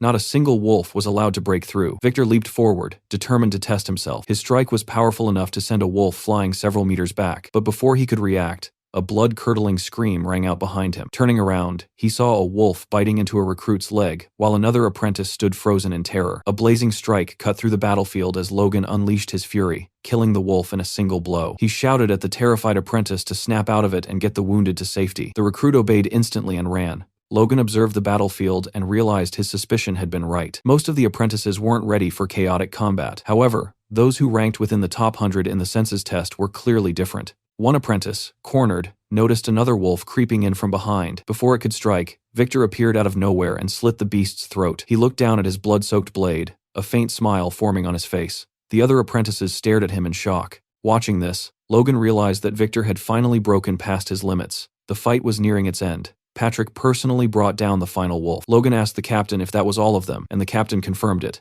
Patrick remarked that it had already been a month and a half since combat training began, yet clearing all these locations had taken far longer than expected. The captain agreed, explaining that discovering 3 cities infested with thousands of monsters was no small matter. If those monsters had invaded the castle all at once, the damage would have been catastrophic. He silently thanked fate that they had discovered the threats in time. Logan continued coordinating the knights and soldiers, urging them to endure just a little longer. He ordered them to finish cutting down a massive tree trunk and transport it to the construction site. The knights complained, grumbling about fighting monsters and chopping trees non-stop without a single break. Logan ignored them completely and commented on how ridiculous it was that such valuable trees had been left untouched just because monsters lived nearby. With his usual killer smile, he thought the situation was perfect. He was training soldiers and gathering construction materials at the same time. Patrick observed everything quietly and thought that Logan seemed more interested in harvesting wood than in the training itself. Logan, meanwhile, wondered if awakening true strength required something beyond technique,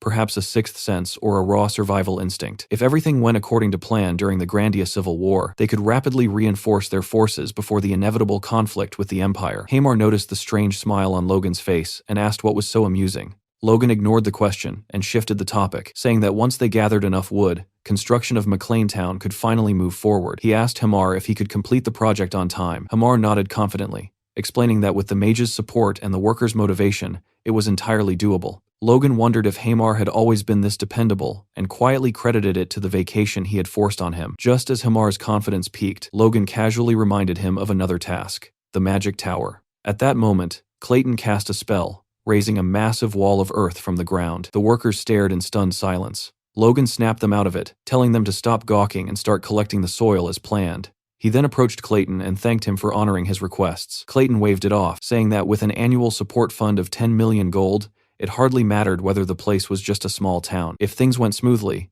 the city would eventually become the center of the entire region. Logan cut him off, stating that his only goal was to create a peaceful place where people could live comfortably. Clayton was taken aback and loudly declared that McLean was truly a territory for the people, dramatically announcing that Logan had his vote. Later, in the silence of the forest night, Logan stood alone, holding his sword in an unfamiliar stance. Suddenly, energy exploded outward as he lunged forward. A radiant beam of light burst from the blade, slicing through the darkness. The beam detonated violently, and when the light faded, it was clear that the massive rock ahead had been shattered completely. Logan examined the result and noticed the beam had pierced the rock and continued through the trees behind it. He realized that what he had just used was the second form of the divine sword secrets, and it wasn't enough. He needed to grow stronger. 2 months later, the construction of the village was finally complete. Families began moving in, and with the arrival of early summer, the new settlement felt alive and vibrant. Inside the office, Logan and Dwayne discussed the city's progress. Dwayne reported that the recovery of the area was going well, though there was still a noticeable labor shortage.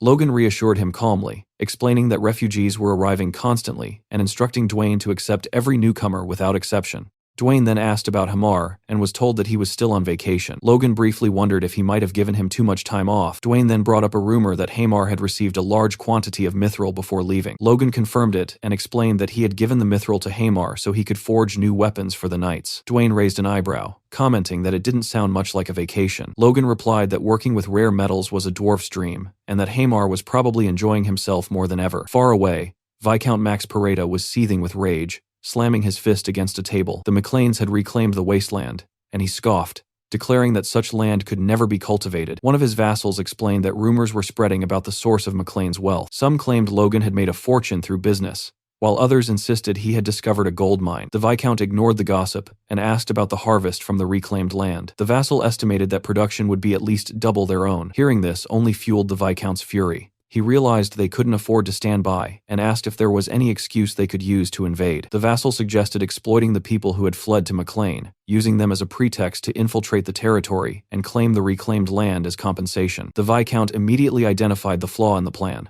Acting alone would be too risky. He devised a solution. He would contact the Viscounty of Sylvan, reasoning that their people must have fled as well. Together, they would be strong enough to overpower the Macleans. Back in Logan's office, the atmosphere was heavy. Patrick, Logan, Dwayne, and Hinckley were discussing training and military expansion. Logan informed them that he had selected around 300 talented recruits. Patrick questioned whether Logan truly believed they were worthy of becoming knights. Logan nodded. Dwayne commented that the number seemed excessive. Captain Hinckley called it absurd, arguing that even with 10 years of intense training, only 1 in 100 people awakened their strength. Logan remained unfazed and stated that the training system would remain unchanged. Dwayne shouted that Logan was throwing money away, but Logan replied that neighboring territories would provoke them sooner or later anyway. Patrick asked him to explain. Logan clarified that with Maclean City flourishing and fertile land reclaimed, there was no way the vice counties of Sylvan and Peretta would remain quiet. Hinckley interrupted, insisting they had no legitimate excuse to attack. Dwayne shouted over him, cutting him off, and argued that the real issue was the influx of refugees. Logan asked his father to consider how many refugees had arrived, and how many of them might have come from Peretta or Sylvan. Furious, Dwayne demanded to know why Logan hadn't prevented the situation in the first place. Patrick slowly pieced everything together and asked Logan directly if his goal had been to start a war. Logan's answer was blunt. They were enemies, and they would have to deal with them eventually. So why wait? Silence filled the room. Everyone, from Hinckley to Dwayne, was visibly disappointed. Patrick wondered if he had given up his authority too soon. Just then, Rick burst into the room looking for Logan, and announced that Sylvan and Peretta had sent a voice message. Logan calmly replied that things had already begun and that they needed to decide how to handle the situation. Outside the castle, 2 flags fluttered in the breeze. They belonged to the emissaries of Sylvan and Peretta. The silent emissaries admired the beauty of the city as they walked through it. They observed how the houses were arranged around a large crossroads, and noted how clean and content the people appeared. They concluded that the city was worth taking. One of them attempted to start a conversation with a soldier, who proudly said that all the credit belonged to the first young master, Logan. The soldier praised Logan's abilities, claiming he was far more advanced than any other prince his age, and that he prioritized the well-being of both the land and its people. He even began sharing an anecdote about Logan, but the envoys cut him off, uninterested. Inside the meeting hall, the envoys stood before Logan and Patrick. They demanded the return of the refugees and control over the Tesseron Plains. Logan and Patrick both lowered their heads. Logan thought they were openly asking for war, and Patrick silently agreed. Hinckley stepped forward and took charge, asking whether Sylvan and Peretta truly intended to go to war. The hall erupted into chaos as everyone began shouting at once. One of the emissaries, clearly frightened, pointed at Logan and Patrick and accused them of trying to intimidate envoys. Patrick was furious, but maintained his composure. He warned them that they were the ones declaring war and that the Macleans did not fear it. The envoy retorted that, if war broke out,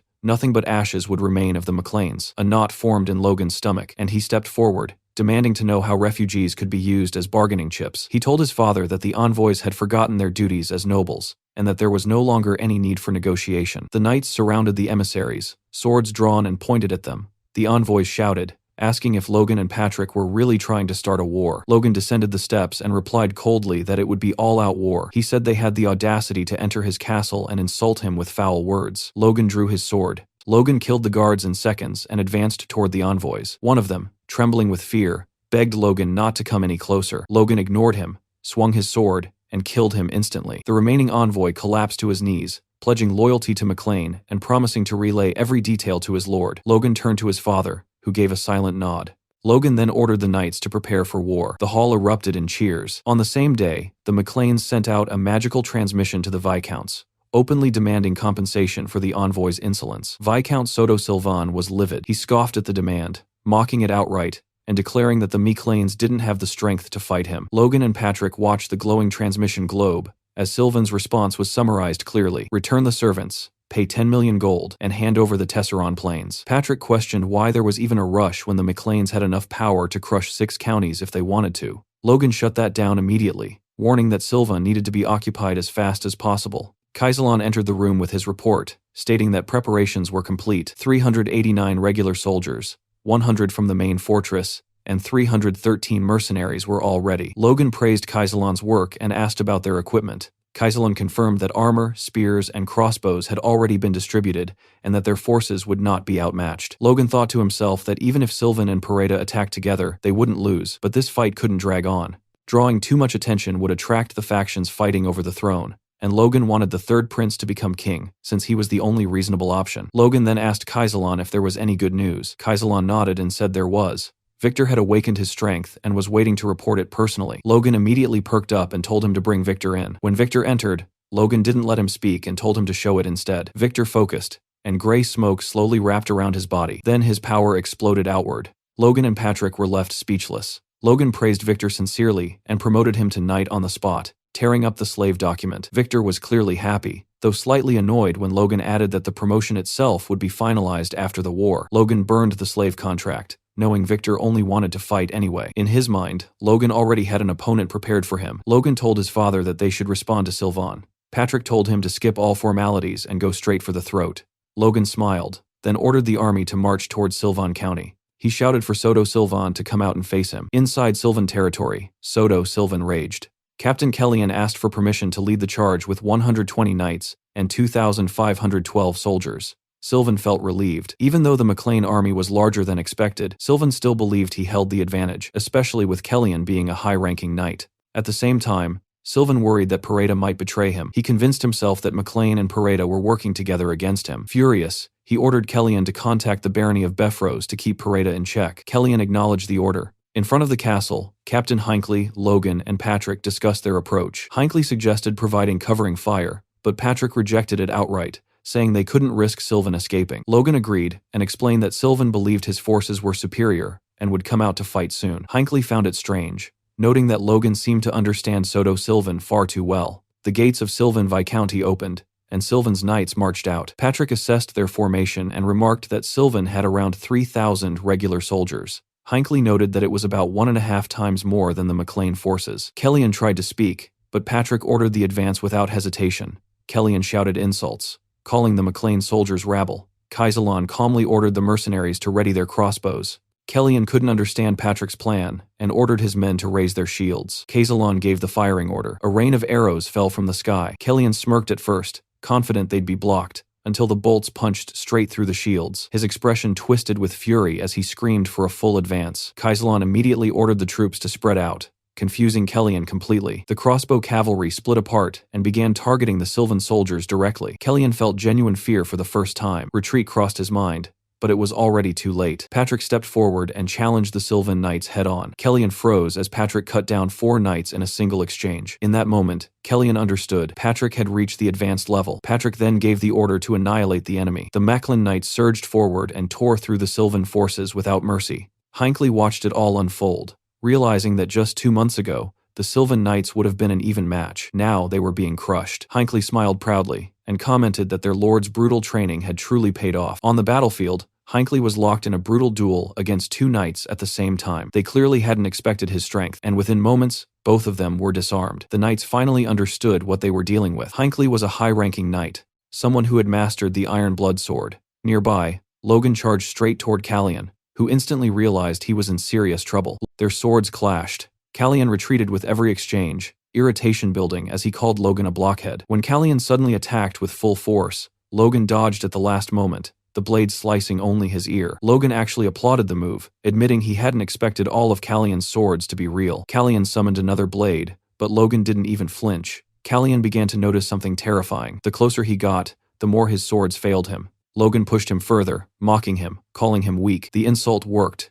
Kellyan snapped and prepared to strike again. Logan closed his eyes, and something inside him shifted. His core evolved, becoming a 2-star core. He avoided Kellyan's attack effortlessly and reappeared behind him. From that moment, the fight completely tilted in Logan's favor. He landed a devastating blow, badly wounding Kellyan. The realization hit hard. Logan had become a high-ranking knight. Logan raised his sword and gathered his aura, preparing to end it. He bent his knees, poured raw power into his body, and leaped high into the air, choosing to finish the battle in the most overwhelming way possible. His aura surged as he unleashed his secret technique, the the divine ripple. A massive wave of aura crashed forward. Kallian tried to block, but it was pointless. The attack crushed him. The Sylvan troops immediately understood. The battle was over. Logan landed, standing tall, and shouted that the enemy leader had fallen. Moments later, Patrick announced the capture of Soto Sylvan and ordered all remaining forces to surrender. Logan smiled to himself as the outcome settled. After the war, Sylvan County had lost 42 knights and 1,223 soldiers.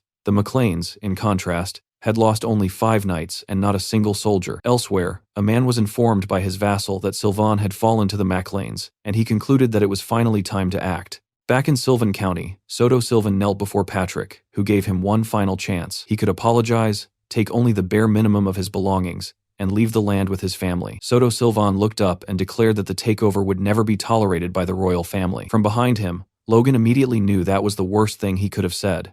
The fall of the McLeans in the past had been blamed on poor management, but the one who had truly caused rebellion to profit from the chaos was Befros. Logan remembered that royal intervention had once prevented Befros from forcing them into servitude, but even hearing that name darkened Patrick's expression. Patrick asked Sylvan calmly if he wanted to die. Soto tried to speak, but Logan stepped forward and cut his throat without hesitation, leaving him to bleed out. Logan told Patrick that this was respect, an honorable death instead of humiliation. Patrick nodded and said Logan had done well. Logan, however, knew the truth. He could only hope that other nobles wouldn't use this incident as a reason to strike, especially Befros, an enemy they still couldn't afford to face. A few weeks passed, and inside Sylvan Castle, Logan and his father Patrick were talking quietly. Logan mentioned that even though they had stayed on high alert, Peretta still hadn't shown any signs of attacking. Patrick asked calmly if there was any real reason for her to make a move. Instead of answering directly, Logan raised another possibility. What if Peretta attacked Tesseron Castle instead? Patrick brushed it off, telling him to relax since Clayton was stationed there. Logan agreed that brute force alone wasn't what had allowed them to defeat Viscount Sylvan.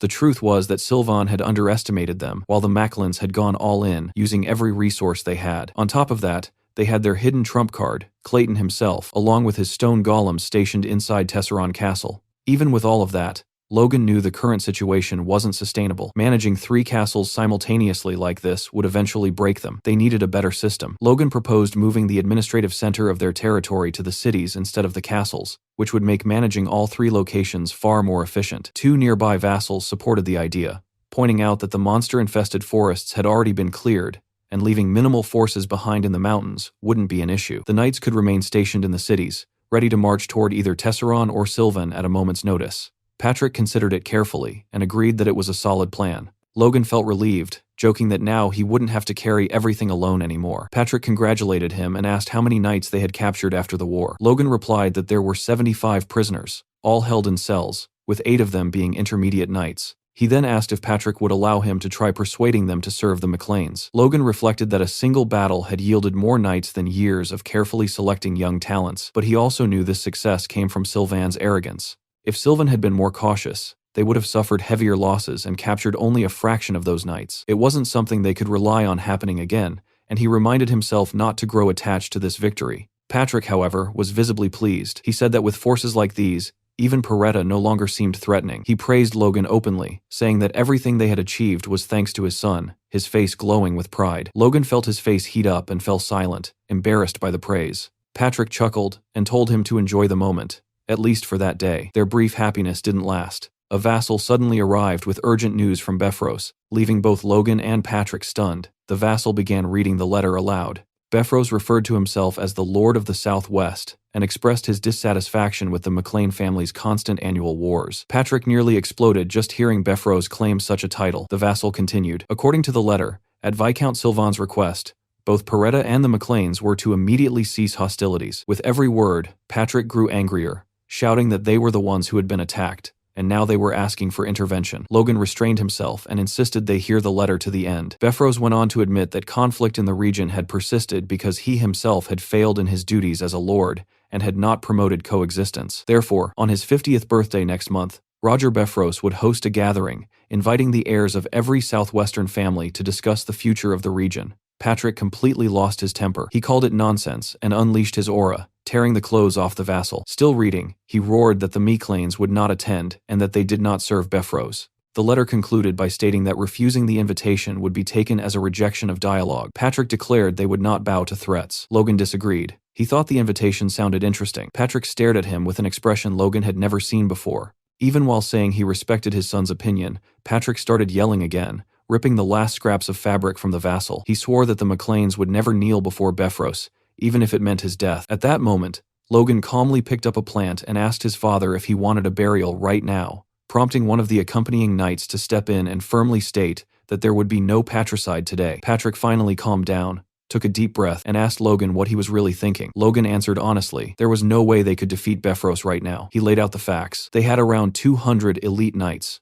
over 500 high-ranking ones, and just over 300 standard knights. That force was only a fraction of Beffros's military power. While things looked good on the surface, the McLeans were walking on eggshells. They needed time. Time to integrate the Sylvan Knights. Time to force Pareda into submission. Time for Logan to master the third style of the Divine Sword secrets. And time for their forces to continue training. Patrick understood his reasoning, but warned that the Southwest was different. Unlike other regions, Beffros couldn't openly demand loyalty from neighboring lords. Logan corrected him, revealing that during his time in the capital, he had learned that Purslin and Rothman had already sworn loyalty to Beffros long ago. Patrick was left stunned by the revelation. Logan smiled quietly, satisfied that he had secured permission to attend. He reassured his father not to worry, saying he understood his own limits and that the trip would simply be a chance to see how their ancestral lands had changed. The next morning, back in McLean City, Logan was suddenly confronted by Hamar. Without any warning, Hamar asked if the rumor was true, if Logan was really being sold off to their enemies. Logan stared at him blankly,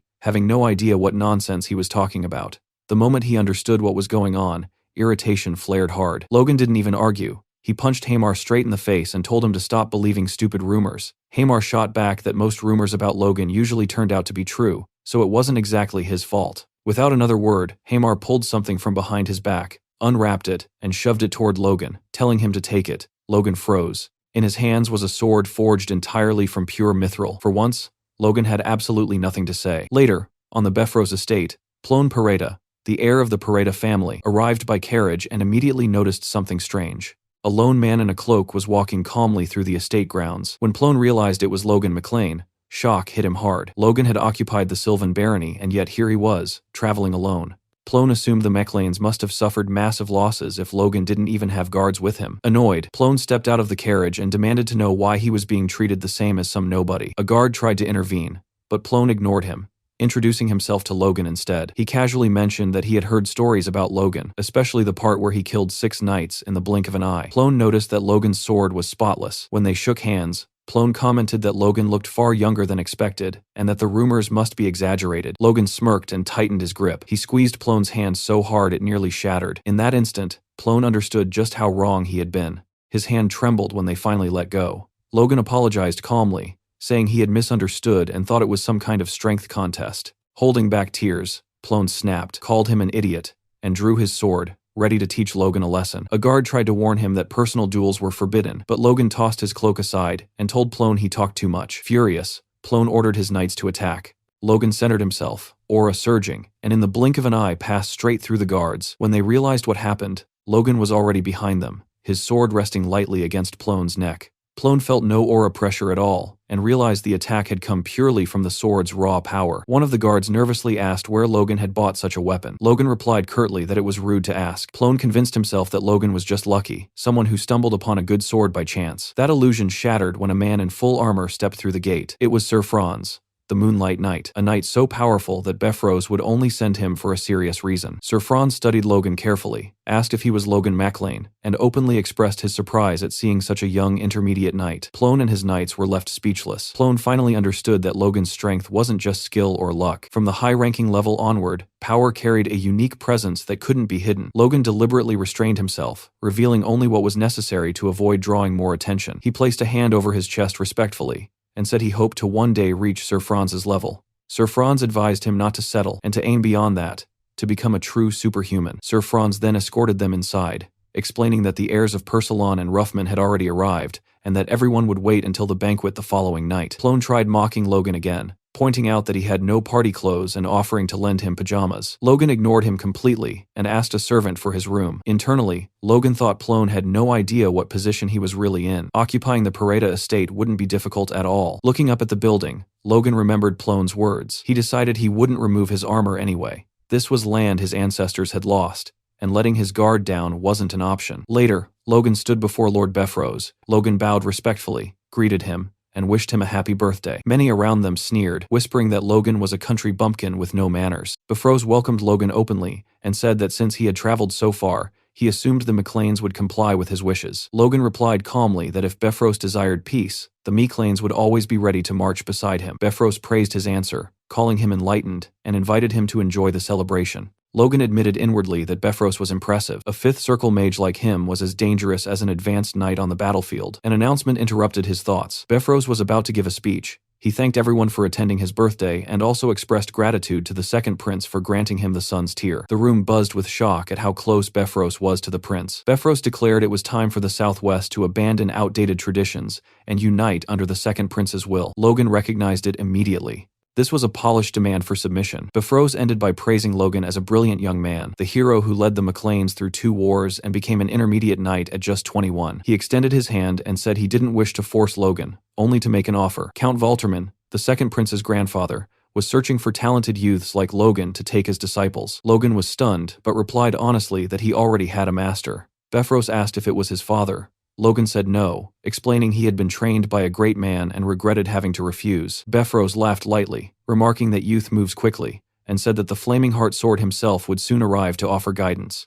He would extend the same offer to every heir present, and Logan could even invite his own teacher. At that point, Logan stopped caring about the lesson itself and focused on the real issue. Befros was trying everything to bind the McLeans. Refusing again would be difficult, but Logan had already prepared for this. He thanked Befros and said he couldn't refuse such insistence. Befros smiled, saying this would be the first step toward uniting the Southwest. He revealed that Persilon and Ruffman had already agreed, and that he would personally gift them. Servants brought in a table holding 2 artifacts, a sword and a hammer. Logan immediately recognized their value, at least 12 million gold. Befros called Ramon Persilon and Eric Ruffman forward. When asked to swear loyalty, both knelt.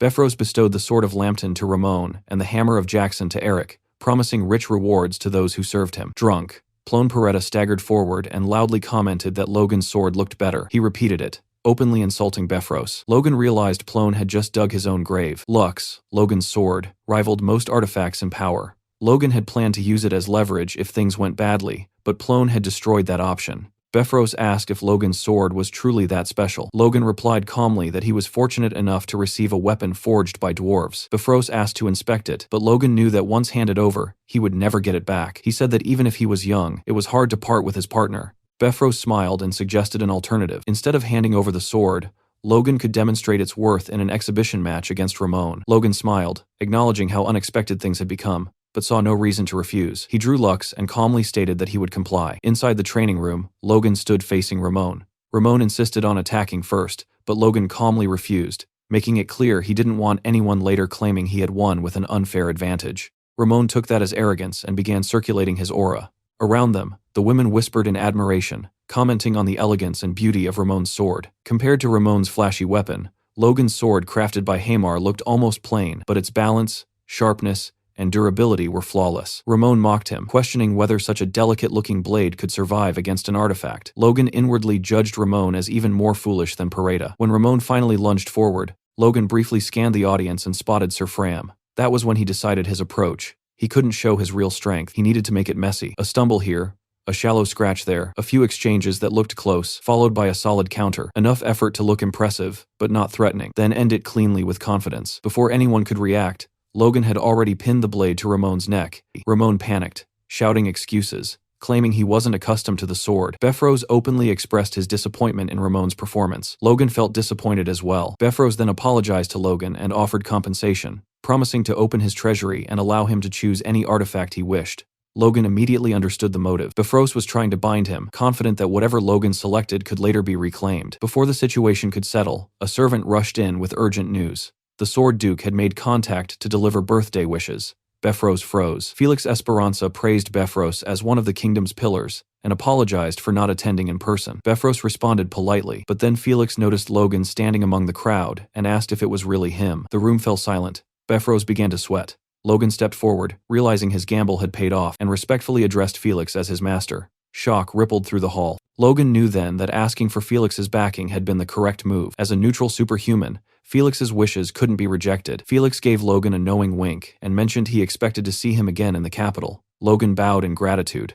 Befros looked like he was on the verge of collapse. The following day, Logan entered Befros's artifact vault. A guard informed him he had exactly 1 hour and could choose only a single item. Around 30 artifacts were displayed. Logan ignored the weapons entirely. Instead, he felt his force being subtly drawn toward a pair of armored boots, sealed inside a glass case. There was no visible magic, yet they continued siphoning his energy. Curious, Logan began feeding them more of his strength. The pull intensified, draining him like a tide. Refusing to back down, Logan poured in even more power, challenging them outright. Suddenly, the boots released a violent surge of energy that threw him backward. His strength rushed back into him all at once. That was when Logan realized something important. That night, Befros asked whether Logan McClane had already left. With 3 days still remaining before the party, he immediately understood what that meant. The young man had no intention of staying. Furious, Befros concluded that Logan had deliberately played him and ordered his knights to pursue him and retrieve the artifact at any cost. Logan was resting beside a campfire when a sudden wave of murderous intent surged toward him. He sprang to his feet at once and scanned the trees.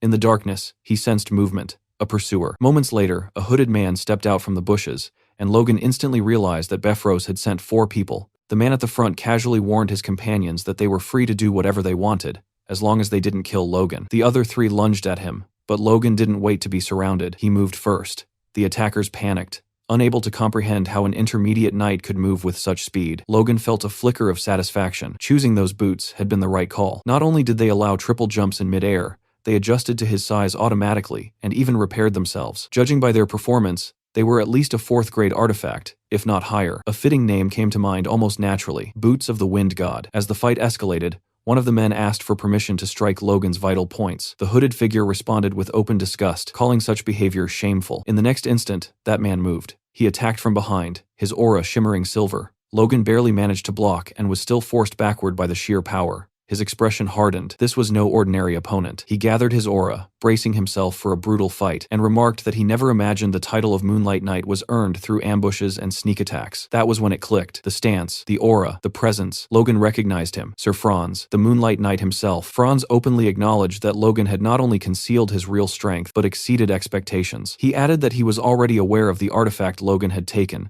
and declared that he would claim it as payment for the lesson he was about to teach.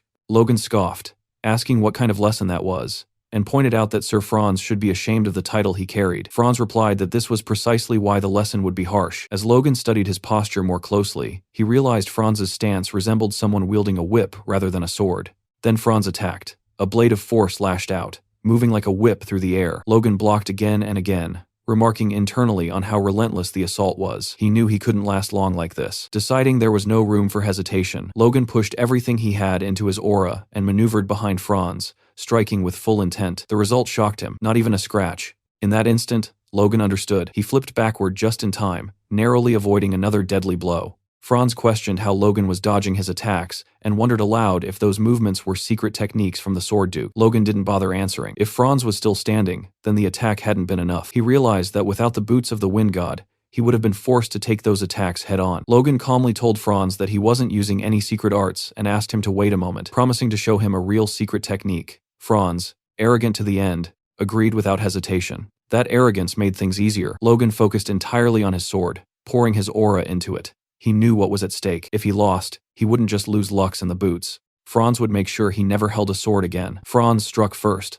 lunging forward, aiming straight for Logan's heart. The moment his blade descended, everything exploded. Franz had completely misjudged the depth of Logan's power. Logan unleashed the 3rd form of the Divine Sword secrets, conjuring a blade of pure aura that tore through the battlefield. The shockwave was so violent that the knights accompanying him began frantically searching for his location. Franz coughed up blood. He had managed to dodge the worst of it, but even so, he muttered bitterly that it might have been better to die alongside Logan than to return defeated. Logan mounted his horse and rode off, his thoughts heavy. He remembered the moment Franz had attacked while he was charging the 3rd style, and the coin-sized hole that had been torn through his chest. All the bravado, the confidence, the talk it had all been a facade. Still, one truth was undeniable. With his current skills and the treasures he possessed, he could now defeat an advanced knight. Suddenly, his vision blurred. Logan slipped from the saddle and fell to the ground as the horse continued forward without him. Back at the mansion, Rick and Dwayne were left speechless when Logan returned in tatters. They demanded to know what had happened. Logan casually said he had fallen off his horse. His battered appearance caused an uproar, but the matter was quietly set aside. Patrick was visibly ashamed, saying that Logan had endured all these hardships because the family lacked sufficient power. Logan reassured his father that they would soon repay everything in kind, but to do that, he needed to reorganize their forces. On the training field, Ronian swung his sword again and again, his movements sharp but restless. He remembered what Logan had told him before the war, that it would be easy, and that Ronian wouldn't be needed yet, that he should focus on polishing his skills. Back then, Ronian had accepted it, but now he couldn't stand being treated like a child anymore. He was just about to push himself harder when Logan suddenly interrupted him, telling him to take a short break. Logan then introduced the person Ronian would be training with from now on. Victor stood there wearing brand new, gleaming armor. Ronian asked if the armor fit properly, but his thoughts were elsewhere. Victor looked to be around the same age as him. Was he also a Force user? Logan confirmed it calmly, saying that Victor had recently awakened his Force and was the same age as Ronian, which would make him perfect motivation. Ronian then asked what Logan meant by training together, and Logan answered without hesitation, fighting. The two stared at each other, tension rising instantly. Logan gave the signal, and Victor moved first, aiming straight for Ronian's neck. Ronian barely dodged and immediately realized what was happening. Victor was using the Iron Blood Sword. That was enough. Ronian charged forward, determined to take him down. Victor sensed the danger just in time. Ronian unleashed a powerful wave of energy, but Victor leaped high into the air and avoided it, preparing a counterattack. He slammed his sword into the ground, creating a crater, but Ronian slipped away at the last moment and called him a monster. Victor didn't even flinch. Logan burst out laughing, asking Ronian who exactly he was calling a monster. Ronian reset his stance, deciding he would go all out. Victor smiled, completely relaxed. Watching from a distance, Logan felt satisfied. His judgment had been correct. The two had natural synergy. Victor had fully absorbed the Iron Blood Sword and was adapting it to his own style, while Ronian, already experienced, fought freely without being chained to rigid forms. Ronian shouted that Victor wasn't allowed to use punches. Victor replied that anything was allowed in a real fight, making Logan laugh again. Logan told them not to push too hard, and thought to himself that there were still 7 years before the Empire's war began. Ronian and Victor would be ready in 5 or 6. He briefly wondered how terrifying Victor would become if he learned the Divine Sword secrets, but that would require a proper catalyst to keep him close. Later, inside Logan's office, Clayton and his disciples were completely shocked by what Logan told them. Victoria, standing nearby, calmly stated that she could see the mana band. Logan tried to convince her to learn something she enjoyed, so she would stay in the castle. When Victoria said she wanted to learn how to move clay dolls using the yellow thread, Logan was stunned. Clayton interrupted and asked if she could really see where he was sending his mana. Victoria pointed at one of the disciples, calling him old, and said that was where the mana was flowing. They tried again, and she pointed at a water bottle instead. Clayton grabbed Victoria by the shoulders, trembling, and declared that she was special, that not even legendary great mages could see mana with their naked eyes. Logan wondered if seeing mana was really that extraordinary. He asked Victoria if she truly wanted to learn magic. She answered that if that was how she could control the giant doll, then yes, she wanted to learn. Logan insisted again, and Victoria explained that if she could control it, she could do much more. Logan decided then and there to entrust Victoria to Clayton, but before anyone could respond, the girl had already vanished. Clayton shouted for someone to bring a measuring tape while he personally began taking Victoria's measurements. Logan watched in silence, thinking that both siblings were geniuses. Their forces were steadily growing stronger. Maybe it was time to go to Gran, especially since he had made a promise to his master. He planned to go alone, but things didn't go as planned. 7 knights surrounded him, clearly assigned as guards. Captain Henderson of the 18th Squadron introduced himself, but Logan was visibly irritated and told them to leave. Patrick had warned him that it would be rude to the Sword Duke to arrive without at least a minimal escort. Logan then noticed Rick and asked what he was doing there. Rick replied that it wouldn't be appropriate for the heir of a noble house to walk around without a personal servant. Logan didn't buy it, and asked if Rick simply wanted to visit the capital. Rick broke into a cold sweat and admitted it. No one talked to him anymore, and he needed to get married. Logan covered his ears and complained that they would only slow him down. As they departed,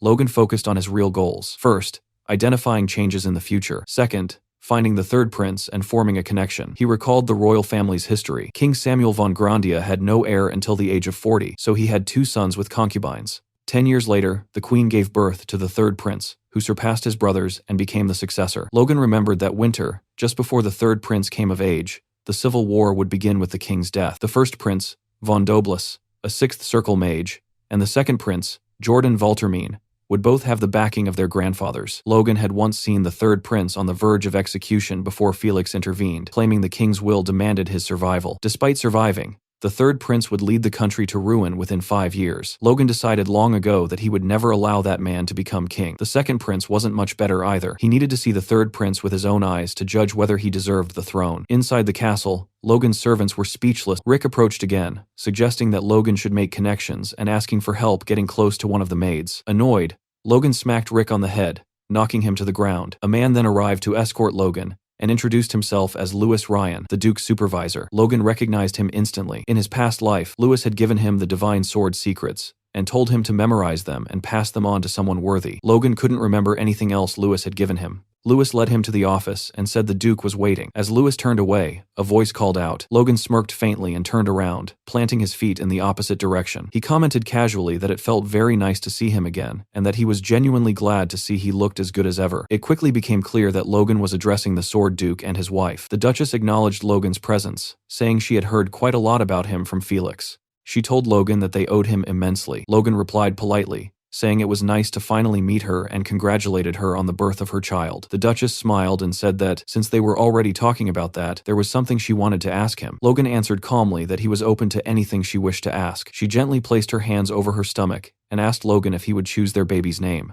The moment the words left her mouth, Logan froze completely. Felix stepped in, explaining that he and the Duchess had discussed this matter for quite some time. He said that everything they had now was thanks to Logan, which was why they wanted him to be the one to choose their child's name. Logan, however, was still stunned into silence. Inside his mind, Logan reflected on the meaning of names. In Grandia, a name was believed to decide and illuminate the path a child would walk in life. Since ancient times, nobles had sought out respected figures to name their children, sometimes holding feasts solely to celebrate the naming. But leaving such an important task to him felt different. He and the Sword Duke had only met twice, yet it was undeniable that they had already influenced each other's lives in profound ways. Logan realized how heavy the responsibility was, but at the same time, he saw no reason to refuse. Logan finally spoke and said that it would be an honor for him. Hearing this, both Felix and the Duchess were overjoyed and thanked him sincerely. Felix then turned to his wife and gently told her to go rest, reminding her that she was with child and should not strain herself. The Duchess protested lightly, saying that manners still mattered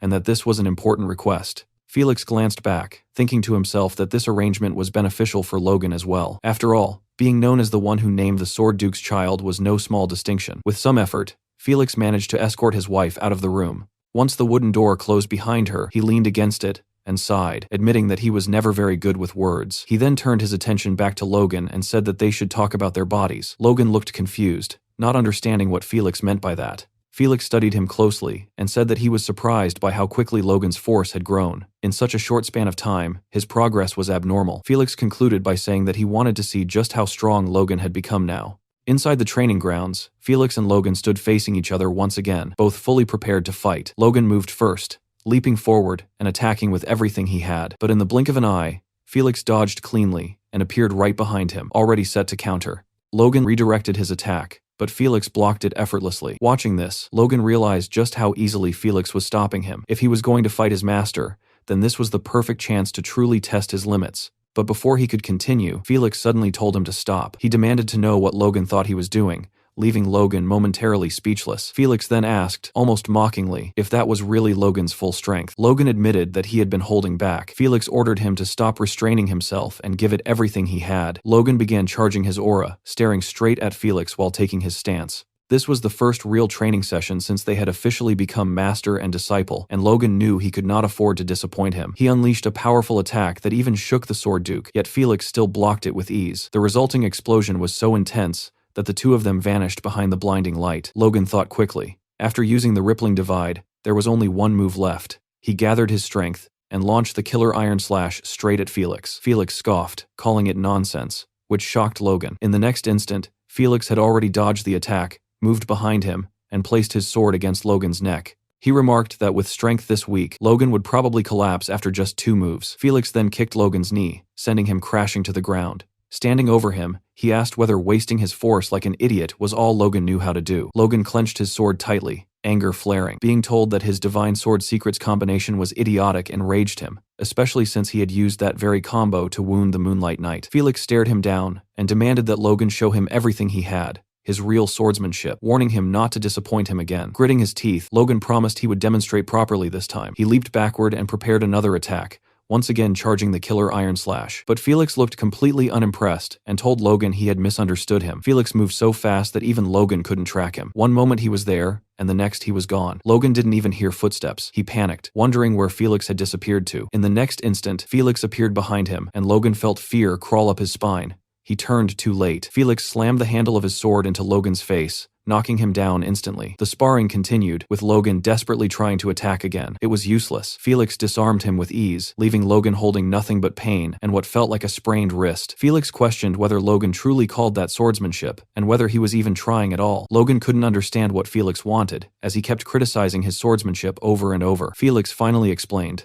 Logan might have grown stronger in raw power since they last met, but his swordsmanship hadn't improved. In fact, it had deteriorated. Turning his back, Felix told him that his fundamentals were broken. Instead of dumping all his force into flashy techniques, Logan should rebuild his basics and make them the foundation of his strength. Even if Logan reached the next level through luck or talent, it would only raise the height of the next wall blocking him. Hearing this, Logan realized Felix was right. He had regained power too easily after regressing, relying on memories and the divine sword secrets while growing arrogant. Since returning from the past, everything had gone smoothly, and he had misjudged himself. Swallowing his pride, Logan asked Felix to give him one more chance. Felix seemed intrigued. As he turned around, Logan had already taken his stance again. He begged for one more opportunity, saying he would rebuild his fundamentals from scratch. But it was pointless. Moments later, Logan lay unconscious on the ground. Two knights rushed in, declaring Logan an emergency patient who needed to be taken to the medical ward immediately. Louise and Felix watched silently from the training grounds. Felix told Louise that swordsmanship is learned through the body, and the more it hurts, the better the lesson sticks. Louise commented that Felix seemed to have taken a liking to Logan.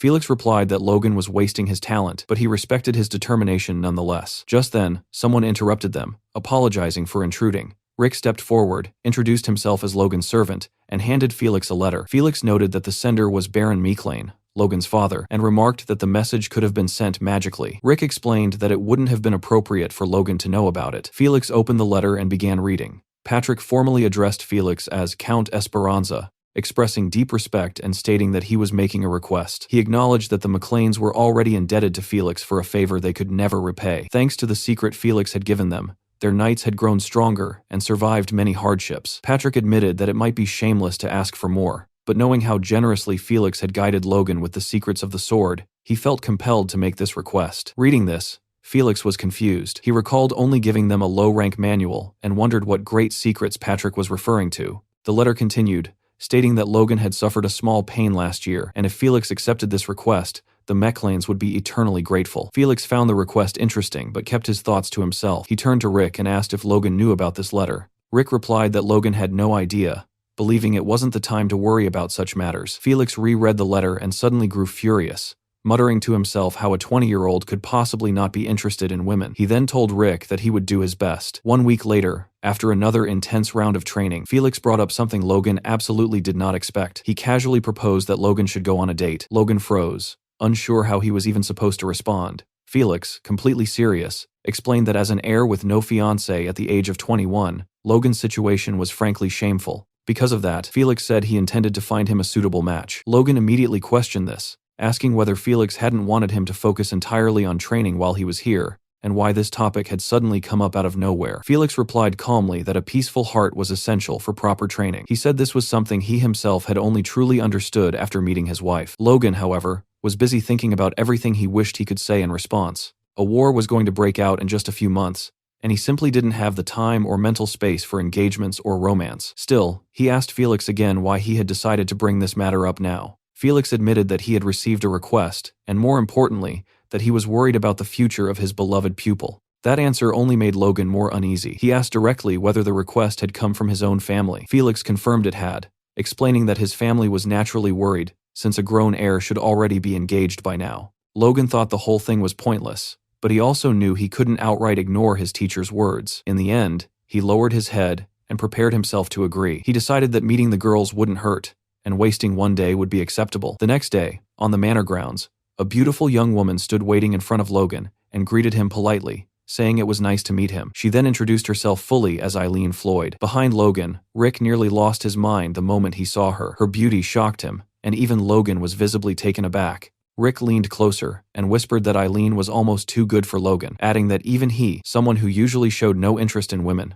was stunned. Logan looked at Eileen again, wondering how this was even possible. His potential fiancée was not only beautiful, but also a force user, and a strong one at that. He could tell she stood at the pinnacle of low rank, bordering on intermediate, at only 18 years old, which was absurd. Then her name hit him, Floyd. In his past life, the Floyd family's talents had died tragically during the 3 years of war. But one person stood above the rest, the warrior who guarded the inner castle gates, cut down 100 knights, and earned the title Rose of Steel, blooming from a fallen family. That person was Eileen Floyd. Realizing this, Logan thought the meeting was far more significant than he had expected. If he could bring her into the McLean family before the war broke out, it would change everything. He even considered that if this became a proper marriage instead of a simple engagement, he could use that to bring her to McLean immediately. But he had never heard of nobles marrying their fiancée just months after meeting, and he wasn't sure what to do. Eileen looked at Logan, a bead of sweat forming on her cheek as she prepared to speak. Eileen asked Logan whether he had also been forced to come here. It seemed like a fair question, but Logan wasn't really listening.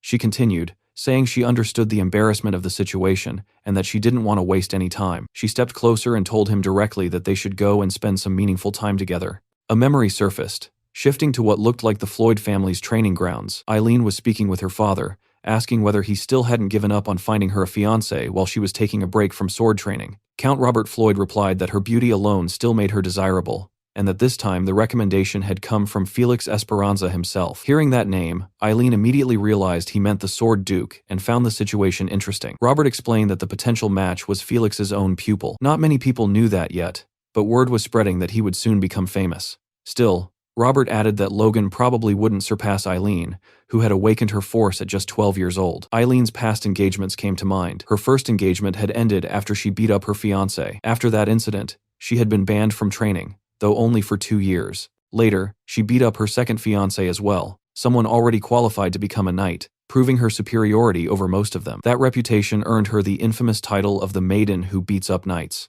With a name like that, combined with her determination to become a knight, marriage proposals had all but vanished. That was why Robert believed they had to seize this opportunity. If the Sword Duke himself had acknowledged Logan's talent, then maybe this was finally someone capable of handling his daughter. Back in the present, Eileen once again asked Logan to spend time doing something meaningful together. Logan was left speechless. As she clasped her hands together, he finally asked what she meant by meaningful. Eileen said she had heard Logan was the Sword Duke's pupil. She asked Logan to cross blades with her. Well, let's see how this spar date goes.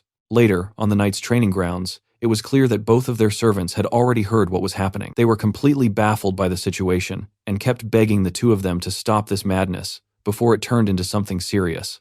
Eileen's servant nervously asked whether she was really planning to beat up her potential fiancé again, especially since the Count had practically begged her not to repeat that incident. Eileen replied calmly that this time was different. She explained that the previous two had looked down on her and behaved rudely, making comments about how having force would make her good only for giving birth to strong children, or boasting that they could take her down barehanded. Back then, she had decided to teach them a lesson and honestly felt she should have beaten them even harder. But then she turned her head toward Logan once more, and repeated that this time, it was different. Across the training grounds, Rick was desperately pleading with Logan, asking why he was warming up so seriously. He warned him that if word spread that he had hit a woman, the Lord would have a heart attack. Logan told Rick not to worry, explaining that he had already requested the entire training area be sealed off, so nothing would leak out. At the same time, Logan found himself thinking about Eileen's strength. Ever since he had heard her name, he had wondered whether it was truly possible that she had once slain 100 knights by herself. He decided that he would find out for himself. Eileen's servant, realizing there was no stopping this, shouted for her to make sure she won. As Eileen took a deep breath and prepared for the fight, Rick and her servant could be seen arguing in the background. Rick kept insisting that she had no idea how skilled his master was, while her servant shot back that he had no idea how skilled her young lady truly was. When Eileen approached Logan, she told him that she had been training alone for 10 years. She warned him that she had already beaten a knight before and hoped he wouldn't underestimate her. Logan replied calmly that he had no intention of underestimating her at all. In fact, he told her plainly that he wouldn't go easy on her, and that he hoped she would understand if he was a little harsh. Hearing that, Eileen unexpectedly began to blush. The two of them faced each other, their stances completely different. Logan stood with his sword pointed directly at Eileen, while Eileen held her sword angled downward behind her. In the next instant, she launched herself forward and attacked. Logan easily blocked her strike, countered immediately, and struck her down. With just a single exchange, Eileen was sent to the ground. Logan informed her that he had only used the flat side of his blade. As Eileen tried to push herself up, her servant shouted that her sides were wide open and she needed to be careful. Gritting her teeth, Eileen told herself that no matter what, she would land at least one hit on Logan. What followed was pure carnage. Logan knocked Eileen down again and again, but each time he did, he corrected her. He told her that her grip was too loose, that she needed to move faster, and that her sides were exposed again. Eventually, Eileen stood there completely defeated while Logan looked down at her. Rick was utterly stunned, while Eileen's servant broke down crying for her young lady. Logan commented that she looked exhausted and suggested they take a break. Eileen refused outright and attacked him again, this time coming dangerously close to landing a hit. Logan calmly told her to wipe the sweat from her face.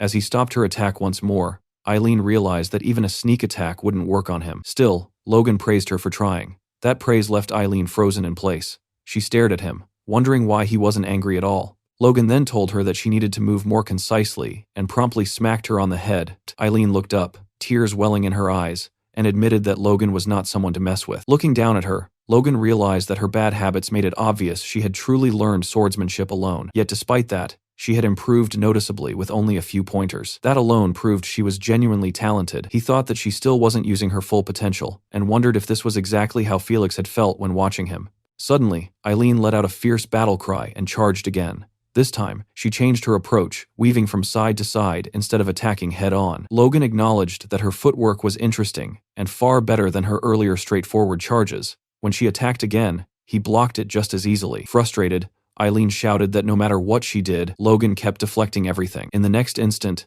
Logan appeared behind her and struck her back down. Still, he told her that her talent was more than sufficient. As she struggled to get up again, Logan added that she had great potential. Eileen insisted on trying one more time, and Logan thought that her grit alone was already a pass. Seeing that she was injured, he extended his hand, offering to help her up. She hesitated, clearly wanting to continue fighting, but eventually accepted his hand. Logan told her that he would give her another chance next time they met. Then he suddenly pulled her closer to him. "I honestly love this." Logan then leaned in near her ear and told her that he genuinely loved this. He whispered that she had incredible talent and invited her to come with him to McLean Estate. Later, inside Felix's room, a discussion was taking place. Logan asked Felix why he had chosen Eileen out of all possible people. Felix explained that there were two reasons behind his decision. First, he said that although the Floyd family was not involved with either of the princes, they still held considerable influence in the capital. They were a family capable of representing the McLeans there. Hearing this, Logan thought that this was yet another reason Befros needed to wait. He reflected that he hadn't been overly worried since the Civil War would break out soon anyway. But from Felix's perspective,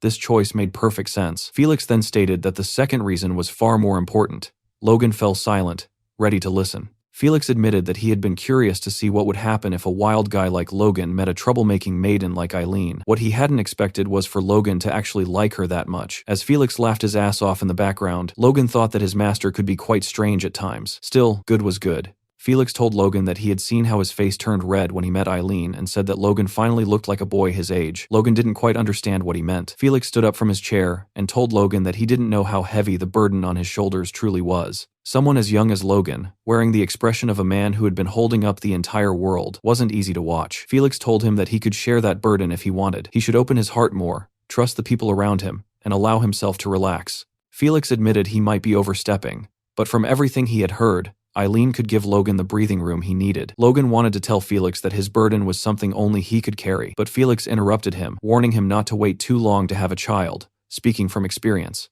The next day arrived with beautiful autumn weather outside. Inside, however, Logan was sparring with several of the knights he had brought with him. As the knight he was fighting lost his balance, Logan asked him why he failed to block that attack and told him to keep his focus next time. Logan reflected that it had been 3 weeks since he arrived in the capital. Aside from that single date, he had spent every day training or sparring with these knights, which still counted as training in his mind. He wondered why he felt more pressure from them now that they were in the capital, and briefly considered whether he might have beaten them up too much. Henderson looked at Logan with an expression that was hard to describe, perhaps appreciation, maybe even admiration. Earlier that day, the Knights of Esperanza had sparred with the McLean Knights, and Henderson's group had lost. One of Felix's knights commented that the Esperanzas required their knights to be mid-ranked, and said that people like Henderson should still be learning how to swing a sword. He added that Henderson might have potential, but his companions should find trainees to spar with next time. They also remarked that sparring on the first day showed excessive enthusiasm, which Henderson found strange. Henderson then told his companions that the Esperanza Knights were strong, but not as strong as the Iron Blood Sword. His friend agreed, and recalled Logan telling them that he had received the Iron Blood Sword from the Duke himself. That made them wonder whether those knights were using a weaker sword style. Henderson began to suspect that Logan hadn't received the technique from the Duke at all, but had created it himself. Regardless, they believed their young master had bestowed them with skills superior even to the Duke's. Overwhelmed, they fell to their knees, calling Logan their great young master. Back in the present, Henderson and the others were staring at Logan, making him uncomfortable. He turned his back, thinking he wasn't sure what was going on with them, but since they weren't causing trouble and were focused on training, he let it be. Elsewhere in the capital, a wooden sign declared that the McLean special product was on sale. The man holding the sign was none other than Philip, shouting that this was a rare opportunity to buy the essential vanity product that had once made nobles gasp. He approached a man, claiming he could see worry on his face and assuring him that his medicine could solve all his problems. Then he shouted at another young man, saying he looked just like his master, only to realize that the person in front of him was actually Logan, who was visibly pissed. Philip immediately began bowing and explaining that there were too many competitors. In reality, he wasn't bowing at all. Logan was sitting on his back while Philip was forced to do push-ups, Logan commenting that his form was slipping. Logan told Philip that he would ensure he earned even more money, so there was no need to resort to such ridiculous sales tactics. Logan got off his back and told Philip to stand up, saying he had another business for him. Philip asked what kind of business that was. Logan introduced him to the Knights, explaining that they were the 18th squad of the McLean Knights and would be guarding him. Captain Henderson greeted Philip respectfully, saying it was an honor to meet him. Philip, confused, asked why he needed guards, 6 of them, no less. Logan told him not to worry, as it was simply a larger version of the business he was already running. He then instructed Philip to acquire as much weaponry, war horses, and lumber as possible before the year ended. Philip was stunned. He exploded, asking whether Logan was planning to wage another war. Logan calmly denied it, saying he was only being cautious. Philip nearly said that every time Logan claimed that, they ended up in a war, but stopped himself, fearing bad luck. Philip then asked about the budget. Logan replied that it was 30 million gold, and told him to get as much as possible within that amount. Philip thought Logan had gone insane. Logan, meanwhile, recalled the war with Sylvan and what he had learned. If they increased the number of crossbow cavalry, soldiers could take on low-ranked knights. Individual soldiers could defeat groups of force users. If successful, it would change battlefield norms. It might not rival the Empire's crossbows from his previous life, but it would come close.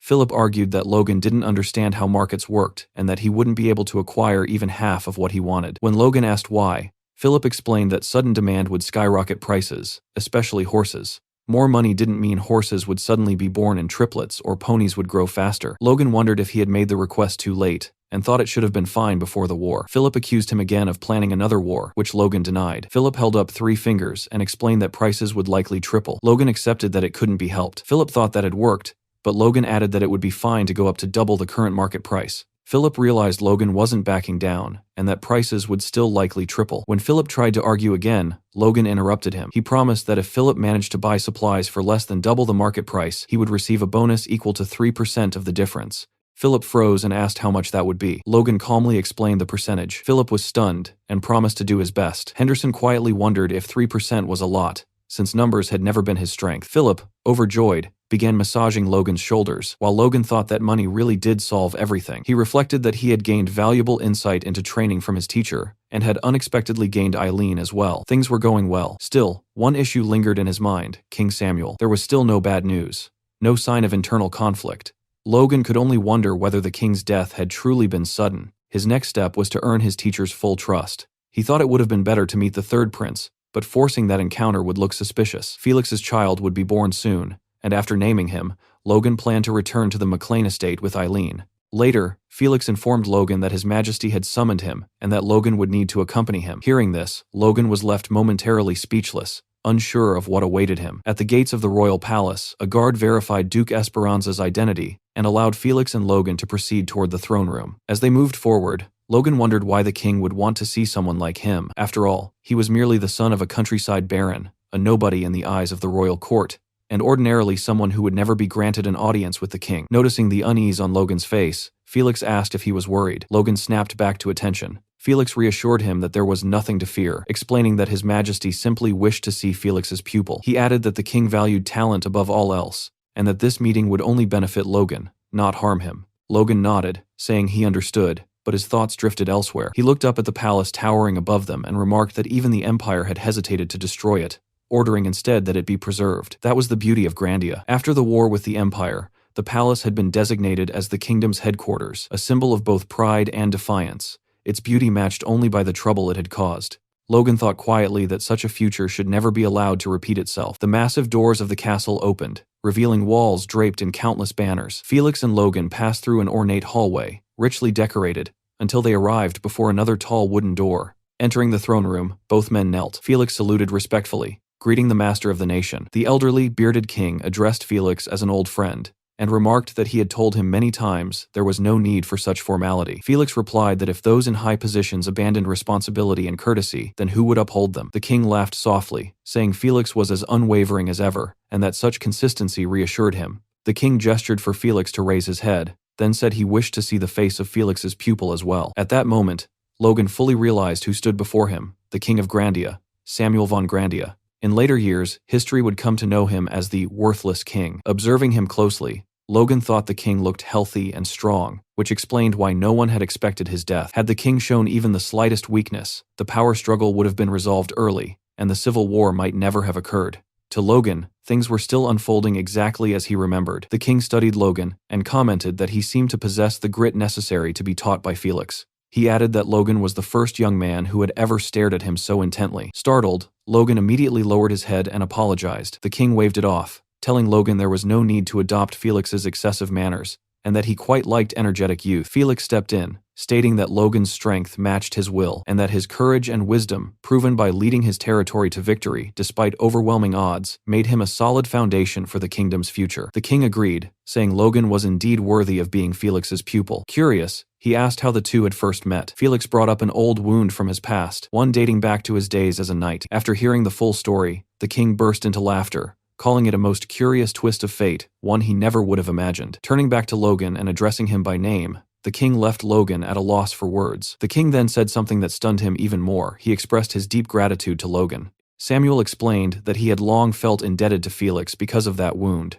a debt so heavy he could barely speak of it. By resolving Felix's problem, Logan had eased a burden on his heart as well. For that, the king was truly thankful. Felix tried to downplay it, saying the king was giving Logan too much credit, but Samuel refused to hear it. He declared that without Felix, he would never have become king in the first place. He then said that he must express his gratitude properly. As king, he removed a golden bracelet from his wrist and told Logan to step closer. Felix nearly lost his composure, urgently telling His Majesty that he could not give away a royal family treasure and that Felix himself would compensate Logan instead. It was then revealed that the bracelet was no ordinary ornament. It overflowed with mana, clearly a fifth-class artifact at minimum. The king held it out, telling Logan to accept it as compensation for resolving their troubles. Logan, terrified out of his mind, hesitated, but the king urged him to hurry and take it before he changed his mind. Logan accepted the bracelet and said he would carry this overwhelming gratitude in his heart. Felix shouted from behind that Logan could not accept such a gift so lightly. The king asked Logan if he too believed the gift was excessive. Logan replied honestly that while it was overwhelming, he would make meaningful use of it. Seeing Logan's expression and hearing his words,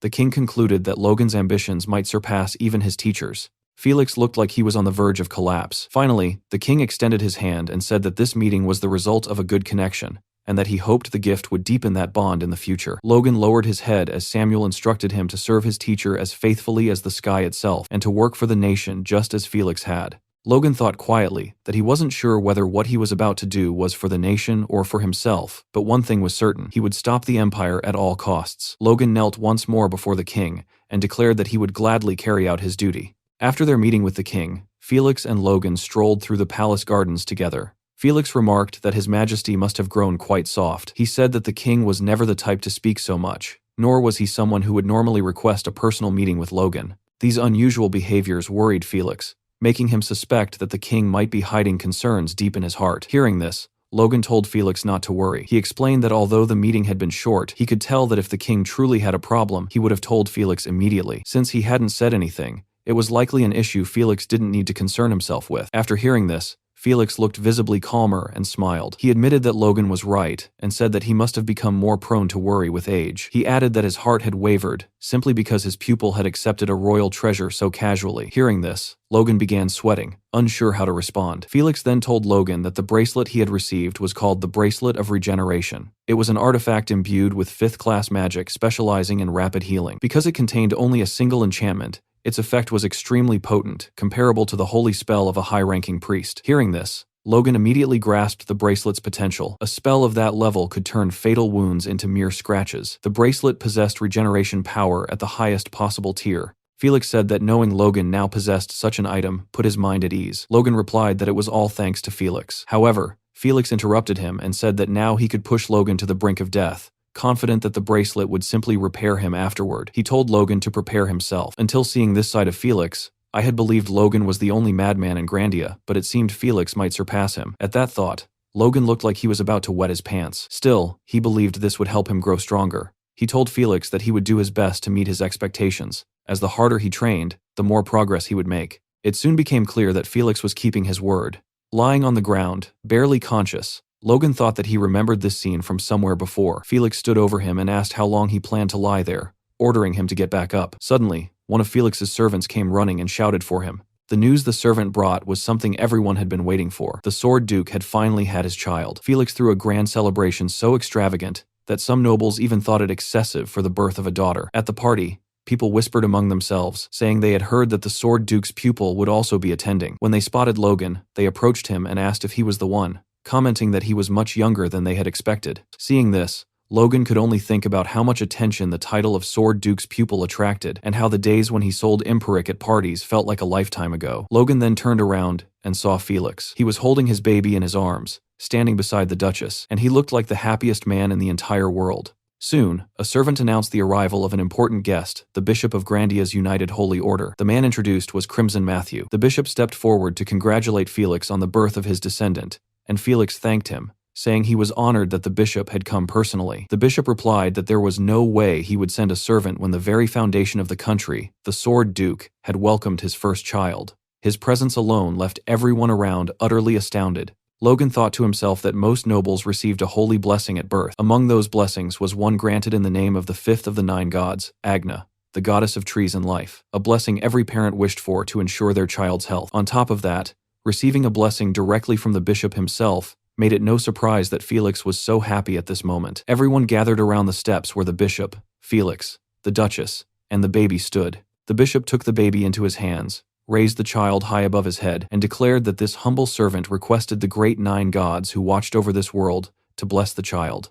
Watching this scene, Logan finally understood the difference between holy power and mana. Holy power was closer to the root than force, and far less visible than mana. That was why ordinary people couldn't feel it at all, and could only see it manifest as bright light. The bishop continued, declaring that in the name of Agna, the goddess of life, he blessed this newly born Esperanza. At that moment, tens of thousands of powerful streams of blue light surged toward the bishop and the child. Those who witnessed it were left in awe. Everyone immediately began congratulating the Duke, saying that with such a powerful light, the child was surely destined to grow up healthy and strong. But that was not what actually happened. The only ones who seemed to realize this were Logan and the bishop. The holy power had been deflected from the baby's body. Seeing the bishop's expression, Felix grew anxious and asked what was wrong. The bishop replied that nothing was wrong at all, explaining that he was simply tired after performing a blessing for the first time in so long. He apologized and said he would now take his leave. As the bishop descended the stairs, the Duke and his Duchess watched him, their expressions revealing that they too sensed something unusual about the event. Observing this,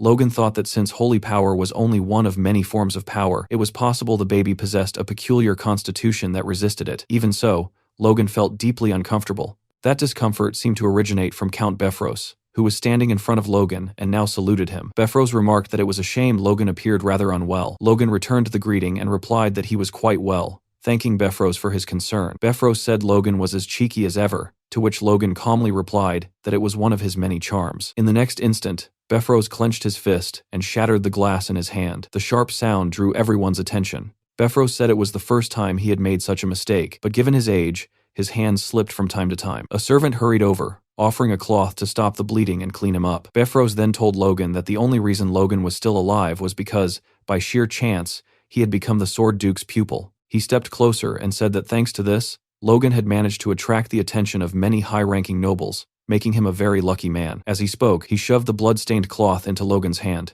Logan accepted the cloth and thought that for a count, Befros was surprisingly immature. He replied that he was, of course, aware of how lucky he had been after all. He had even managed to regress. Befros said he hoped Logan would maintain that same attitude even after meeting higher nobles. Logan didn't understand what Befros meant, so Befros clarified. He told Logan that Romain von Grandia, His Highness, the second prince, wished to meet him. Befros added that he hoped Logan would refuse. Logan interpreted this clearly. If he didn't take the second prince's side, Befros would make him pay. Logan replied that it would be an honor to be introduced to His Highness, the second prince, by Befros, and that he would carefully deliberate on the suggestion. Hearing this, Befros scoffed, saying Logan's words were arrogant and that the prince's orders were not mere suggestions. Logan stepped closer to Befrose and calmly said that he believed it was a suggestion, and that Befrose surely wouldn't want him and his teacher to do something foolish like joining the other side. As he spoke, Logan neatly placed the bloodied cloth into Befrose's breast pocket. Befrose clenched his fist and told Logan that he would soon notify him of the date. He warned that if this was another one of Logan's deceptions, then Logan would be paying a debt far greater than he could imagine. Logan simply smiled from within the crowd and said he would be waiting for Befrose's message. As Befrose walked away, Logan thought that Befrose could run his mouth all he wanted for now. Once the Civil War began, Befrose wouldn't even have time to think about him. There were only a few months left, and all Logan had to do was delay meeting him until then. Logan also thought that despite having power comparable to a Margrave, Befrose was acting as nothing more than a messenger for the second prince. In that sense, Count Befrose had already become a laughingstock. It turns out that Befrose was in conversation with Jordan Valtermine, the Blazing Heat Sword, one of the kingdom's 5 dukes, a superhuman aura wielder, and also the maternal grandfather of the second prince. Jordan briefly noticed Logan, but only for a couple of seconds before turning his head away. Logan immediately understood that he was being openly ignored. To someone like Jordan, Logan simply wasn't worth acknowledging. After all, the real target here was never him, but Felix. While Logan was still thinking about this, a man approached him from behind and spoke softly, addressing him formally as young Master Logan. Logan turned and saw Lord Veron Kairos, his uncle. Veron laughed warmly, clearly pleased to see Logan, commenting on how long it had been since they last met and how proud he felt seeing Logan all grown up. Logan, however, asked him bluntly what nonsense he was spouting. Veron Kairos was his mother's elder brother and the successor of the Kairos family, a house tied to the Macklins through marriage. Yet Logan couldn't recall Veron ever truly acting like an uncle. A memory surfaced from Logan's childhood, where he had once called Veron uncle during a gathering, only to be mocked and warned not to overstep his place. Back then, Veron had looked down on him like he was nothing more than filth. Back in the present, Veron explained that even if they lacked direct blood ties, the world still recognized the Kairos and Emclane families as bound by marriage. Logan coldly asked whether those ties hadn't already been severed. Veron laughed, telling him not to use such harsh words, insisting that mistakes were made in the past, but kin was still kin. He reminded Logan of the support the Kairos family had supposedly given the Macklins over the last decade, and asked if Logan truly couldn't overlook a single mistake. Logan recalled his mother's face during the Tesseron attack, when the Kairos family had turned their backs and abandoned them. He replied that if that mistake hadn't involved closing their eyes while their own kin fell off a cliff, perhaps he could have forgiven it, but not now. Veron felt insulted, thinking Logan had grown far too bold after gaining a little fame. He judged Logan as reckless, still acting without thinking. To Veron, manipulating someone like him shouldn't be difficult. He then admitted that what his family had done was indeed unforgivable, and offered a formal apology on behalf of the Kairos family. Logan calmly told him that Veron seemed well aware it was far too late for apologies. Veron cursed him internally, but forced a smile. He said that if Logan wanted compensation, he would provide it, pulling out a blank check and handing it over. He added that reconciliation between kin was better than permanent separation. Logan accepted the check and asked if Veron planned to say nothing else after offering compensation, especially since he claimed to be apologizing. Veron clenched his teeth in humiliation. Then, shocking everyone nearby, he bowed deeply before Logan and begged for his help, promising to do whatever Logan asked and to focus on the future rather than the past. Logan found it absurd that the successor of the Kairos family, a man who had never reflected on his own faults, was behaving this way. Something rotten was clearly happening. This wasn't genuine remorse, it was pressure from above. Logan noticed another man in the background, Duke Owen Douglas, the first prince's paternal grandfather, and the only 6th circle magician in the kingdom, standing in direct opposition to Jordan Valtermine. Logan realized that whether it was Kairos or Befrose, 2 of the 3 richest men in the kingdom were ultimately being forced into submission by the Duke's schemes. And if those men were involved, then he had something important he could entrust to them. He told Veron to raise his head and said that small favors between kin didn't need to be complicated, asking if Veron agreed. Logan leaned closer and whispered something into Veron's ear. Veron initially thanked him, but as the request sank in, his expression collapsed into despair. Logan, meanwhile, wore a wide grin. Logan told him that if he fulfilled this single request, arranging a meeting with the first prince would be simple. Veron nodded in defeat, saying he understood and would do exactly as Logan wished. At that moment, a voice interrupted them, calling for everyone's attention. It was Lefman, a vassal of the Esperanza family, announcing that the most important ceremony of the celebration was about to begin. With the safe arrival of the young lady, it was time to welcome the person who would grant her a name. As Lefman prepared to announce it, he hesitated and turned to the Duke and Duchess for confirmation, still unable to believe it. They nodded.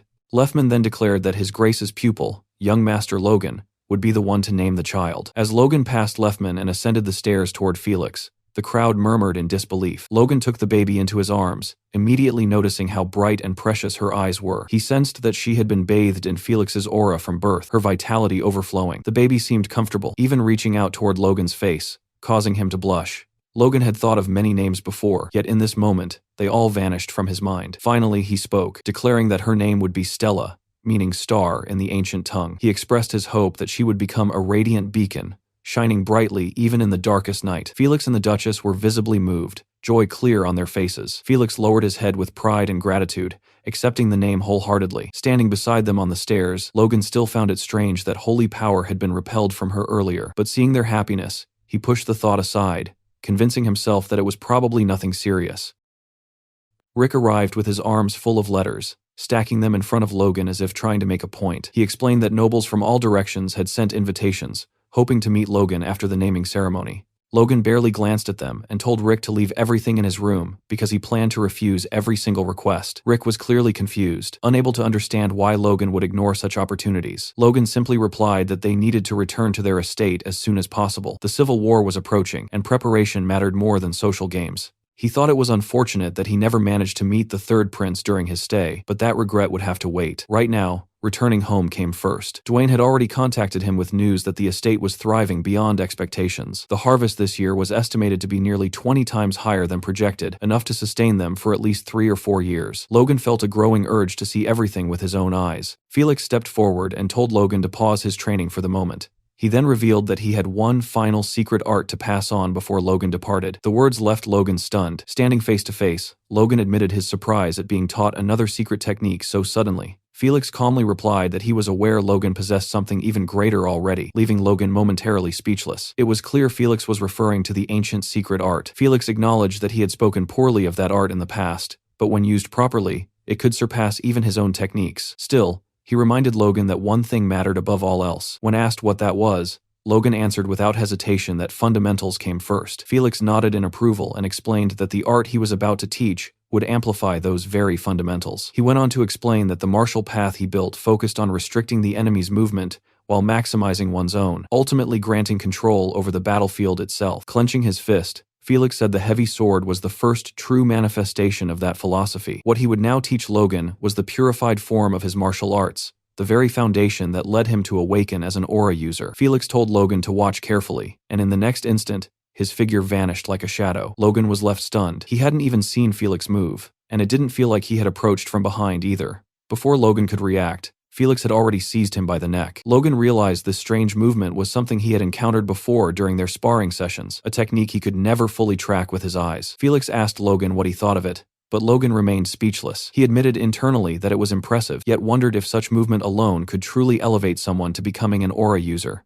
A superhuman like Felix would naturally be impossible to follow, but what about ordinary warriors? Felix seemed to read his thoughts, and asked Logan what the foundation of all martial arts truly was. Logan answered that it was the legs and the steps one takes. Felix said that answer was correct, but only for non-force users. The reason Felix stood above other aura users in the kingdom was because of the very technique he had just used, known as Spirit Shadow. The name felt unsettling to Logan, but judging by Felix's pride in it, the technique was unquestionably valuable. Felix casually mentioned Logan's trouble with the knight named Franz, striking a sarcastic pose as he remarked that such difficulties would never have happened if Logan had mastered Spirit Shadow earlier. He then asked if Logan wanted to learn it. There wasn't a hint of hesitation in Logan's expression. Every hardship he had endured only strengthened his resolve. Felix began teaching him immediately, instructing Logan to lighten his steps and allow his heels to touch the ground only at the moment of jumping. He silently noted Logan's extraordinary talent. Within just a few hours, Logan had nearly replicated the movement and was already internalizing it, as if full mastery were only a matter of time. Felix felt a rare sense of satisfaction,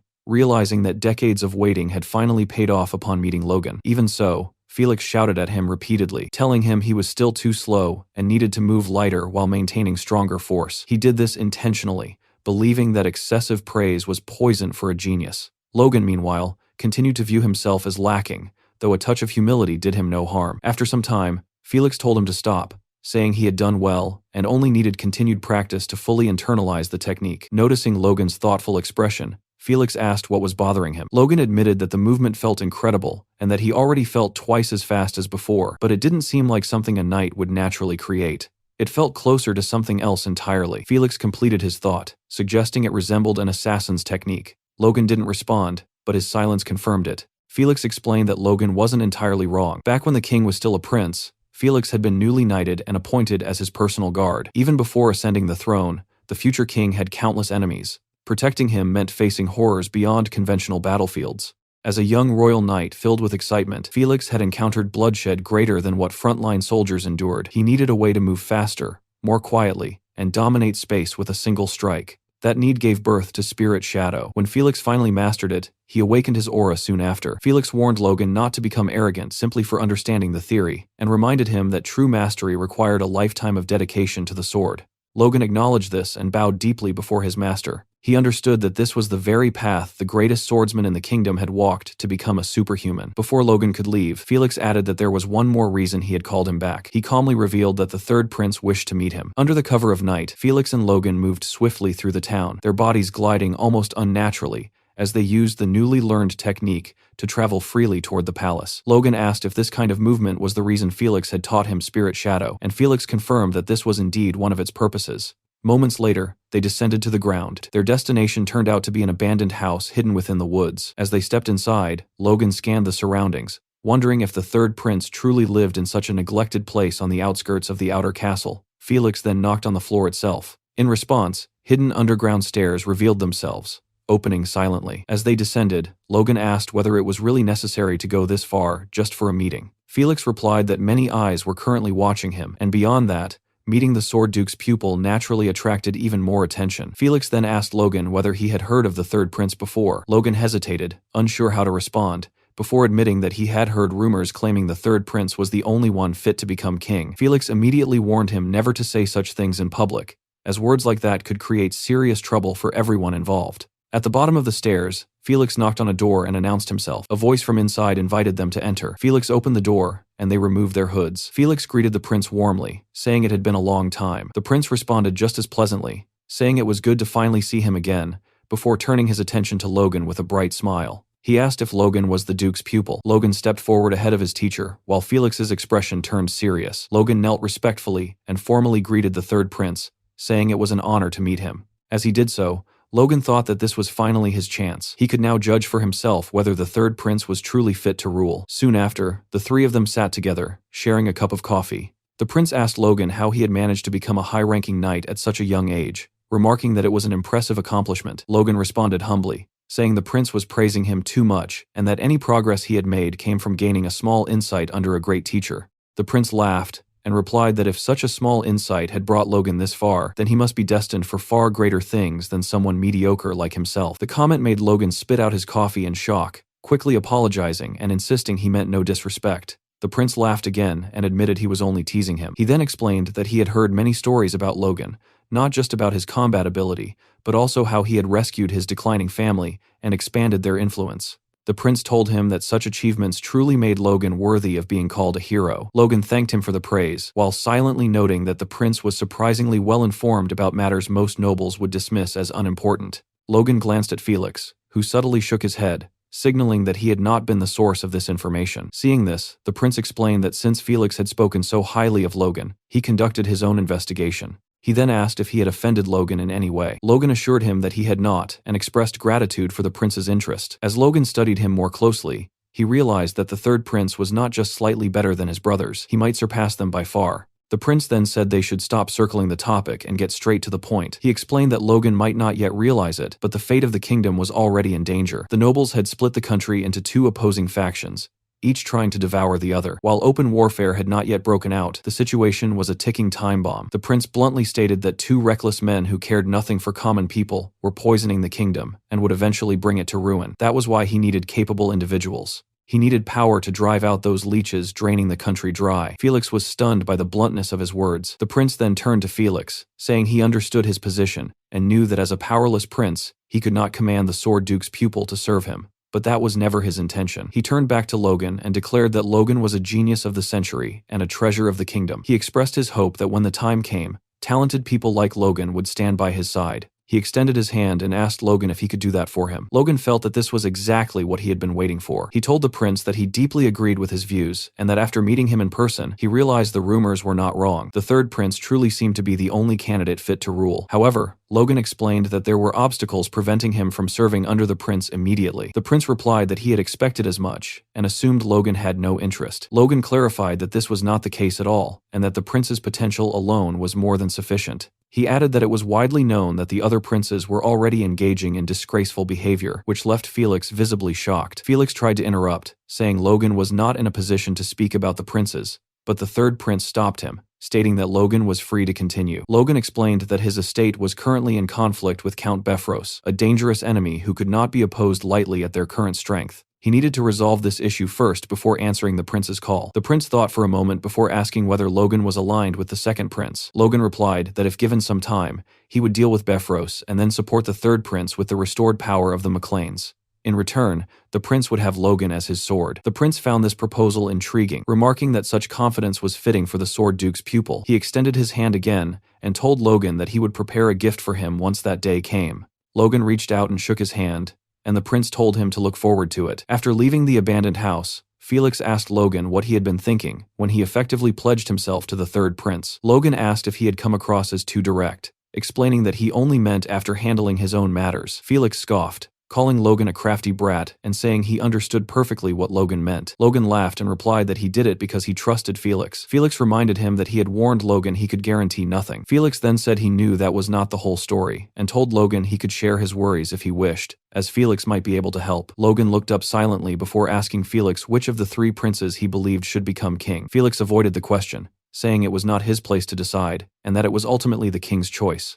Logan then shared a saying he had heard. The first prince would become a tyrant who destroyed the royal family, while the second prince would become a terrible king who ruined the nation. Felix reacted sharply, asking who dared to say such things. Logan thought to himself that Felix himself had said those words in his previous life, and doubted his opinion had truly changed. Logan stated that he believed those words, and felt that the third prince would be far better than the other two. He asked Felix directly what he thought. Felix hesitated once again. Seeing this, Logan clarified that he wanted Felix's honest opinion. Felix looked down at him, considered his words carefully, and finally admitted the truth that he shared the same sentiment. Hearing this, Logan felt a sense of certainty. For now, it might only be a seed planted in Felix's thoughts, but when the unexpected chaos erupted, that seed would bloom. Logan then told Felix to protect the third prince until he came of age, even though he knew turmoil would strike before then. Felix sighed, and told Logan that he had always known he was intriguing, but admitted that he had no idea what Logan was truly planning. As they left the castle grounds, Logan fell into deep thought. Over the past 2 months, he had accomplished a great deal. He had confirmed the king's condition, and personally met the third prince. He had secured trade routes and networks through Kairos and obtained a promise of cooperation, which would make acquiring supplies for the upcoming civil war far easier. With all of that settled, Logan felt it was finally time to return to the McLeans, and that was exactly what he did. As they passed through open fields, Henderson remarked that the journey had been worthwhile, as they had been able to dedicate their time in Grand to training. Another knight agreed, adding that they had even crossed swords with the Sword Duke's knights, which alone made the trip valuable. Still, he said that the greatest gain from this expedition was something else entirely. Henderson immediately agreed. It was obvious what they were talking about Logan's engagement.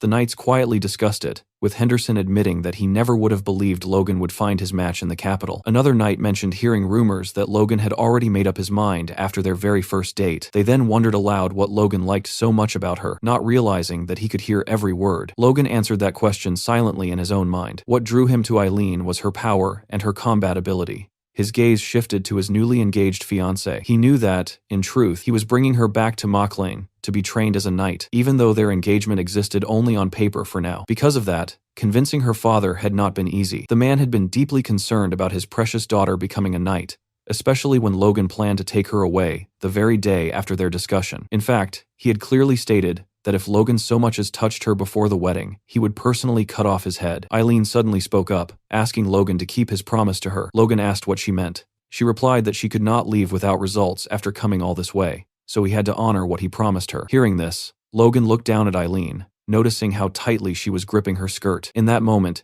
he understood the feeling she was experiencing, the weight of leaving behind the place where she had lived her entire life. Logan told her that he would honor his promise no matter what. Hearing that, Eileen said softly that she hoped they would arrive soon.